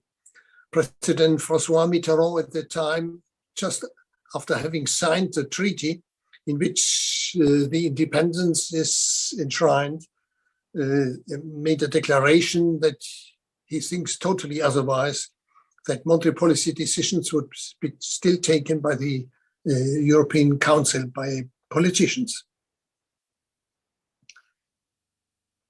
And one had also to note that at that time, no other central bank in Europe was really independent. A German expert of constitutional law delivered the following argument for endowing, in this case, the Bundesbank with the status of independence. I quote, "The voluntary waiver of power by the political leadership in favor of monetary policymakers is limited, authorized by the Constitution, and revocable at any time by the ordinary legislation." End of quote. In the case that independence is grounded on the Constitution, such a change is more difficult to achieve. The ECB's independence is even enshrined in an international treaty that can only be changed by unanimous decision by all member states. The consensus that had emerged can be summarized as follows. Central bank independence in a democracy can be constitutionally legalized, is a prerequisite for a stable currency, has to be restricted to a clear and limited mandate. In the decade following the victory, so to say, of independence, the world enjoyed the period of great moderation. Inflation came down from rather high levels and remained stable. Growth and employment were at least satisfactory, while variability of output substantially declined. This period considerably enhanced the reputation of central banks and their leaders. It was almost unavoidable that, as a consequence, expectations regarding the ability of central banks to control the economy reached an unprecedented and unsustainable peak. This prestige was further heightened during the financial crisis, when central banks were perceived as having saved the world from a repeat of the Great Depression of the 1930s, of course, together with fiscal policy. Disappointment with politics in general and the loss of trust in politicians have also contributed to heightened public expectations of central banks. Central banks were not known for warning against such elevated expectations. Indeed, central bankers seemed to rather enjoy this high status. On top of this already fragile position came new obligations. Central banks have been made responsible for macro and microprudential policies. However, there can be situations in which a conflict may arise with the primary objective of maintaining price stability and, in case of a dual mandate, high employment. The main challenge for central banks stems from the responsibility for financial stability. The financial crisis triggered an intense discussion over the extent to which central banks should be made directly responsible for financial stability and how they should deliver on this goal. A consensus has emerged that preserving price stability is not enough. The Great Moderation demonstrated that huge risks to financial stability can develop during times of low and stable inflation. Following Minsky's argument, a stable environment might even foster the build-up of financial fragilities that might end in a collapse of the whole system. Is there a trade-off between price stability and financial stability? This is a key question provoked by the above consensus. While a short-term conflict may arise, there is no reason to sacrifice price stability over the medium to long term to preserve financial stability. As if contributing from the sources explained above, as if overburdened by this additional tasks and the ensuing risk of their reputation, if this were not enough, central banks continue to assume further responsibilities. Unavoidably, monetary policy has an impact on the distribution of income and wealth. These implicit consequences are a clear departure from a concept in which a central bank takes decisions targeted at specific sectors or groups in society. For example, by giving credit at special conditions to students, specific sectors or companies. Such preferential actions are a highly political act that must be reserved to policymakers who are ultimately responsible to their voters. In its communication on the new strategy, the Fed announced that it will conduct its monetary policy in a way that will have important distributional effects. In his speech at the annual Jackson Hole Symposium of 2020, Chair Jerome Powell emphasized that as America's long pre-pandemic economic expansion and, I would like to add, expansionary Fed policy continued, I quote, the gains began to be shared more widely across society. The Black and Hispanic unemployment rates reached record lows, and the differentials between these rates and the white unemployment rate narrowed to their lowest levels on record. End of quote. To assume such a responsibility raises a number of questions. Can the process of the economy running hot always be stopped before inflation gets out of control? How should a conflict with the goal of price stability be resolved? The explicit acceptance of responsibility for distribution will place an additional pressure on the central bank. In any way, it will be exposed to a political debate that will go beyond what we have experienced up to now, and the central bank's independence will come under strong attack. In the summer of 2021, the ECB published the result of its strategy review. A major change is the inclusion of challenges stemming from climate change. Climate change and corresponding government policies in response to it can have powerful effects on economic developments. These consequences are reflected in all kinds of variables, growth, inflation, employment, that will in turn affect forecasts and in this way influence monetary policy decisions. Identifying the impact of climate change brings a major challenge in terms of adopting existing models and developing new ones. Indirect implications of climate change's direct consequences follow from the adoption of the design of its monetary policy operational framework in relation to disclosures, risk assessment, corporate sector asset purchases, and the collateral framework. The basic underlying idea is to form an in-house central bank judgment on the value of assets that incorporates climate risks and regulatory requirements disclosures. The climate policy adjusted price or risk will then be the basis for actions by the ECB from the eligibility as collateral to corporate sector asset purchases. To call this a tremendous challenge is still a euphemism. Financial markets will price in problems for companies stemming from factors such as foreseeable end of burning coal, for example. How should the central bank know better than markets? Climate change is probably the biggest challenge of our time, and central banks cannot ignore this and must not be seen as being blind to these risks. At the same time, confronting climate change is above all the responsibility of governments that are responsible to their parliaments and ultimately to their voters. Central banks are not made independent so that they can go beyond their mandate or actively correct decisions of parliaments. And with their climate-oriented actions, they should not deliver arguments that stronger measures by governments are unnecessary. If they raise expectations beyond their capabilities in this field, they will undermine their reputation and lose support for their independence, which in the end is indispensable for maintaining price stability.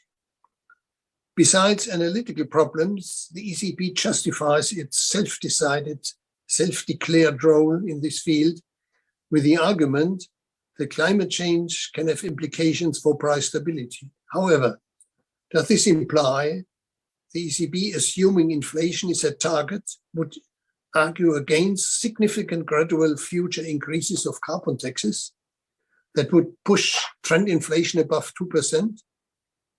This is not clarified, and there's no signal so far how the ECB will deal with that. To conclude, not least due to their success during the Great Moderation and in helping to prevent a depression after the collapse of financial markets in 2007, 2008, central banks were already exposed to elevated expectations. What followed was an overburdening with additional competencies in micro and macro potential supervision. In the meantime, central banks have assumed additional new responsibilities. However, central banks are not almighty. Central bankers should instead show a sense of humility. They must clarify and announce what monetary policy can achieve, and even more important, what it cannot deliver.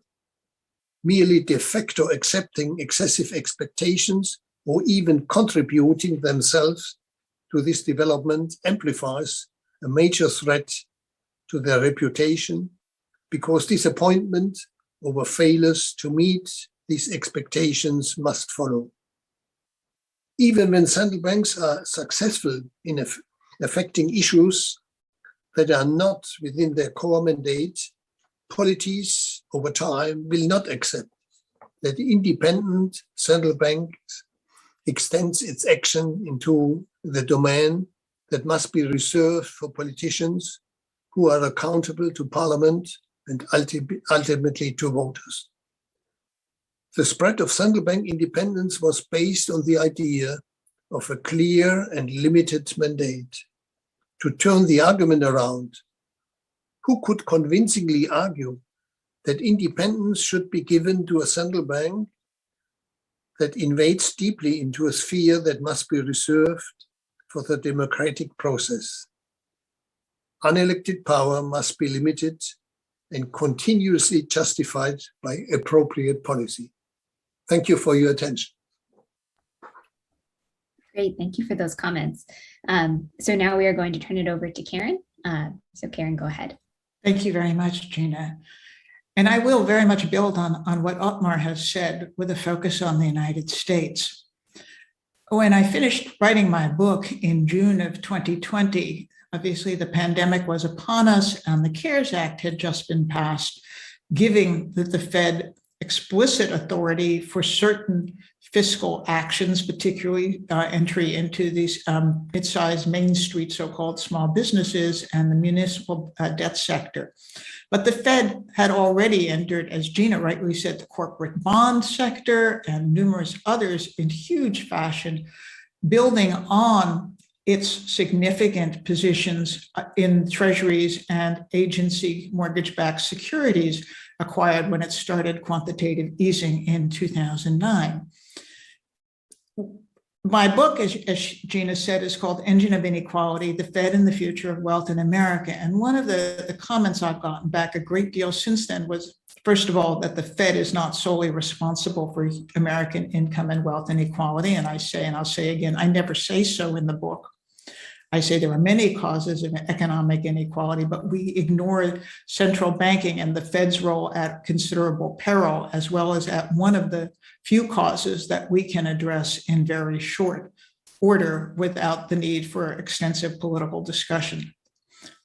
But the other point, and I'd really like to focus on that today, is that I think the division between fiscal and monetary policy in the United States, and as Otmar has said, increasingly in Europe, and in Japan, where the central bank of the Bank of Japan owns exchange-traded funds and is a huge participant in its equities market, I think the differentiation between that pure monetary policy mandate that the Fed loves to cite, just maximum employment and price stability, and its truly significant, profound fiscal impact needs to be addressed. We need to notice that in many nations, and I'll again focus on the United States, monetary policy has become not only de facto fiscal, but also in many ways a far more powerful fiscal force because of the giant force of post-crisis and especially post-COVID monetary policy in terms of the portfolios, ultra-low interest rates, and the sectors central banks choose to support or leave behind. In the United States, as I detailed in the paper I prepared for this conference, I think there are three main avenues through which current monetary policy has direct and clear fiscal impact, and often fiscal impact that runs directly counter to these extraordinary efforts at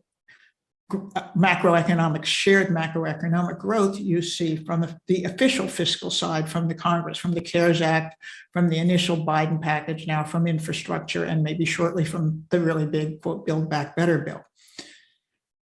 Fed is not just a fiscal power, but I think one essentially pulling the other direction, often negating and overwhelming fiscal policy. First, it does so through its huge position in the market. Now, the portfolio of the Fed is equal to at least a third of GDP, and the Fed's position in Treasury obligations is 60 to 80% of new issues. That's a huge position. The Fed has, in my opinion, monetized the Treasury debt by virtue of containing it. It bought virtually all of the new debt issued in the course of the pandemic, seeming to make the markets operate without the quote crowding out and all those issues. But the Fed is now the key determinant of American fiscal policy in terms of the rate that is paid and the supply that does or doesn't enter the financial markets. That's a really big fiscal power. How much debt?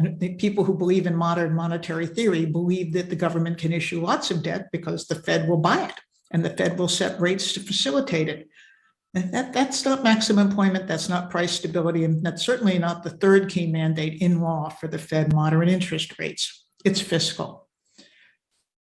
The Fed exercises direct authority power over credit allocation and capital formation by virtue of the assets it chooses to purchase and the price it chooses to pay. That's overt. Just the fact that it's only treasuries and only MBS, except when it isn't, is not really, I think, an appropriate response to the fact that the Fed has exercised tremendous power far beyond what it in 2016 believed was the extent of its authority under Section 13.3 of the Federal Reserve Act and the assets it could buy.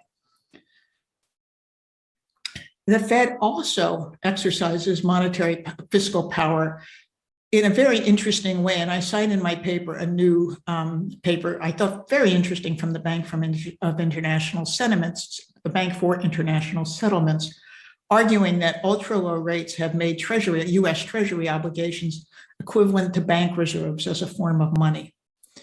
And therefore, the Fed's Treasury obligations, not only do they act as a direct fiscal asset and pricing mechanism, but they are now directly participating in the economy, in the payment system, by virtue of driving the price of a new form of money. I think we need to think very hard about that. And then finally, and most importantly, because of the size of these operations, the Fed has overwhelmed fiscal policy. And the reason it does, the size is critical, and the force that exerts in the market is essential. Nobody moves in the financial markets, the equity and the bond markets, with the power of the Fed. The incredible monomaniacal focus over who will be the next chairman of the Fed evidences the fact that this is not the old decision about interest rates and price stability that used to just transfix market insiders. It's a national decision with significant macro political consequence, because the Fed is the most profound macroeconomic power, monetary and fiscal. When it moves the markets, it moves the money far faster than fiscal policy can, other than through the kinds of direct stimulus, checks in people's hands that we saw in the CARES Act and may see again. You look at infrastructure spending, you look at the tax changes, those take time to implement. And particularly when you think about this in the context of inequality, time is not on our side. one of the key lessons of Thomas Piketty's book, Capitalism in the 21st Century, is that economic inequality is cumulative. The richer you are, the richer you get, the poorer you are, the poorer you get, unless policy cuts that cycle, that engine. When the Fed drives markets as it does, it is a powerful engine of American economic inequality, income as well as wealth. I just saw a statistic the other day. I mean, I know, and Otmar read that passage from Chairman Powell about how more equal America had gotten in terms of wages and the black-white wage economic gap and so forth. That in real dollars, in 1990, an American trucker earned the equivalent of $120,000. Today, it's 43. People get really angry because their wages are not keeping up with prices. Their lives changed enormously. The political populist instinct drives that because things are not working well. The markets are doing great. The economy as a whole, no matter all, the direct fiscal policy is being pulled in an unequal direction of asset price bubbles, slow growth, and increasing inequality. And the Fed is not the sole, but a really prime driver of that. Now, I have to say my book has made a bit of a fuss, and Chairman Powell's been questioned on this several times when he's appeared before Congress, and he strongly disagrees with my approach to Fed's indirect fiscal power, and he consistently says indirectly what Mark Carney said directly, which is essentially if central bank policy has distributional impact, it's up to fiscal policy to clean it up. Well, it can't. Monetary policy is too powerful and has, by virtue of direct choices of the Fed, so many direct fiscal effects that I think fiscal policy, if it tries to clean it up, will always be $1 short and far too late. The Fed's mandate is, in fact, one that requires it, in my view, to focus on its own fiscal impact and ensure that it is as equitable and as focused on shared prosperity as it can be through maximum employment, price stability, and moderate interest rates. I've gone through the statutory history of the mandate in the paper I prepared for this conference. And I really think it's important to put the direct mandate of the Federal Reserve Act in the context of the broader mandate set for the Fed and acknowledged by the Fed's Council over many years in the Full Employment Act of 1946, as it was revised in 1977 and again in 78. And there, the federal government, in coordination with the Fed, is given a mandate for an array of tasks, including maximizing, and I quote here, the general welfare. I think the Fed loses sight of its mission.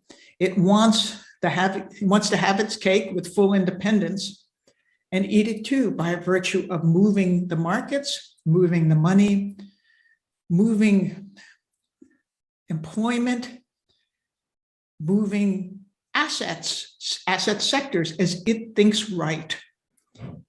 And given all these direct fiscal effects and the inequality results, that's a disaster over time for anything close to the concept of an independent central bank.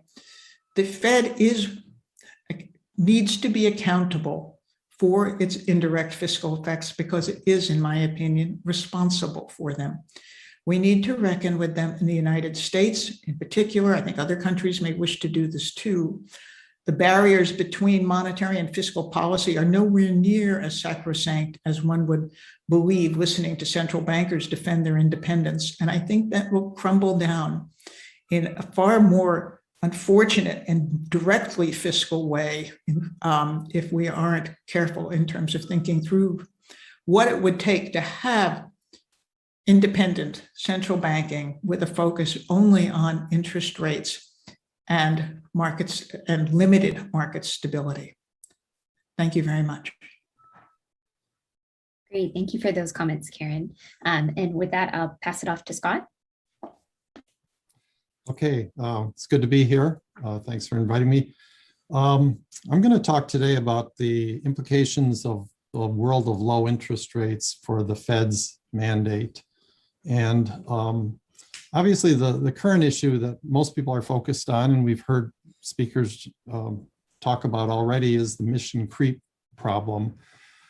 Like many people, I'm very skeptical of having the Fed take on additional policy goals, but a lot of people have addressed this issue more effectively than I can. I'll point to Christina Skinner, Claudio Borio, and some of the speakers we've just heard.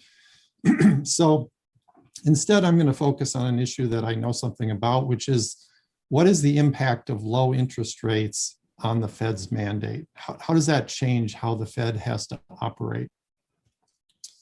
And most of my focus is going to be on interpreting and clarifying what the mandate actually is. So as you may know, the 1977 congressional mandate, which is often called a, quote, dual mandate, is actually a triple mandate. So in addition to stable prices and high employment, there's also a mandate for moderate long-term interest rates. Now, in the past, economists have tended to interpret that mandate as basically being covered by the stable prices part of the Fed mandate. In other words, economists assume there's not much the Fed can really do on that front other than to preserve price stability or at least low inflation over the long run. And that was originally my view as well. But in recent years, I've kind of shifted my view on that question. And so I think we need to look a little bit more carefully at what does Congress actually mean by moderate long-term interest rates. To me, the most straightforward interpretation of that phrase, and notice how the term moderate, by the way, is different from, say, high employment. They didn't say moderate employment. They said high employment. So by saying moderate long-term interest rates rather than high or low, I think they were signaling that it was sort of a compromise between those in Congress that worried about the welfare of borrowers and were concerned about high interest rates, which reached double-digit levels in the 1970s, and those in Congress that were concerned about the welfare of savers and did not want excessively low interest rates. So I think previously, economists, including myself, have sort of interpreted the phrase moderate long-term interest rates as meaning, not very high. But now I think it makes more sense to interpret moderate as not particularly high or particularly low, but sort of somewhere in the middle, maybe single digit but positive interest rates. Now, personally, I doubt that Congress had good reasons for mandating moderate long-term interest rates. On the other hand, the more I think about it, the more I think there are actually some good reasons why it would make sense for the Fed to take that mandate seriously, which is, after all, written right into their authorization law. So this is what I'd like to talk about next. And this is not because I favor interest rate targeting. In fact, I'm probably one of the few economists that is skeptical of interest rate targeting and would prefer the Fed to target some other variable.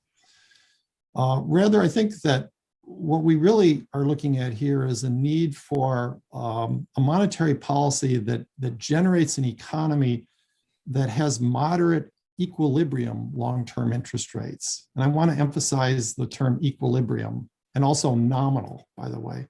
So moderate, equilibrium, nominal long-term interest rates. Now, if money is neutral in the long run, then moderate long-term interest rates require a monetary policy that produces adequate levels of nominal GDP growth. This is because nominal interest rates, especially long-term rates, are correlated with long-term growth in nominal GDP, or expected growth rates in long-term nominal GDP. The Fed doesn't have any magic wand to set interest rates where it wants, especially in the long term, other than by influencing macroeconomic conditions like inflation and nominal GDP growth. Now, I'm not certain what sort of rate of nominal GDP growth would be ideal in terms of generating moderate long-term interest rates, but one thing is pretty clear. The sort of nominal GDP growth that we see in countries like Japan over the past 25 years is clearly not adequate to generating moderate long-term interest rates. But I would go even further. I would suggest that not just Japan, but also much of Europe has failed to achieve moderate long-term interest rates. And as you know, in many countries, interest rates are even negative on bonds with significant maturity.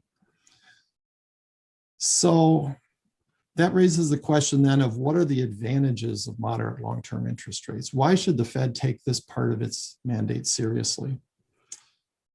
Well, I could point to a couple advantages. First, the Fed can stabilize aggregate demand with conventional tools as long as interest rates are significantly above zero, eliminating the need for fiscal policy. In my view, fiscal policy is highly costly, maybe an order of magnitude more costly than monetary policy in addressing demand shortfalls. But increasingly, there's been tendency for governments in general to rely more on fiscal policy because of a perception that monetary policy is ineffective at zero or negative interest rates. Now, just as an aside, my own view is that monetary policy remains highly effective even when interest rates are at zero, and fiscal policy is not needed even in a zero interest rate environment. But obviously, I'm in the minority on that issue, and the important point here is as long as there's a perception that monetary policy is ineffective at zero or near zero interest rates, there's going to be pressure to use fiscal policy, which will ultimately be very costly. I think the recent fiscal actions are going to impose a major cost on the economy in the future. In fact, we're already starting to see that cost. There's proposals for tax increases, which are directly related to the fact that the government has been running large budget deficits in recent years. So these tax increases will lead to slower economic growth in the future. In contrast, monetary stimulus does not increase the national debt. And therefore, if we can have a policy environment where monetary stimulus is enough, as it was pretty much during the so-called Great Moderation of the early 80s to about 2007, that kind of policy environment will lead to more efficient macroeconomic stabilization policy. So that's one advantage of keeping interest rates at a moderate level. A second advantage is that it allows for smaller central bank balance sheets. So Switzerland and Japan, for instance, have central bank balance sheets that are more than 100% of GDP. Now, why is that? It's not because they just decided it was a good idea to have very, very large balance sheets. Rather, what's happened is when you have countries with extremely low rates of growth in nominal GDP or low inflation, if you prefer that indicator, there's an increased demand for monetary base money. And to avoid the economy plunging into depression, central banks will usually accommodate that increased demand for base money with various QE programs, asset purchases, which lead to very high rates of monetary base to GDP. In other words, very large central bank balance sheets as a share of GDP. And as we've already heard, some of this can end up distorting the allocation of capital. In Japan, the Bank of Japan has even bought equity funds and so on. So there's real costs to central bank balance sheets becoming larger and larger in terms of the distortions it could inflict on the economy as a whole. So one solution for this is to eliminate interest on bank reserves. And that's something I favor. If necessary, you could even have negative interest rate on reserves to try to reduce central bank balance sheets, as has been done in some other countries. But the simplest solution is to combine eliminating interest on bank reserves with a policy that leads to moderate long-term interest rates. And that means a policy where nominal GDP growth is high enough to sustain interest rates that are significantly above zero. In other words, to return to the pre-2008 policy regime in the United States, where the central bank balance sheet was much smaller than 10% of GDP. Now, I should just note as an aside that these arguments I'm presenting in terms of the benefits of moderate long-term interest rates are in addition to other arguments, standard arguments for why you might have a positive rate of inflation, for instance, the problem of downward wage inflexibility. So there's many reasons why we might want to have a nominal GDP growth rate, trend growth rate, high enough to avoid the zero interest rate trap on nominal interest rates. Okay, now I'd like to talk a little bit about clarification. What could Congress do to clarify the mandate? First, Congress could indicate whether it's okay for the Fed to adopt a policy of negative interest on bank reserves. Right now, as far as I know, there's a lot of ambiguity associated with whether the Fed has the legal authorization to do so. That's an alternative way beyond higher interest rates of avoiding the problem of large central bank balance sheets, or at least minimizing the problem. And ironically, I actually personally favor granting the Fed the option of adopting negative interest rates. So, sometimes people will ask me, do you favor negative interest rates? And that's a very ambiguous question. If you're asking, do I favor a policy that results in negative interest rates, then the answer is no. I favor policies that raise the equilibrium interest rate well above zero. If you're asking me whether I favor the central bank having the option of paying a negative interest rate on bank reserves, if the equilibrium interest rate has already fallen to a negative level, then the answer would be yes. A second clarification from Congress would be how much scope the Fed has to do whatever it takes to achieve its desired level of nominal spending or aggregate demand in the economy. So the Fed's been given these mandates like, price stability, high employment, and so on, but Congress has never really clearly indicated whether the Fed should do whatever it takes to achieve those goals, or should the Fed not go beyond a certain point and defer to Congress to fill in the rest of the gap with fiscal policy? Again, personally, I would favor clarification that gave the Fed the power to do whatever it takes, but also limited its actions in certain ways. For instance, when interest rates are positive, it seems to me that the Fed should focus only on purchasing Treasury securities. And the purchase of other securities should only be done in an emergency situation where the Fed was at the zero lower bound and there weren't enough Treasury securities to purchase in order to achieve its mandate in terms of inflation and employment. And if we had a policy of moderate long-term interest rates, I believe that those occasions would occur only very rarely, although perhaps COVID might have been one of those cases. Okay, I'd like to finish up with a couple of misconceptions about the role of, say, a whatever it takes policy. A lot of people, when I use the term whatever it takes, picture a very large central bank balance sheet, a very active central bank doing a lot of QE. But in fact, I think in many cases, it would exactly be the opposite result if the Fed were truly committed to a whatever it takes policy of maintaining adequate nominal GDP growth. Let me just give you a simple thought experiment. As you know, Japan has had almost no inflation for 25 years, almost no nominal GDP growth, and near zero interest rates, and it has an enormously large monetary base. Now, that leads people to wonder, well, how much more QE would Japan have to do to raise their inflation rate to 5 or 10%? Surprisingly, the answer is probably less than zero, because if the Japanese were actually to adopt a credible policy of higher inflation, then the demand for base money in Japan would fall sharply. For instance, imagine the Bank of Japan promised to depreciate the yen against the dollar at 5% per year, a crawling peg system. Under that kind of regime, nominal interest rates in Japan would rise to 5% above US nominal interest rates, and the demand for zero interest rate base money in Japan would fall very, very sharply, probably to less than 10% of GDP.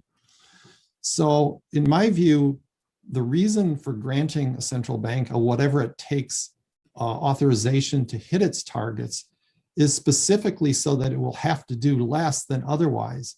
It's when the credibility of the central bank is in question, whether it's doubtful that the central bank can achieve its targets, that it's most likely that there'll be a very high demand for monetary base, currency plus bank reserves, and you end up with these large QE programs as sort of a defensive measure.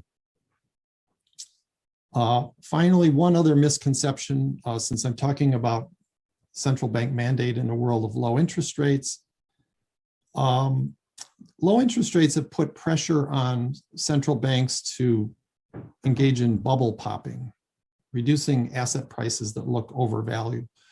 But in fact, it's rational in a world of very low real interest rates for PE ratios in the stock market and price to rent ratios in the housing market to be much higher than during, say, the 20th century. So it's not clear that there is any bubble that needs to be popped with central bank policy. The danger of trying to do this is illustrated from an anecdote from the 1920s. In 1928, Governor Strong of the New York Fed was under pressure to adopt a tighter monetary policy to sort of pop the bubble on Wall Street. And he said something, and I'm paraphrasing here, something like, if one child misbehaves, must I spank them all? And unfortunately, Governor Strong died in 1928. And after he died, the new leadership at the Fed decided they were going to raise interest rates enough to pop the Wall Street stock market bubble. So they ended up spanking Wall Street, but they also ended up spanking almost everyone else in the US economy.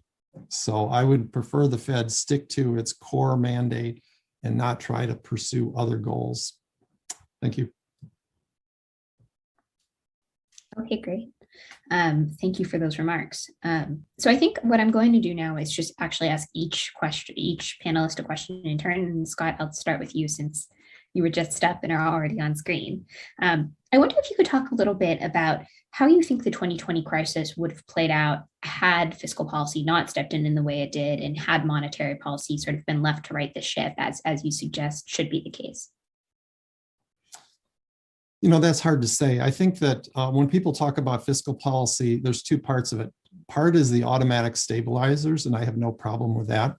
So I certainly favored a large increase in the budget deficit during COVID to address unemployment compensation and a lot of these issues. The parts I oppose, the $2,000 checks to everyone, that sort of thing, you know, they may have had some beneficial effect, but I don't think in terms of the job market, the effect was that pronounced. We've actually had a significant shortage of workers in many companies in recent months. And if anything, we probably ended up overstimulating. I also think that people underrate the importance of the Fed's commitment under average inflation targeting to bring prices back up to the previous trend line. In my view, that was the biggest reason why we recovered much more quickly this time than during the Great Recession. There was no commitment to get back to the previous trend line in the Great Recession. And that commitment this time around, combined with automatic stabilizers, which would have resulted in quite a bit of effective fiscal stimulus, in my view, would have been enough without some of these extra checks, which in many cases were just saved or spent on goods that were imported from China and have created bottlenecks and so on. So I can't say that the fiscal stimulus had no benefit. It may have brought the unemployment rate down a little bit more quickly than otherwise. But I think we, in the future, need to move towards a policy regime where we don't need to rely on fiscal stimulus because it's unlikely Congress will do it in the most effective way possible. The Fed's simply more competent at that sort of policy. Okay, interesting. I'm actually going to move right to Karen. And Karen, first, I wonder if you would want to respond to Scott's remarks there. And then secondly, I wonder if you'd walk us through your logic for how the Fed is driving income inequality, because I think, you know, I think we're all probably familiar with the logic of how the Fed might drive wealth inequality through asset price inflation, but income inequality seems a little less obvious to me. So I wonder if you could just kind of, you know, clarify for us. I think, let me start there. It is, and we know the wealth equality. I have to say, I think it's a little more obvious now. When I started writing the book in 2018, it wasn't. People were, there was a lot, particularly at the Fed and others, of resistance to even thinking about the distributional impact on wealth. I think perhaps if only because the sheer force of the financial market movements ever since have demonstrated that. The problem on income equality, I think it's to what I mentioned in passing, which is that because the economy has become increasingly financialized, and that is an artifact in part, again, the Fed is not responsible for everything, and so I'm oversimplifying, but ultra low rates penalize savers so that the capital income channel is only available through the markets, which most Americans cannot access. I know there are all these statistics about, every American has an equity, piece of equity in his or her stocking, but when you actually look at who has all the financial market assets, the top 1% of the United States is 53% of the assets in the equity markets, and the top 10% has 80%. So you really see a significant shift in capital income. Now, I really do think one of the most destructive aspects of ultra low rates, which Scott may disagree, agree with him on moderate interest rates, it's because the equilibrium between borrowing and saving has been broken. And average households are still savers, but they lose money every time they save. And that destruction of capital income significantly exacerbates economic inequality. The financialized economy also changes the sources of employment. Again, the lack of employment for outside of the service sector is the consequence of education, of trade policy, but driven very powerfully by monetary policy as well. And you see that again because middle class wages in 2019 were exactly the same in real terms as they were in 2000, but prices have gone way up, particularly prices. Yes, there was nominal price stability, but you look and you break it down on the sectors that are most important to lower moderate income households. And the Federal Reserve Bank of Cleveland has done a very good piece of work on this. You see families now having to move to 2 wage earners versus 1, and many more hours worked. And that may seem like household income is up, and it is in nominal terms, but in terms of family economic security, because pricing for education, 600% since the early 90s, prices for health, prices for housing, these established prices, not often well captured in the nominal inflation numbers, have really redefined what middle class we used to have. And you see that, I think, very strongly in the income numbers as well.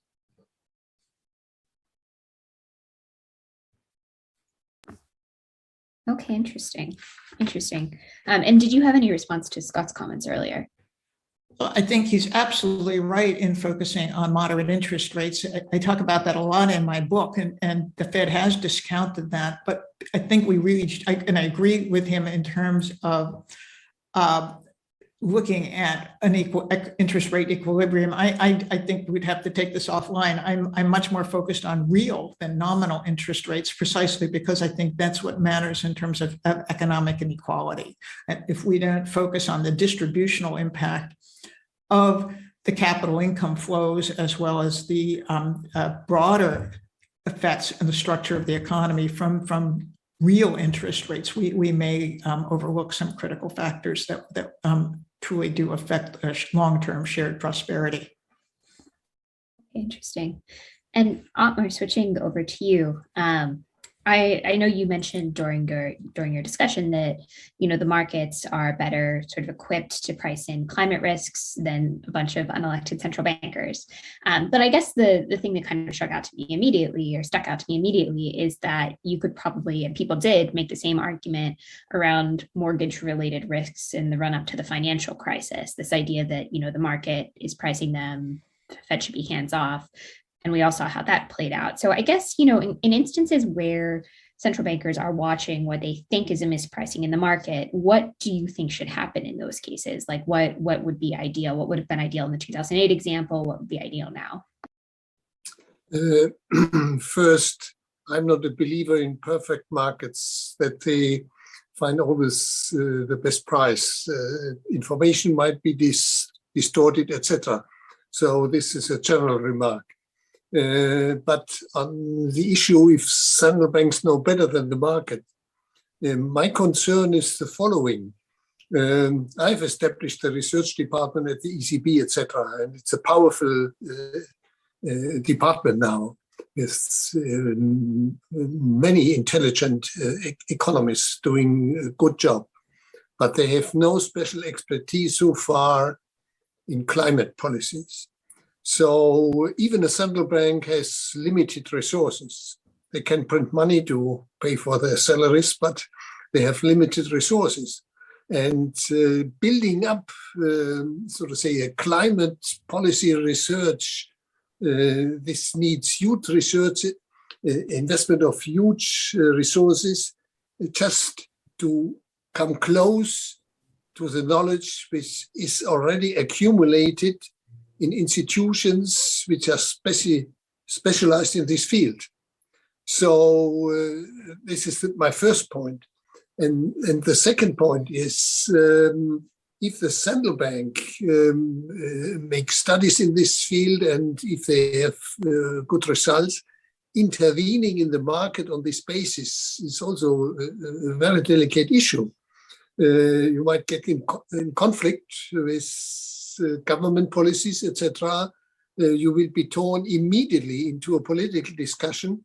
And as you have seen, the main thrust of my concern about central bank independence is that politicization of the decision process in central banks. This is my main concern. And if I may add just one point, because I focused on green monetary policy, because it's a current issue. I've written several papers on whatever it takes of Mario Draghi in 2012. It has calmed the market. No cent was intervened or lost. It was just communication. But it was communication which implies an obligation of the central bank to keep the monetary union with its 19 members together. This is implicit guarantee, so to say. It's based on conditions, etc. It has not happened so far, but it's an implicit responsibility which should remain in the domain of politics. If a country, I don't mention any name, it's dangerous. If any country gets into trouble, it's the task of the community of governments to collect money and to support this country. But it's not the responsibility of an independent central bank. So for me, the green side is only an additional nail, so to say, into the innocence, political innocence of central banking. Greg online actually has a very related question. So I'll ask you it first, and then I'll throw it to the rest of the panelists. But he asks, what are the biggest risks in your eyes of blurring the lines between fiscal and monetary policy? Pardon? He asked, what are the biggest risks? You know, identify a couple of major risks between blurring those lines. The question to Karen.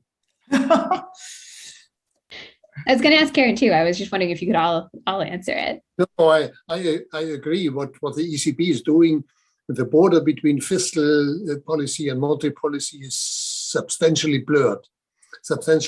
And coming back again to the issue I mentioned before, the ECB is now continuing quantitative easing. It remains still in crisis mode. And this is very difficult to understand because the crisis has disappeared. The economic crisis, pandemic is still going on.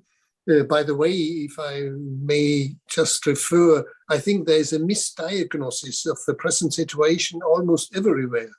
The economic downturn caused by COVID is treated in terms of cyclical downturn.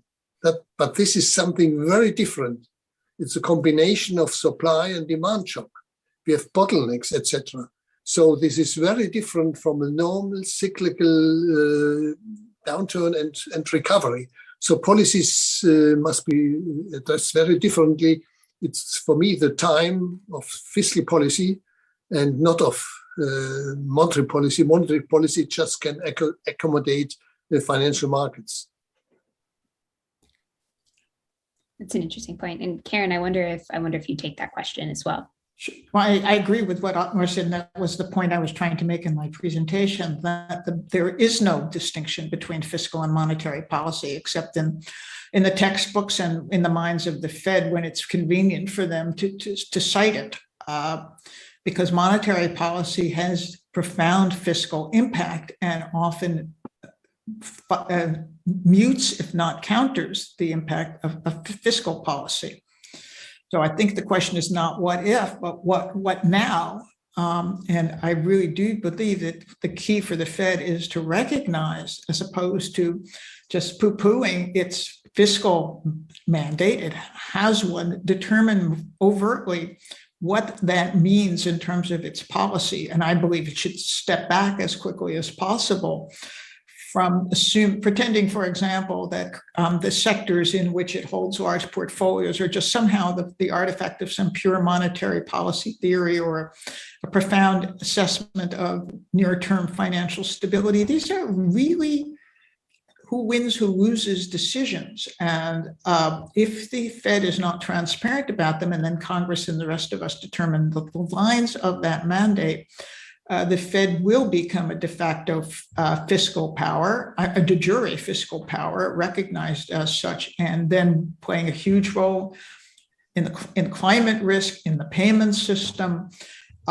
in economic credit allocation, supporting. We know, I mean, the Fed is supporting housing. Why not support? It makes that choice. It didn't have to. It could have supported affordable housing, not single-family housing through the MBS. I mean, there are lots of decisions out there. I think we need to make far more transparent, and then determine as a nation the appropriate perimeters of monetary versus fiscal policy, because we sure don't know them now. Okay, interesting. And Scott, I wonder if you could answer that question as well. You know, what do you see as the risk to blurring those lines? So I have two big problems with using fiscal policy in general. One is that Congress isn't really good at the timing of fiscal policy. We saw that in the late 2010s when the budget deficit basically doubled at a time when it should have been shrinking. The economy was booming. So fiscal actions are often wildly mistimed. In addition, fiscal stimulus ends up increasing the national debt and putting a bigger tax burden on future generations, which tends to slow economic growth.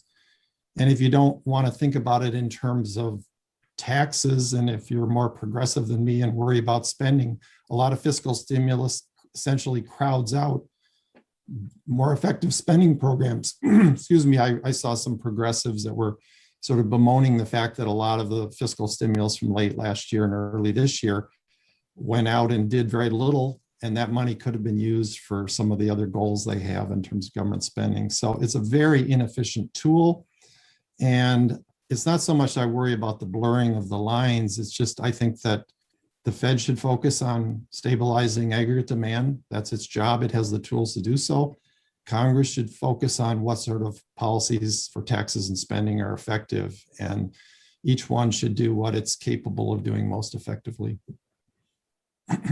Interesting. And one of the other questioners online asks, you know, if the Fed should not be in the business of popping bubbles, as you had mentioned earlier, should it also not continue its Greenspan put policy? So I guess for our less familiar listeners, I assume what that means is should the Fed not also be in the business of kind of stepping into rescue markets when things get a little bit dicey? Yeah, very good question. So on both the upsides and downside, you need to be symmetrical. So here's what I would say. The Fed should only respond to market signals to the extent that they provide useful information about the future path of nominal GDP growth or aggregate demand. So it should focus on total aggregate spending and not worry about financial markets. Now, there may be times on both the upside and downside where there are market signals of too much spending or too little. And it is appropriate for the Fed to respond to those market signals. So if Greenspan was responding to a stock market crash because he thought it was going to lower nominal GDP growth below trend or below target, absolutely respond to that with monetary policy. But that also applies on the high side.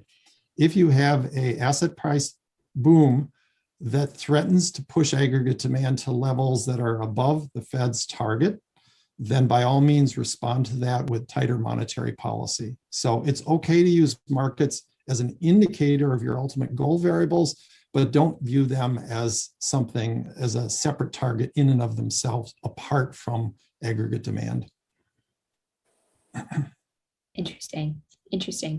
Okay, great. And then I guess, we've got another question asking that, Nikhil Online is asking that, and he cites a specific paper, De Bartoli, Gali, and Gambetti, and saying that, they found that the zero lower bound constraint was largely irrelevant. Should their and others' empirical findings have any impact on how we think about the moderate interest rates mandate? And I wonder, Scott, if you could take that. Maybe I'll throw it to Karen after you. Yeah, I mean, I don't think the zero lower bound actually does prevent effective monetary policy. But again, I'm kind of reacting to the world we live in where my views are in the minority. So I guess I'm a little bit torn on this. In a perfect world where the Fed understood that it and was able to do whatever it takes to maintain on-target growth and nominal GDP, then yes, by all means, don't worry about maintaining moderate interest rates. Just set the rates wherever appropriate for your other goals. But I don't think we live in that world. And I think there's increasing pressure over the last couple of business cycles in particular to use fiscal policy aggressively, much more than in the recessions of 2001 or 1991 and so on. So I think the problem is actually getting worse. We're going further away from my preferred way of looking at the world and looking at monetary policy. And that's why I'm taking the moderate interest rate mandate more seriously. I think it actually would be beneficial to go back to the pre-2008 economy where we did have moderate interest rates, and there was a perception even among Keynesians that the Fed was really all you needed to, stabilize inflation at 2% or whatever, and you didn't need fiscal policy. I'd like to return to that world. Interesting. Karen, I wonder what your thoughts are about that. One of the reasons I support the very direct focus on moderate interest rates is that if the Fed long-term rates, if the Fed adheres to that aspect of its charter, it has much more room, it has more tools in the proverbial toolkit. Right now, we're at the zero lower bound in nominal terms and below it. The Fed I think we need to focus a lot more on what is the Fed doing to control interest rates. It's not doing a traditional Fed funds market. It's because they're not working. This is a really important part. It hasn't worked.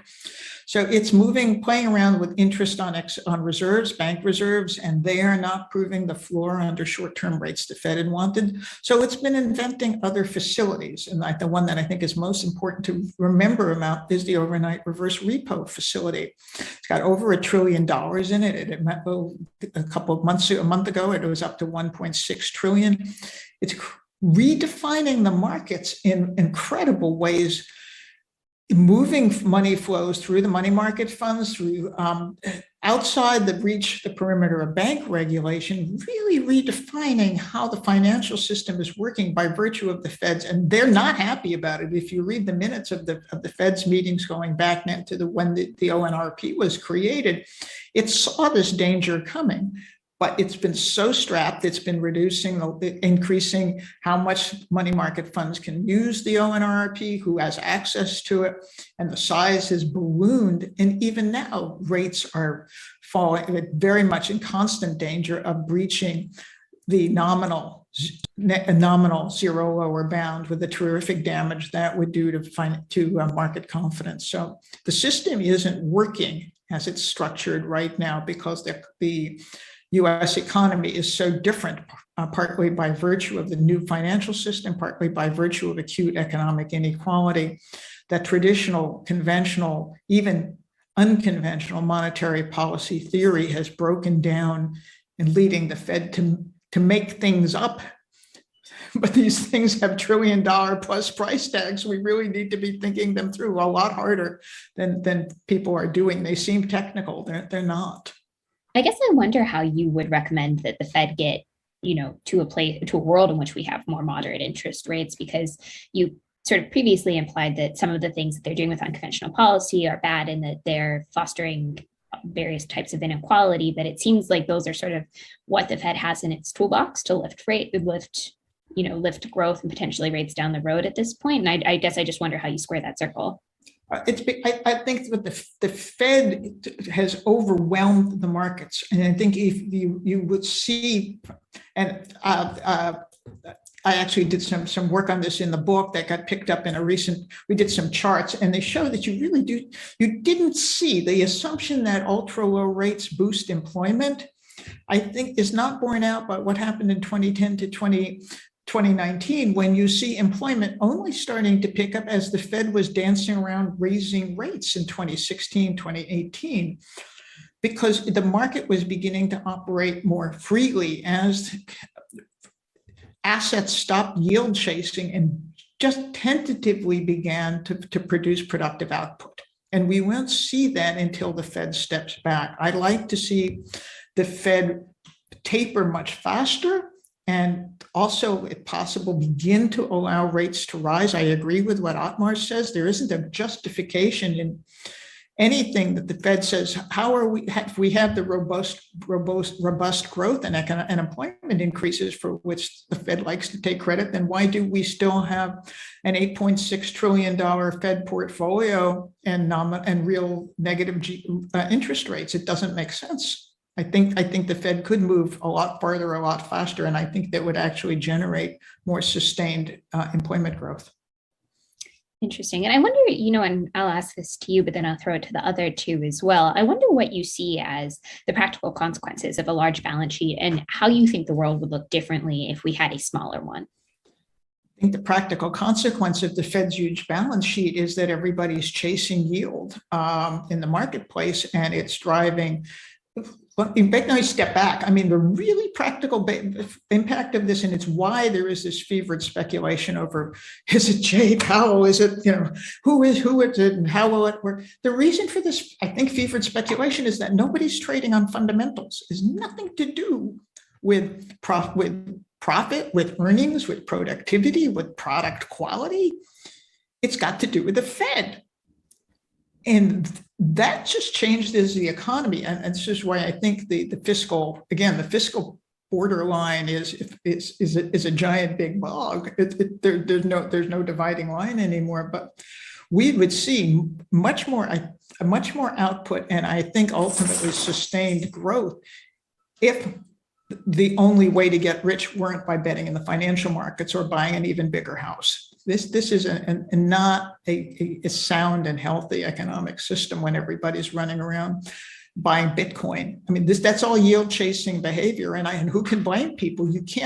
People can't save for a retirement. They can't save to buy a house. They can't save to put their kids through school. It's fascinating to me that a larger percentage of lower income African-American households own Bitcoins than middle-class white families, because people are scared and they've got reason to be. So they're behaving what many people might think is irrationally, but it's actually quite rational. Financial intermediation is really broken down. And I put that largely at the feet of the Fed. Interesting. Okay. Otmar, I wonder if you have any thoughts on that, and then any kind of concluding thoughts, because we are getting close to the end here. Are you asking me? I was asking Otmar. Oh, sorry. Go ahead. I basically agree with the arguments brought forward by Cara and Scott, but I wonder if this issue that central banks shouldn't take care of asset prices is such a good message all of the time. Certainly, central bank cannot target asset prices. They should not prick a bubble. It would destroy their reputation. But just ignoring asset price developments, I remind you, the building of the bubble leading to the financial crisis in 2007-8, of course, identifying a bubble is only possible ex post, But at that time, I remember, I visited very often the US and talked to my friends at the Fed and in academia. And I saw the rise in house prices. And I asked my friend at the Fed, are you not concerned? And literally, he told me, after Second World War I, we never had a fall nationwide in house prices. And for me, this was not a convincing argument that one should not be concerned. It was for me a kind of announcing that one day a black swan will appear. And so it came, and the development of subprime mortgages, etc. This was crazy. This was crazy. And a central bank should be concerned. What should it do? First, if it is responsible for regulation, they could have regulated the market. But Greenspan declined that. This should have been the main tool. But in such an environment, raising interest rates timely, very early, not in big steps, and accompanying it with proper communication. We know Alan Greenspan once said irrational exuberance, and then he was quoted in Congress and said, "You destroyed my wealth," with this remark. So he abstained from that. But he must have convinced that something is going wrong. So raising interest rates slowly, and it has an influence on the yield curve. So it's not just the percentage point of a rate increase by a hike by the Fed, but it's working through the yield curve and accompanying it with proper communication. And if the central bank is credible and says, be careful, we are not saying a bubble is emerging, but here are developments. And when I was at the ECB, what we did when we saw comparable developments, we just published in our monthly bulletin comparison with past periods. Not saying that it's the same, but look at the data and take your conclusions. Interesting. And then Scott, we are already 2 minutes over. So in 30 seconds or less, just a quick wrap up of your thoughts. Well, I guess I'm a little more skeptical of the whole asset price question, but I do think there are some asset markets that the Fed has to look at. And one example is tip spreads, the gap between the rate on index bonds and conventional bonds, which is a crude indicator of inflation expectations. And other asset markets do provide some information about the future course of the goal variables like inflation, nominal GDP growth.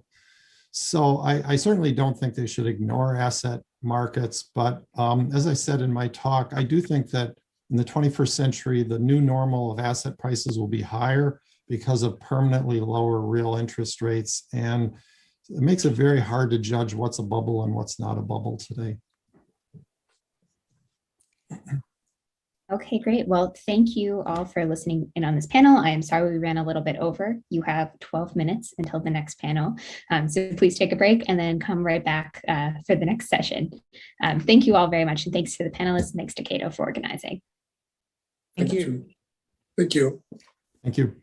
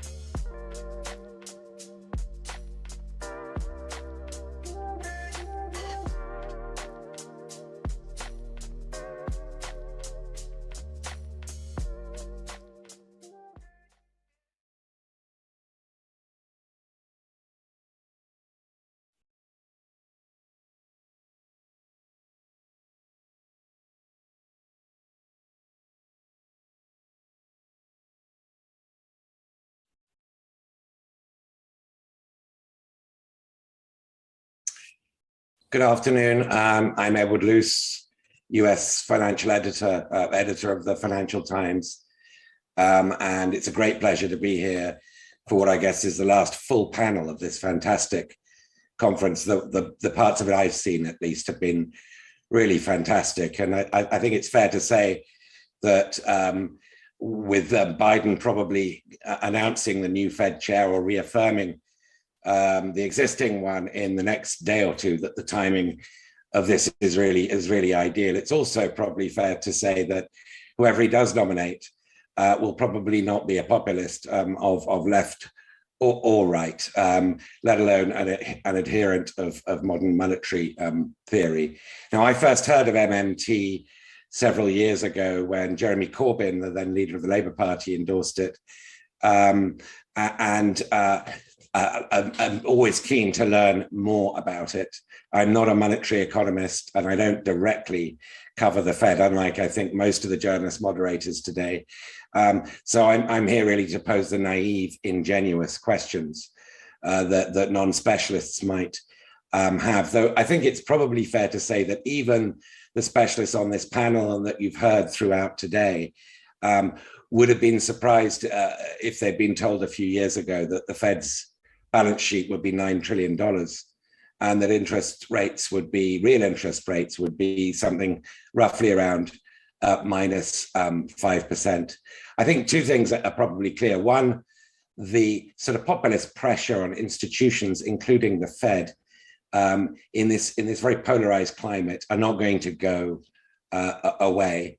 And as we approach, a turn in the monetary cycle, already in it, arguably, and what looks likely to be quite a severe fiscal crunch in the US over the next year to 18 months, I doubt that those populist pressures, including from the left, particularly if the Democrats lose control of Capitol Hill next year, I doubt those populist pressures are going to subside. So this is a great moment to discuss helicopter money and fiscal QE. And we have a great panel to present what I think are going to be quite sharply varying views on this subject.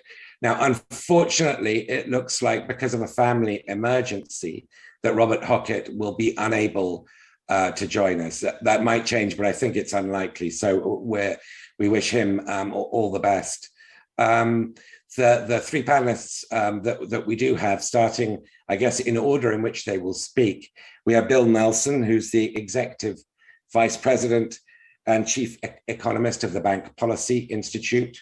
We have Francis Coppola, who's a well-known exponent of modern monetary theory and economist. And finally, we have Kevin Dowd, Professor of Finance and Economics at Durham University. I guess if you could stick to roughly 15 minutes each with your talks, that would be ideal. And I'll start with Bill Nelson, if I may. Bill. Thank you, Edward. And I want to thank Jim Dorn and George Selgin for the invitation to speak in this excellent conference today. So my remarks are going to weave together 7 different things: helicopter money, the Fed's magic asset, fiscal QE, CBDC, the potential for the Fed to make large losses, the legal requirement that the Fed collateralize the currency, and the possibility that the Fed could lose control of monetary policy. One common thread between all 7 things is the moral hazard for the Fed and the rest of the government caused by the Fed's floor system for conducting monetary policy. As Cato's George Selgin has diligently cautioned us, one of the major problems with the Federal Reserve's floor system is that it weakens the ability of the Fed to resist political pressure to use its balance sheet for fiscal purposes. In a corridor system like the Fed and most major central banks previously used, the Fed's assets could not exceed the public's demand for currency by much, or the Fed would create reserve balances that exceeded banks' demand for reserves, and the federal funds rate would fall below the FOMC's target. Under a floor system, the Fed no longer has that polite excuse to decline requests that it purchase assets, or, as I will discuss, create liabilities in pursuit of broader social objectives. So although Milton Friedman first raised the idea of helicopter money, it has been more closely associated with Ben Bernanke since he discussed the idea in a speech in November 2002. In a recent Brookings blog post, Bernanke provides the following simple example of how helicopter money could be used to create inflation, even if the Fed's other tools were not working. The Fed credits the Treasury's general account with money, and the Treasury uses the money to fund a tax cut and an increase in expenditures. The credit, a liability on the Fed's balance sheet created without purchasing an asset, drives the Fed's equity negative by a like amount. Key to both the effectiveness and legality of the idea, the Fed has to never expect the money back. The Fed could proceed indefinitely with negative equity, or it could create an asset to boost its equity equal to the present value of seigniorage, similar to how banks account for mortgage servicing rights. If the latter approach sounds preposterous to you, it shouldn't. The Fed already plans to book an asset, officially called the deferred asset, but commonly called the magic asset, if it made losses so that its capital would not go negative. The magic asset reflects future profits that the Fed would retain rather than remit to Treasury to make up for current losses. While this coordinated action between the Fed and Congress to stimulate the economy described by Bernanke seems unlikely, it is less hard to imagine the Fed using exactly the same action to avoid an imminent catastrophe. In particular, if Congress does not lift the debt ceiling in the next few weeks and the country is on the brink of default, the Fed could use helicopter money to provide the government the money it needed to avoid default. The Fed would simply credit the Treasury's general account with whatever amount was seen as necessary, say $500 billion. The plan would get around the debt limit because even though Fed liabilities minus assets is clearly net borrowing by the federal government, the amount is not included in federal debt. Of course, this is a horrible idea. If the Fed used this approach once to avoid a federal default, Congress would realize that the Fed could do it again and do it perpetually.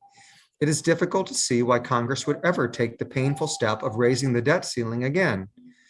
But if the alternative to the helicopter drop is to default on the debt, something that could cause a US and global recession and destroy the dollar's hegemony, the action is not inconceivable.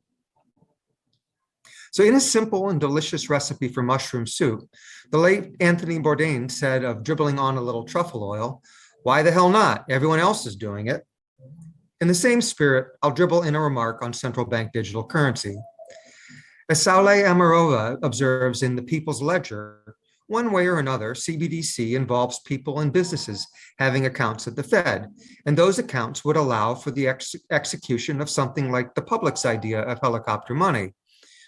In extremis, she proposes that the Fed could credit the accounts of the underprivileged and of firms in distressed industries to stimulate the economy, and temporarily debit the accounts of the wealthy and larger corporations to slow the economy.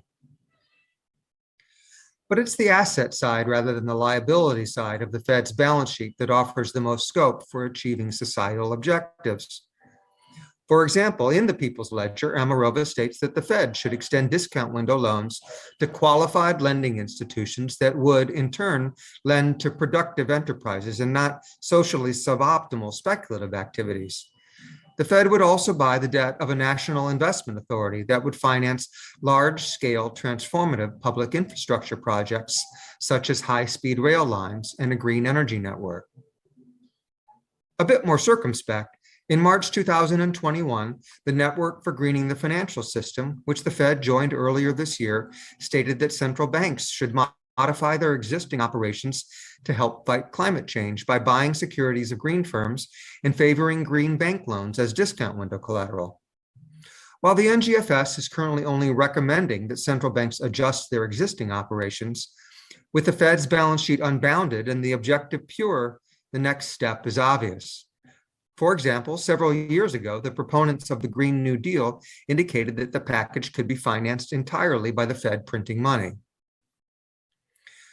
In good old-fashioned QE, the Fed purchases longer-term treasuries and agency MBS to push down longer-term rates and stimulate the economy in essentially the same way it stimulates the economy by reducing short-term interest rates. However, by financing its investments in longer-term securities with short-term debt, the Fed is taking on a tremendous amount of interest rate risk. To get an idea of how much risk, I developed a simple model of the Fed's balance sheet and income and ran through it a stressful, although not totally implausible scenario. The model of Fed income and losses uses data on yields and maturity distributions from the Fed's weekly balance sheet statement and from the New York Fed's annual report on open market operations, but no data on individual securities. The details of the projection will be provided in the paper version of these remarks that Cato will publish. The Fed's assets are Treasury bills that earn the overnight rate, which I assume equals the interest on reserve balances rate, Treasury notes that earn 2% with maturities distributed evenly between 2 and 17 years, and MBS that earn 3% with current duration and convexity. The Fed's liabilities are currency and non-interest-bearing deposits that grow 5% a year, the Treasury's general account, which is constant at $500 billion, and reserve balances and overnight reverse repurchase agreements, which are defined as assets minus liabilities and earn the IORB rate. In this scenario, I consider the FOMC tapers its asset purchases following the plan it announced a few weeks ago, ending in June 2022. By then, it finds that inflation has risen durably to 4%. To reduce inflation, when balance sheet expansion ends, the Fed stops reinvesting principal payments, allowing its balance sheet to decline, and starts to raise interest rates.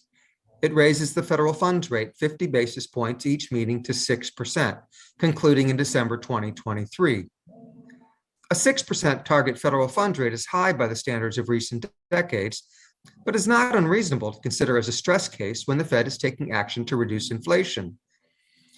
Although Fed officials often note that they have the tools to reduce inflation, they really have essentially only one tool: tighten monetary policy so that GDP grows more slowly than trend, and the unemployment rate rises above the NAIRU.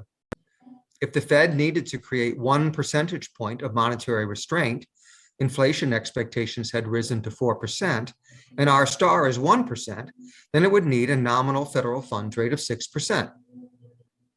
With interest expense rising rapidly as the IORB rate climbs, and interest income edging down as the balance sheet shrinks, the Fed begins to start losing money by the middle of 2023. By December 2023, the Fed is losing $9 billion every FOMC period. Following its plan, when it makes a loss that would otherwise reduce its capital below zero, the Fed adds to the magic asset instead. By the end of 2023, the magic asset equals $18 billion. With the Fed losing money for the foreseeable future, and those losses seemingly being caused by the Fed writing extremely large checks to big banks, suppose Congress took away the Fed's ability to pay interest on reserve balances. In order to conduct monetary policy, the Fed would need to rapidly shrink reserve balances down to the level demanded by banks when the opportunity cost of those balances is 6%. Banks would switch to satisfying their liquidity requirements using Treasury securities to the fullest extent possible. The Fed would have a problem, though. Its portfolios of Treasuries and MBS would each have unrealized losses of about 20%. Consequently, as the Fed sold its securities, each dollar par value sold would only result in an 80-cent decline in reserve balances. The 20-cent realized loss would boost the magic asset. But therein lies the rub. Section 16 of the Federal Reserve Act states that the Federal Reserve must maintain assets to collateralize the currency. As amended in 2003, the statute states that the collateral can be securities and discount window loans and 13(3) loans and any other asset of a Federal Reserve Bank. While any other asset seems unequivocal, a critical question is whether it applies to magical assets. If the Fed can include an asset simply created to prevent its equity from going negative, then the currency collateralization requirement is meaningless. Suppose the magic asset would not count towards collateralizing the $2.5 trillion in currency projected to be outstanding as of December in 2023. Suppose further that the Fed had to have assets with a fair value, not a book value, at least equal to the amount of currency, as seems consistent with the language in the statute. Then, If the Fed sold all of the assets it was legally allowed to sell, realizing over $800 billion in losses, there would still be $730 billion in reserve balances outstanding. If that amount was higher than what was demanded by the banking system, if it fully economized on its holdings, interest rates would fall to zero. The Fed would have lost control of monetary policy. To recap, the Fed's floor system for monetary policy leaves it open to greater political pressure that it use its liabilities in the form of helicopter money and assets in the form of fiscal QE to achieve societal objectives. And relatedly, the Fed's expanded balance sheet, funded mostly with short-term borrowing, leaves the Fed exposed to significant interest rate risk. So much risk that if inflation remains elevated, the Fed may have to conjure up its magic asset to cover losses and eventually even have to decide between meeting its legal requirement to collateralize the currency and maintaining control of monetary policy. To date, the Fed has only used its balance sheet to achieve monetary policy objectives, but pressure is building. And the stress scenario I sketched out is still one with low probability. If the Fed can continue to resist pressure to use its balance sheet for fiscal purposes, can tighten interest rates gradually while still guiding inflation to its 2% objective, and can avoid selling assets, everything may work out fine. Thank you, Edward. Back to you. Thank you very much, Bill. That's set up nicely for Francis to talk next. But I should mention that I should have mentioned at the beginning that the audience should pose questions with the hashtag CatoMonCon, CATO, capital MON, capital CON, through the chat boxes on YouTube, Facebook, Slido, and Twitter. And I will pick up those questions and direct them to the panel or to whichever panelists are specified after the presentation. So Francis, your, I suspect, very differing perspective. Yes, I imagine it might be. I have just a handful of slides, actually, mainly to give people something to look at so they don't have to keep looking at my face. So if you bear with me a minute, I'm just going to share my screen. There we go. Looks promising. And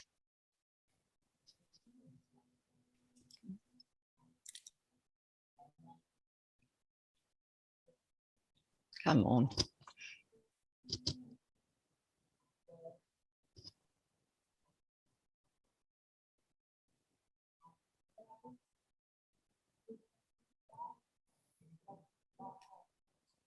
Right, there we go. Sorry about that. That took me a few minutes. Yes, I've taken the liberty of putting some helicopters up because I thought you'd like to look at them. So here's a helicopter with some money. It's actually taken from, I need to correct what Edward first said about me, actually, because I'm only slightly a supporter of MMT. There are things I agree with and things I don't. So, and some of what I'm going to say today actually is not what MMT says. So, which will no doubt confuse everybody. What I'm going to say today actually follows on from a little missive that I wrote a couple of years ago, which was remarkably good timing.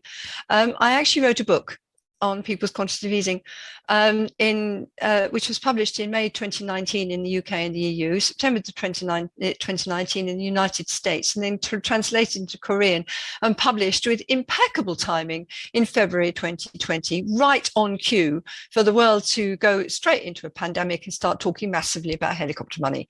And all of a sudden, almost everybody was finding ways of discussing everything that was in my book. And I was going, but it's not the right time. Because at the time, when I was writing the book, I envisaged helicopter money and fiscal QE, the use of central bank money to finance governments. I don't like the term fiscal QE very much. To be used to kickstart an economy, get it out of recession, stimulate demand, that kind of thing. Yeah, risk a bit of inflation, but hopefully, demand lacks supply and it'll catch up later and you don't overuse it, right?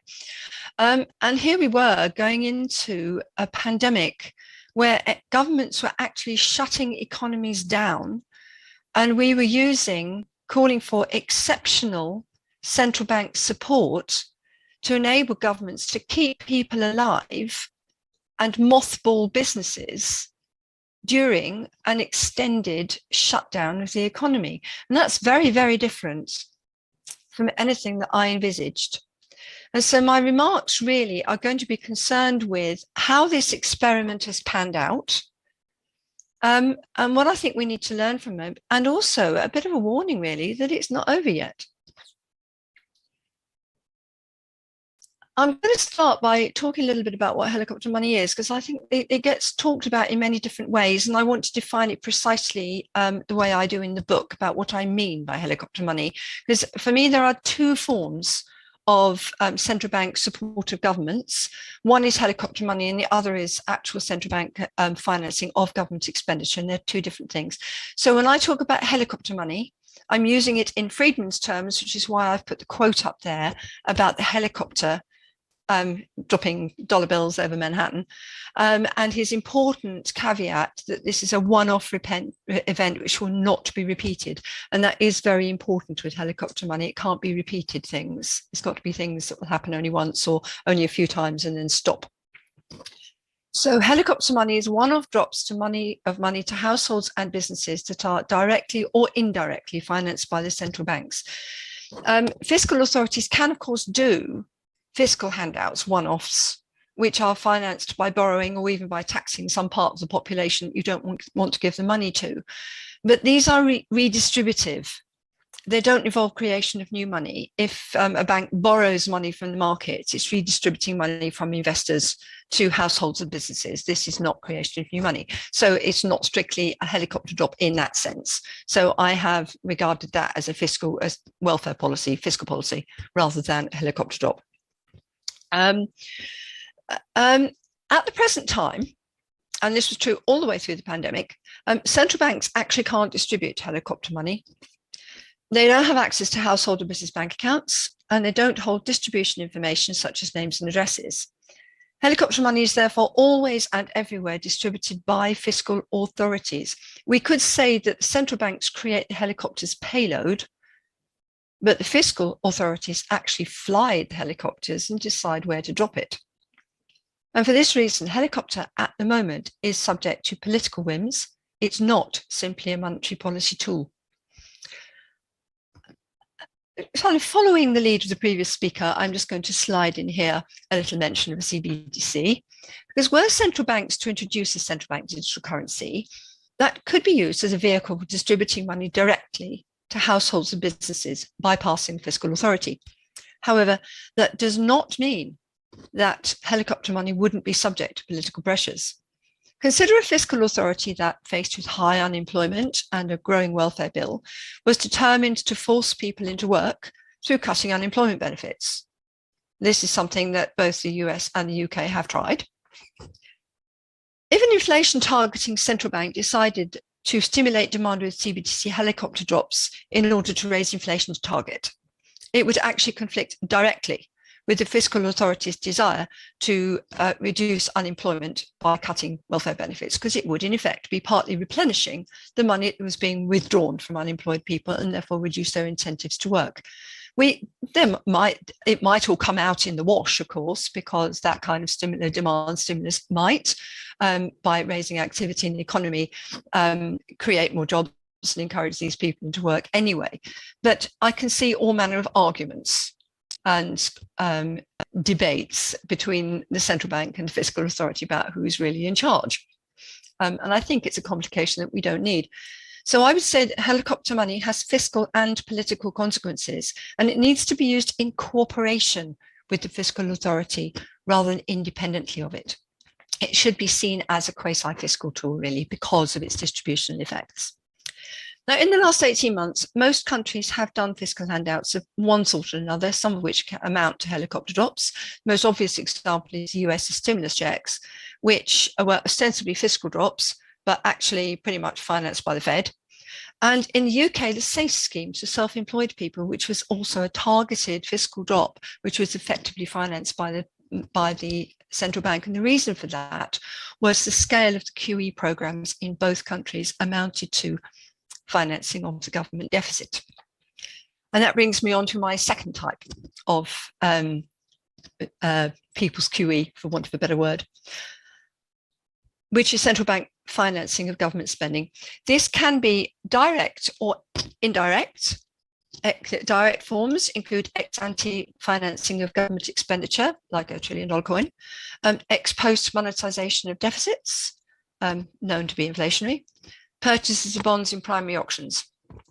Indirect forms include purchases of bonds on secondary markets, direct purchases of bonds from government-sponsored agencies and public development banks, yield curve control, which I've included simply because of the additional fiscal space it creates for governments. If you've got a central bank in the market saying, I'm going to keep control of the interest rates on government debt along the yield curve, then the government can borrow a whole load more money for government spending. So I do regard that as a form of indirect government financing of governments.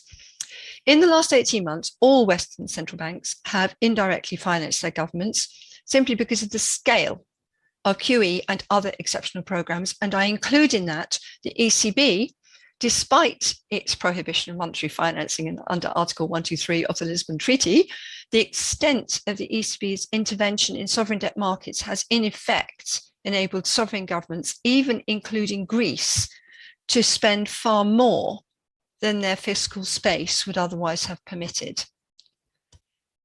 Some Western central banks have come close to direct financing of government expenditure. And if I give an example that was talked about very much at the time that it happened, the Bank of England, for example, stood ready to use the Ways and Means overdraft to finance the exceptional government expenditures in the early days of the pandemic. Admittedly, this was to prevent sudden, very large debt issuance hitting gilt markets that were already very disrupted by pandemic fears. But it nonetheless amounted to a commitment to finance the UK government directly if necessary, even if only overnight. And the Bank of England also said that it was considering intervening in primary auctions, although it didn't actually do so. So these are really large steps for central banks, moving the agenda from, oh, no, we don't get involved in government financing, really even indirectly, even when we're doing QE, to actually, yeah, we do, when governments are doing extraordinary things and we have to support them. And that has been a very considerable change of emphasis, and one that I, in the context of this particular crisis, support. So, but it is a massive experiment. Governments and central banks have thrown off all limiting constraints and distributed money on an unprecedented scale. They've done, one way or another, everything I recommended in my book and more. It was an unprecedented crisis. There's never in history been a coordinated shutdown of large parts of the global economy. Governments that were deliberately engineering the worst recession in 300 years because of public health emergency, they had to keep people alive and businesses afloat through the recession. Otherwise, what was the point of the shutdown? And central banks had to keep banks and markets functioning, and they had to prevent a public health crisis becoming a sovereign debt crisis. It was an extraordinary time and it needed an extraordinary policy response. And so I don't in any way blame central banks for doing what they did, but we shouldn't be aware of the way in which it's kind of moved to the window, if you like. I think it's fair to say that these unprecedented infusions of money into the economy have worked. People have stayed alive during the recession. And although many businesses have failed, many more have survived than otherwise might have done. And although uninnovated, it's much lower than was predicted. It's probably fair to say that there was a degree of cognitive dissonance in the central bank's reaction function. I did find it a bit weird that central banks were talking about stimulating demand while governments were deliberately shutting down demand. And it's fair to say that a lot of the money that central banks and even governments put into the economy, rather than being spent, was actually saved, as might have been expected. It was the reason why I opposed helicopter money in the early stages of the pandemic, was I felt that it was a direct demand stimulus and the money was simply going to be saved. And I think time has proved me right on that. So now as we emerge from the pandemic, now we're finding that some of that saved money is starting to come into the economy. And that's raising demand. And we don't know how much of it is going to come into the economy. We don't know what effect that's going to have on inflation over the medium term. What we do know is that despite the support that governments and central banks provided to businesses, the supply side is damaged. Supply chains are very disrupted. And we've also got rebound base effects. We've had production is well below pre-pandemic norms. We've got particularly oil prices and gas prices fell catastrophically last year when demand collapsed. Producers cut production. It hasn't ramped up again. So we've got supply and demand imbalances. We've got all manner of things going on. I did do some charts for you just so you get the idea. This is one from Goldman, which just shows how in the US, the kind of things that are contributing to the inflation we're seeing now.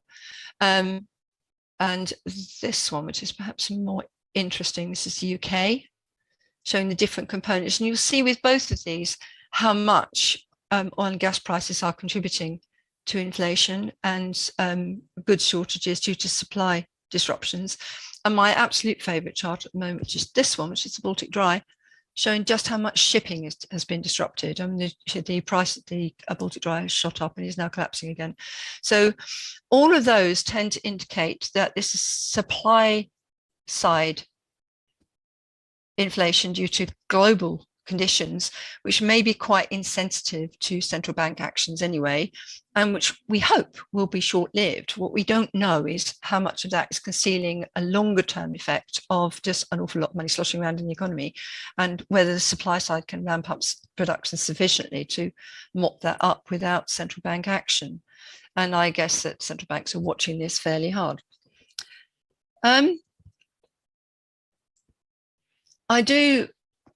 So myself, I think that we're going to have inflation for a range of different reasons, one of which is the exceptional amount of money that's been put into the economy. I said in my book that helicopter money and central bank financing governments would raise inflation, and indeed that was kind of the point. The question is whether it raises it too much, and then what central banks do about it, and will they react quickly enough? And I said, at the moment, we just don't know. And so my conclusion from this is that the experiment we've had in the last 18 months is not over. That in a way, we're moving into the most difficult time of all, which is having got ourselves into this situation where central banks have got the biggest balance sheets in history, and there's all sorts of money sloshing around in the economy that may or may not raise CPI inflation. How do we get out of this? And into the mix comes, I guess, what I was saying earlier about having created expectations in a way that central banks will do more to finance their governments. That a worry that I have that everything that I've recommended for exceptional times, helicopter money, central bank financing of governments, all the rest of it will become normalized. And this is where I depart from MMT, and why I was a bit kind of when Ed introduced me as an MMT commentator, because I actually don't agree with MMT that central bank financing of governments, or rather governments just spending and running deficits, should be normal. I think these are tools for exceptional times. These are tools for pandemics and recessions and financial crises and these kind of things, when everything goes pear-shaped and we're trying to minimize the damage and get ourselves out of it as quickly as possible. I don't think this is how we should be running economies in normal times. And so we need an exit plan. We need to know how we're going to get out of this. And at the moment, I'm not convinced that we have an exit plan. And I'm worried that we are seeing siren voices saying, maybe we don't need to exit from this. Maybe we can just slide gently into central banks financing all manner of fiscal activities, including Green New Deals and stuff like that, without ever thinking what it is that we really want these tools to be used for, and what the role of central banks really and versus fiscal authorities really should be. And that bothers me hugely, because it seems to me unless we craft for ourselves an exit plan and make a clear distinction between central banks supporting the economy in exceptional times and central banks perhaps supporting fiscal authorities for specific initiatives, but only as part of a clear mandate, we could end up in the exit crashing our helicopters.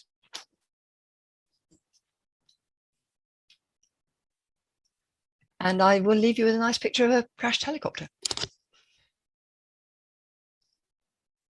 And a nice cornfield by the It looks is of rather it. nice, isn't it? It is indeed. Thank you, Francis. I'll just wait for you to bring your screen down. Thank you very much for that presentation. And apologies for slightly misdescribing what you're an exponent of, and thanks for clarifying that. Kevin, over to you. Thank you, Ed. Good afternoon, everybody. My thanks to Cato for the invitation to speak. I'd like to take my cue really from the conference theme of populism and the Fed. And before getting into that, I'd like, if I may, to share my screen. Yeah, that should be everybody being able to see it. Oh, I can't move the thing. Just a minute. Yeah. Let's first consider the context. The context to me is the aftermath of the GFC and the Fed's exit problem, namely how to raise rates without crashing the financial system, which is addicted to Fed support. So that to me is the main issue here. Looking forward, we have the disappearing line between fiscal and monetary. We see the Fed has acquired quasi-fiscal policies while its independence is undermined. We have populist demands for the Fed to print money to obtain supposedly free goodies. I mean, the Green New Deal comes to mind or whatever. And we have the illusions of free money and a magic money tree. And we have attendant dangers of high inflation and eventual fiscal default. And then look at the various policies being suggested. It's not just helicopter money and QE, but higher deficits, continued low rates, MMT, NERP, abolition of cash, central bank climate policy, and central bank digital currencies. From the perspectives of someone who wants good money, this looks to me like a freak show. In one way or another, these threaten the core foundations of a free society, and in many ways. CBDCs are especially dangerous as they could give the government complete control over all spending. And CBDCs entail the creation of weaponizable money with totalitarian implications. Now, one possibility is simply more deficit spending. The problem with this is that it would increase the government's debt GDP ratio and further shift the burden of paying for current government spending onto future taxpayers. So this obviously entails major intergenerational equity issues. It could also undermine government solvency in the long run. The ratio of federal debt and entitlements to GDP is already at unprecedented levels. I'm sorry, I completely forgot to move my slides. Unprecedented levels and rising fast. Another possibility is continued low rates. I think Francis already alluded to some of the issues here. These would further aggravate the damaging effects of low rates so far. They would further stimulate the everything bubble and lead to even more risk-taking, leverage and debt. They would also worsen the damage already done to savers' pension funds and capital allocation. Then we have more QE. So basically the QE, in my mind, entails the preferential credit allocation policy, which is bad. And we have here a nice quote from Larry White. Basically, QE is a kind of central planning in which Fed officials substitute their judgments for the financial markets about the right prices and flows of funds. It throws good resources after bad. It incentivizes socially unproductive lobbying efforts and creates tremendous moral hazard and an environment ripe for cronyism. It also raises the issue of fiscal dominance, the risk that the Treasury will eventually call the shots over monetary policy. Not to mention, so basically then QE becomes fiscal QE. I think that's been nicely discussed throughout the conference. And there's also the issue that QE itself, in my mind, was the greatest backdoor Wall Street bailout of all time, at least before COVID came along. Then we've got helicopter money. So I see this as a policy in which the central bank prints money physically or electronically, doesn't matter, and gives it away to private parties or the government. Now, helicopter money might seem to be free, but it isn't. To an economist, free means there's no opportunity cost. But helicopter money always has an opportunity cost. A drop to the public is fiscally equivalent to a tax cut because people can use the helicoptered money to pay taxes. And a helicopter drop to the government is merely, in my mind, an issue of transfer pricing within the public sector, where the public sector is considered to include the central bank. So in this case, the helicoptered money dropped on the government is simply transferred at a zero price. So helicopter money creates the illusion, but not the reality of free money. This creates political demands for free handouts, and this undermines Fed independence, especially if the Fed acquiesces and gives into this pressure. Now,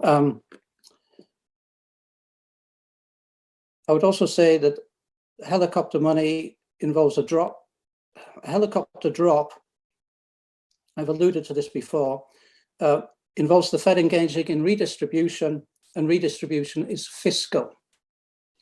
Okay, and there's a nice quote from David Stockman. He says, QE is a central bank power grab that insinuates unelected central bankers into the heart of the fiscal process. The framers delegated the powers of the purse to the elected branch of government because the decision to spend, tax, and borrow is the very essence of state power and should not be removed from popular control. Okay, so there we have the sort of mixing of fiscal and money, fiscal and monetary. Now, MMT, I see it as the government spending a lot financed by printing base money.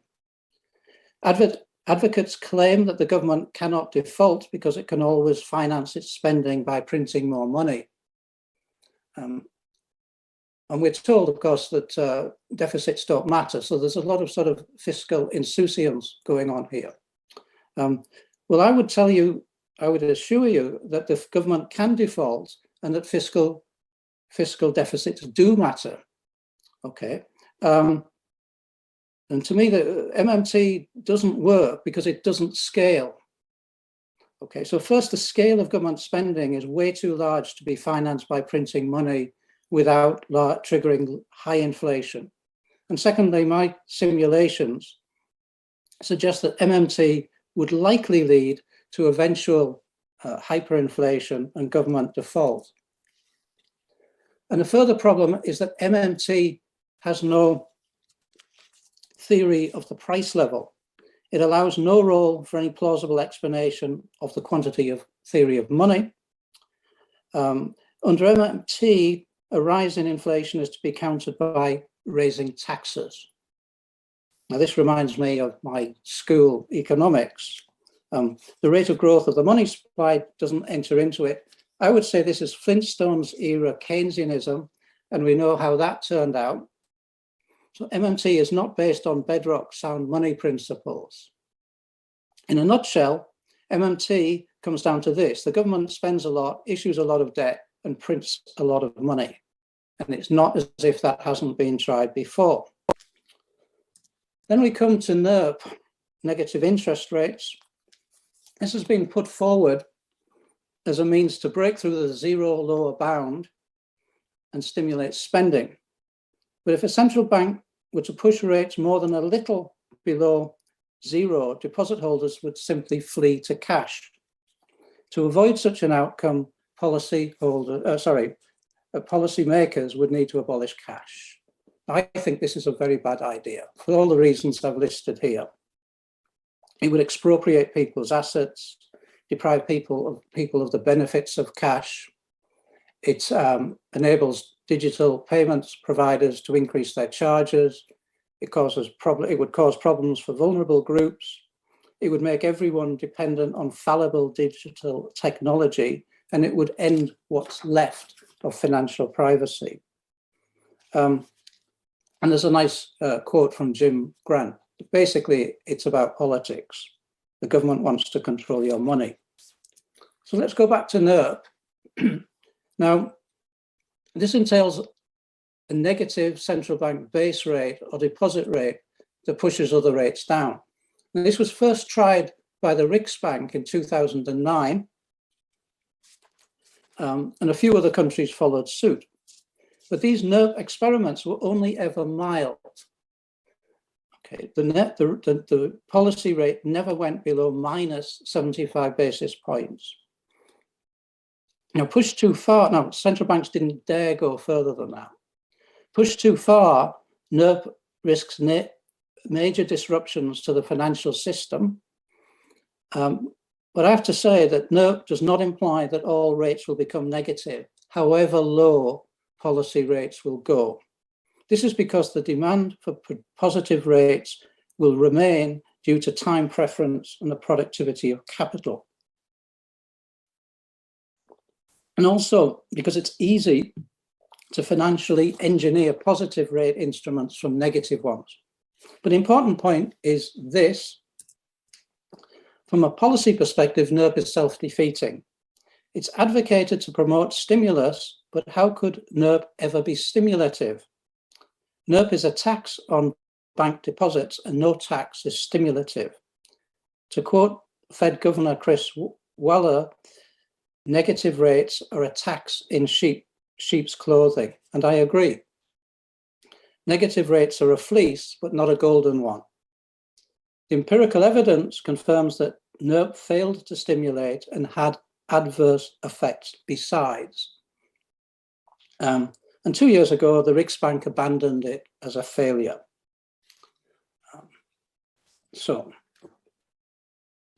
Now the climate change policy, should central banks get into this racket, as I would see it? I suggest no. First off, they don't have the legislative mandates to do so. And second, they lack the competence to address long-term climate risks. They can't possibly know what to do. So we're talking pretense of knowledge here. They also lack the policy instruments for the long horizons involved. And I would say the measures proposed have no chance of success.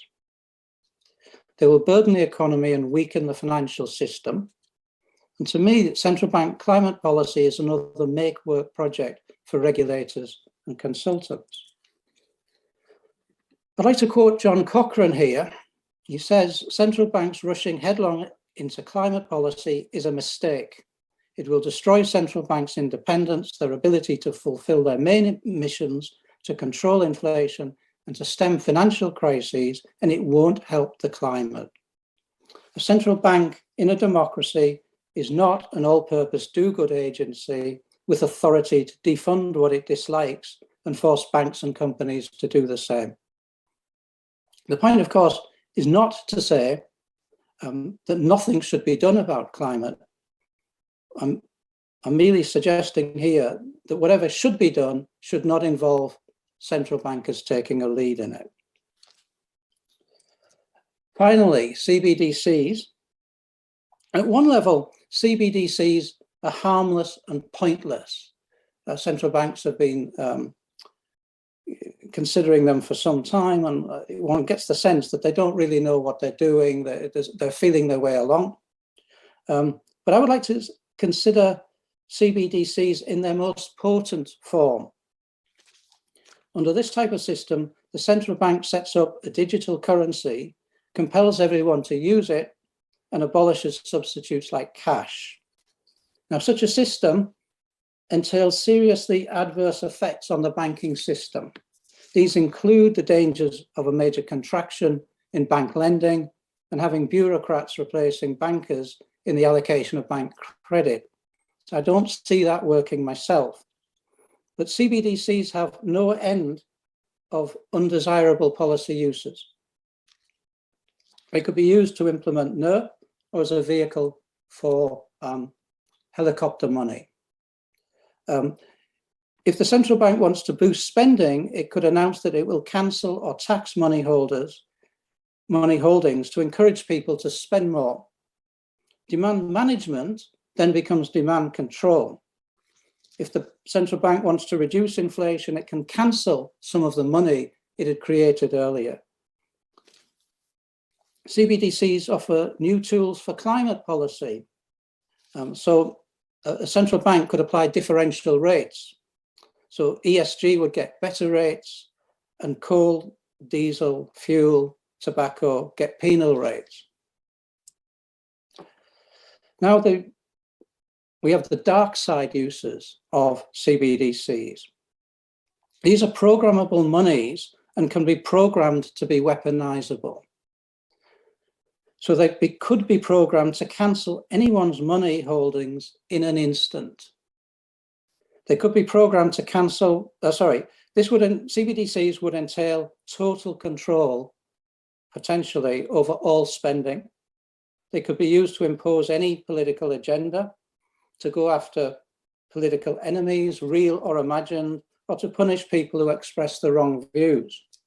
Now, punishment could vary from mild to outright cancellation, in which case the victim is cast out of the monetary economy to survive as best they can. And for those who like to control other people's lives, CBDCs make for a fantastic future lockdown tool. They could be used to ensure that people could only spend within a certain distance of their home, could only spend on approved items at approved times, and could be compelled to be jabbed. And as the ultimate accessory in digital totalitarianism, CBDCs could be used to implement communist Chinese social credit policies. We might even say that CBDCs were concocted in hell by Satan himself. Amen to that. So let me come to a close. Recall first that central banks had straightforward mandates in the past, mainly to deliver monetary and financial stability. These are not difficult tasks to perform, but they couldn't even do those properly. So now they're saying, give us more to do and we promise to deliver. Yeah, sure. The problem is that central banks are trying to do too much. Mervyn King said 21 years ago, I tell you that our ambition at the Bank of England is to be boring. Fast forward to the present, and Dr. King has this to say: the global financial crisis and its aftermath greatly expanded the role of central banks. Central banks became the only game in town. Central bankers responded willingly, moving into the political arena and risking their independence. Now, I would go further. By stepping into the political arena, they voluntarily surrender their independence, but independence works both ways and is not a flag of convenience.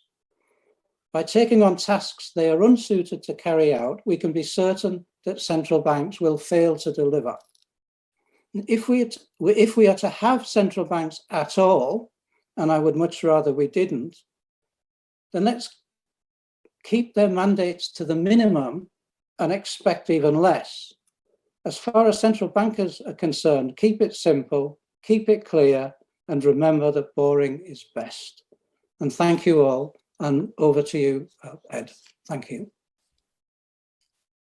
Thank you, Kevin. I'll just wait for you to get rid of your slide. Okay, thanks so much. Well, that's your quote from hell is going to stick with me. We've definitely had some different views here. We've only got 20 minutes or so, and there are a number of questions, but I wanted, as I warned you at the beginning, to pose just some naive questions from the non-initiated or on their behalf. before we get to the questions that have been posed online. Francis, let me start with you.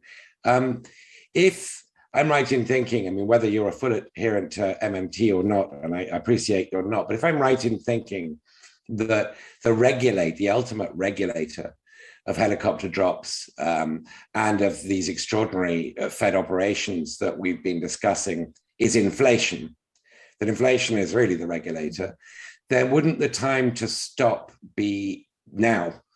With over 6% inflation in the US, recent number, and 5% in the UK. And my second question, just very briefly, is Saul Omarova, who, as you know, has been nominated to be controller of the currency. If Robert Hockett were here, I think he could answer this, but she's recommended famously people's accounts at the Fed. How would you comment on that? Okay, first one first.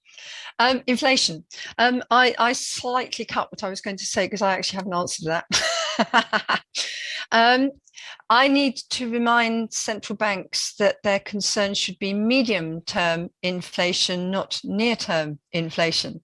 That's not to say you don't have an eye to near-term inflation, but particularly in the aftermath of something as extraordinary as this, your inflation metrics are really quite distorted.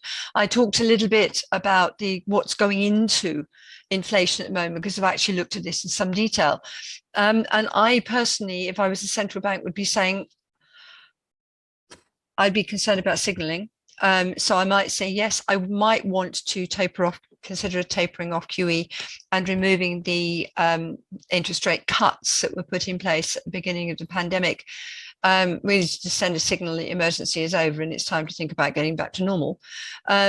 But I would be concerned that doing that might raise an expectation of tightening faster than would be necessary, given medium-term inflation expectations at the moment really aren't that unhinged. If you're looking at 5 years, you're still looking at only 2 to 3%. So it does kind of raise the question of why, given that it's that medium-term outlook for inflation that central banks target, not the near term, why you would have a knee-jerk reaction now to a very, very disrupted set of inflation metrics. And I would personally want to remind people that in 2011, when we actually had a similar dynamic in oil and in oil prices, particularly where we'd had a crash and then a rebound, and a rebound to somewhat higher than before for all manner of reasons. And it was partly due to QE, to be honest. The ECB actually raised rates and in so doing managed to contribute to triggering a sovereign debt crisis. I think we have to be a little careful not to repeat the mistakes of the past. So I would rather that central banks were looking at medium-term inflation expectations rather than near-term inflation spikes. Slowly and carefully would be good. On your second point, Ed, just quickly, I'm actually very wary. I share a lot of Kevin's concerns about CBDCs, and really with this kind of opening the central bank accounts to households and businesses amounts to the same thing in many respects. That you're creating a kind of a Gosbank. You've got an all singing, all dancing, one bank to rule them all for all transactions, and I'm not sure that that's necessarily a very healthy thing for an economy to have. When I've looked at CBCs, I've looked at them rather differently from that. I think that they have potential to act as collateral in financial markets and things like that. I'm not really convinced by this idea that a CBDC should replace the role of existing payment mechanisms for households and businesses. Thank you. Again, as promised, two sort of rapid fire but fairly naive questions to Bill. The first of which is, if deficits are so dangerous, why have yields collapsed over the last 20 years? And the second is, I guess, a little bit of an elaboration, that the criticisms of QE are that the collateral beneficiaries are those who least need it, and that the asset owners have done spectacularly well. Inequality has been worsened and demand hasn't been most effectively boosted, and that the way of doing the same thing more equitably is to do the kinds of helicopter drops that Francis has been talking about. What is wrong with that? You're muted. So I guess I didn't think that. I mean, I don't have a view that deficits are bad. I think deficits depend upon the situation. I didn't assert that they were bad, and I would say, interest rates are as low as they are because we've had a very long period where short-term rates have been low, and we experienced a very gradual recovery coming out of the global financial crisis, which was gradual in large part because recoveries from financial crises tend to be gradual because the economy needs to repair the damage that was done to the financial system before growth can really get underway. So there were a lot of misunderstanding about the process that caused inflation, and a lot of kind of false alarm caused by those who thought that the Fed's QE itself would cause inflation. But in fact, so there's built into the system a lot of people who cried out that there would be inflation ended up, sort of being incorrect. And so I think that people may have taken too much signal from that experience and be applying that to the current situation. The current situation is quite different. There already is inflation. And if the Federal Reserve, and if that inflation doesn't return back down to 2% as the bottlenecks pass, if there does become an established sort of a wage price spiral, then the Federal Reserve is in a very different situation than it was in recent sort of soft landings over the last decade. They actually have to get interest rates up above the neutral rate to impart monetary restraint on the economy, and they'd have they'd have quite a distance to go. So I would say rates are low now in large part because of that experience, of that long experience with low rates and with quiescent inflation, but that isn't necessarily an indication that that's what the future is going to hold. Your second question, I think, was, aren't helicopter drops less of a distributive problem than QE? So I think that the way Ben Bernanke described it, and indeed the way Francis described it, the helicopter drop is in fact quite distributive in nature, but but nevertheless it cedes the choices about distribution to the fiscal authority, which is where it belongs. In Ben's example, the money is used to finance a tax cut and an expenditure program, decisions made by Congress. And I actually, QE, I don't really see as distributive any more than any QE. The intention of QE, and it's unfortunate, sort of a misnomer. At the Fed, we always wanted it to be called LSAPs, large scale asset purchases, because to distinguish what we were doing, what the Fed, when I was at the Fed, was doing from how the Bank of Japan envisioned their actions. The objective was to purchase longer term securities to get duration out of private hands and therefore lower longer term rates in really very similar way to how they would lower short term rates, with exactly the same mechanism to stimulate the economy. Lower shorter rates encourage consumption now rather than consumption later. So in that sense, I don't think it is really inherently more distributive than any kind of monetary policy. So I guess I'd say I don't think either necessarily place an inappropriate role of distribution on the Fed. Now, when you look at some of the proposals for QE, where the idea would be that the Fed would not only would be making choices about which individuals are worthy of getting the money and which aren't, well, that's clearly distributive, and it's quite inconsistent with the principles for its balance sheet management that the Fed has articulated back in 2000 when it thought it was going to run out of Treasury securities, and more recently during the global financial crisis with the Fed Treasury Accord. In both instances, the Fed's second objective after monetary control was to be neutral in terms of credit allocation. Thanks very much, Bill. And very briefly, Kevin, because then I want to very quickly get to some of the questions we've got online. I mean, you describe a pretty dystopian world in which, if the Fed gets into digital currency, then, it suddenly turns into Xi Jinping and is controlling all our lives. Let me just ask from the point of view of a counterfactual, if the Fed hadn't existed, or if it had shown forbearance and not conducted QE in after the global financial crisis, or indeed in the pandemic, what do you think the world would have looked like? You're mute. You're muted. Yeah. Yeah, sorry. It depends what the Fed would have done, is the short answer. I think they had to do something. They had to support the markets primarily, but I think some level of QE, fine. Lowering of interest rates, fine. But whatever support they had, I mean, traditionally, a central bank would throw the weaker institutions to the wolves, whilst corralling the others together to protect the system.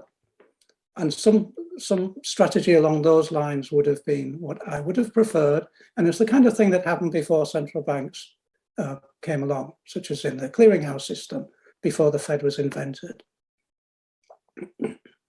Thank you. Orkan Online asks, how long do you think QE can last as a policy tool? Do you think it is a sustainable policy in the long run? I mean, I think there are going to be different answers on this, but let me put it to Francis.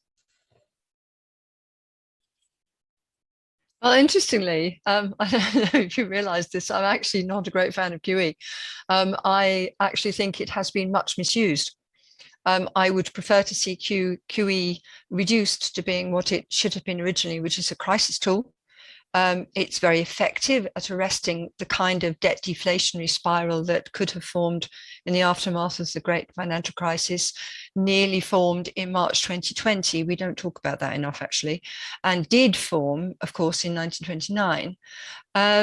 It's effective at asset prices and preventing that kind of collapse. And those collapses are disastrous. So in that respect, it is a good tool for protecting the economy from these kind of crises. Where I think it has been much misused was in the belief that it could go beyond that and actually restart growth. And I don't think it can unless fiscal policy is pulling in the same direction. For much of the last 10 years, we've had fiscal policy pulling in the opposite direction from QE. And because QE has different distributional effects from fiscal policy, very often, or certainly if fiscal policy is targeted at the bottom end of the income distribution, which the consolidation over the last 10 years generally was, QE cannot offset it fully. And so you end up doing an awful lot of QE for really very little effect. And all you're really doing is just softening the impact of your fiscal consolidation. I would say that is a misuse of QE.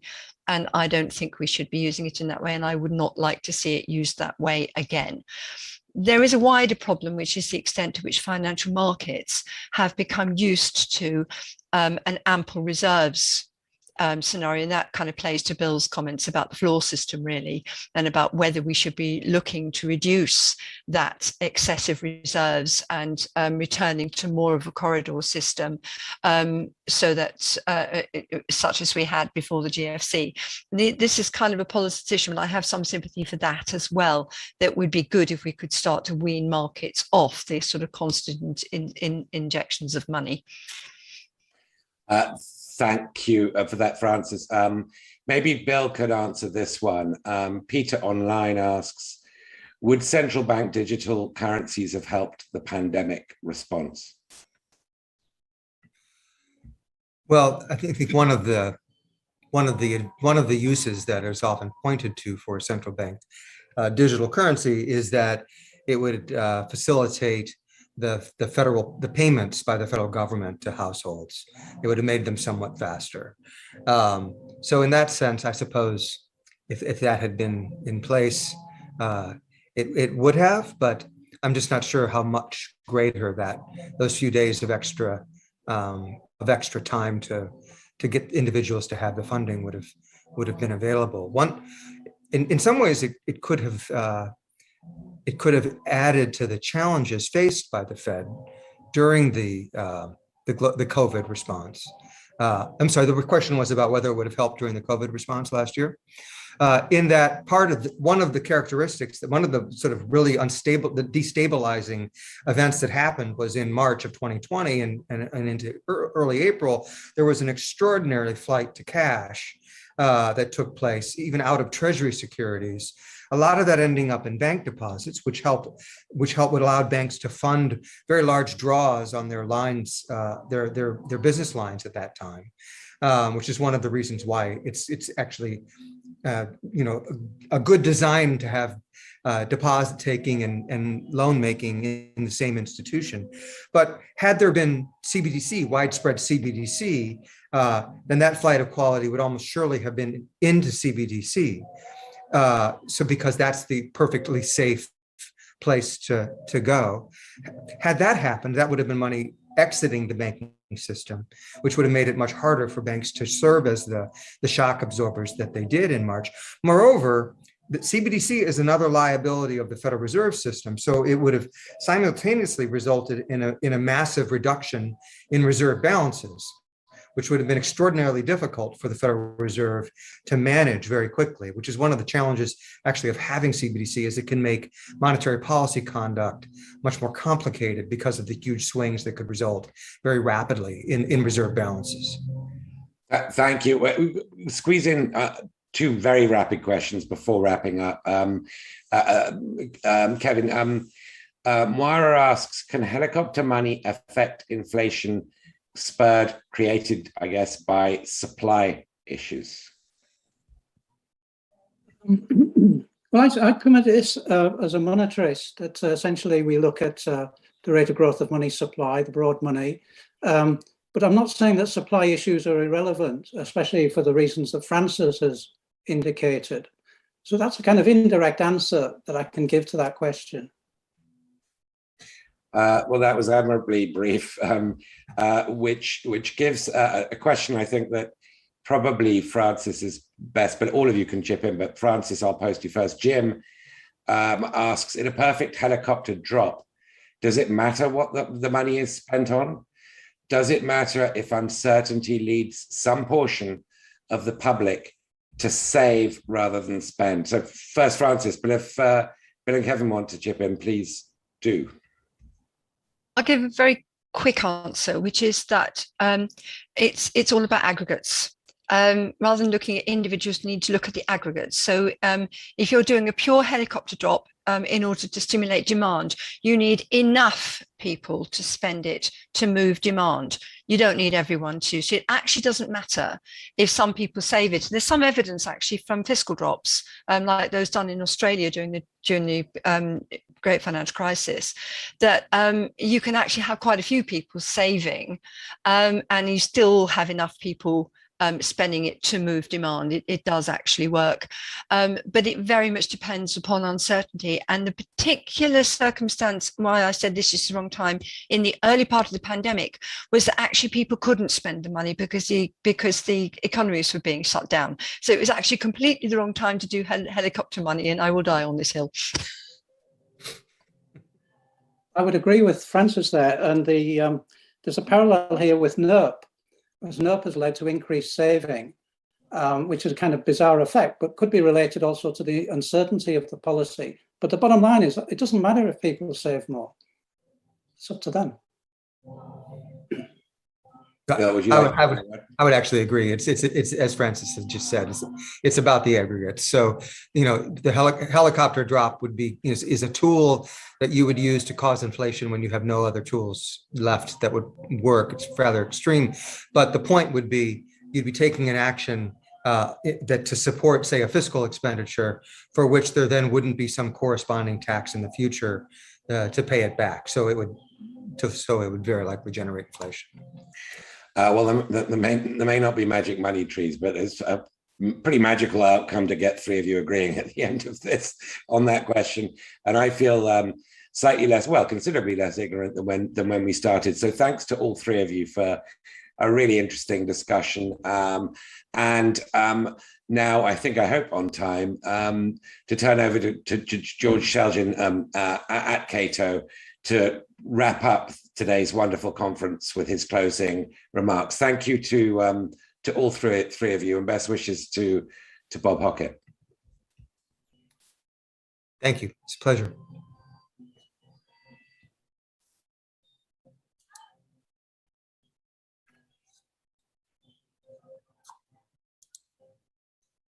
I don't see myself. Can you see me?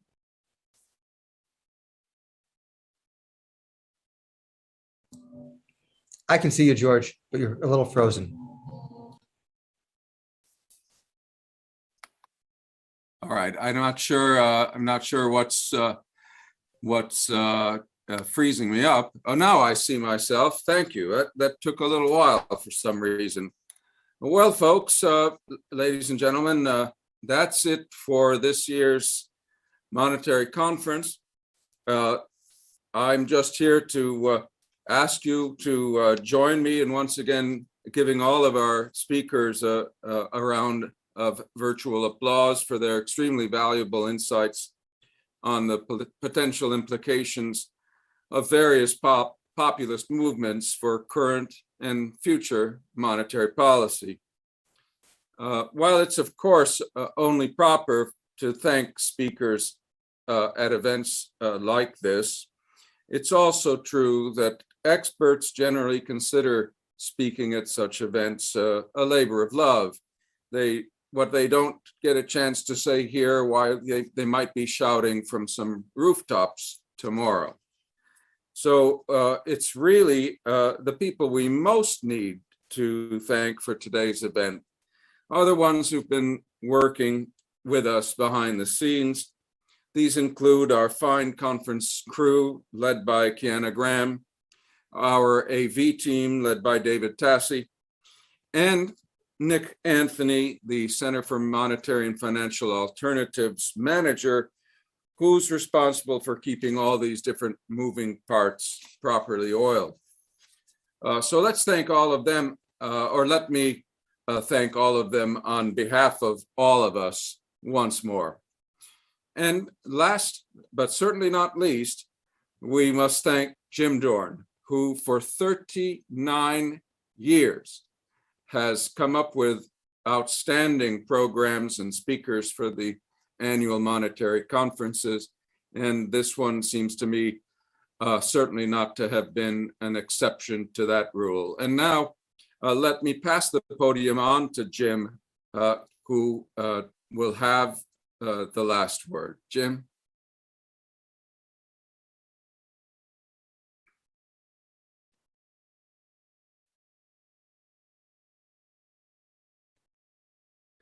Okay, am I on now? It looks like it. Can you hear me?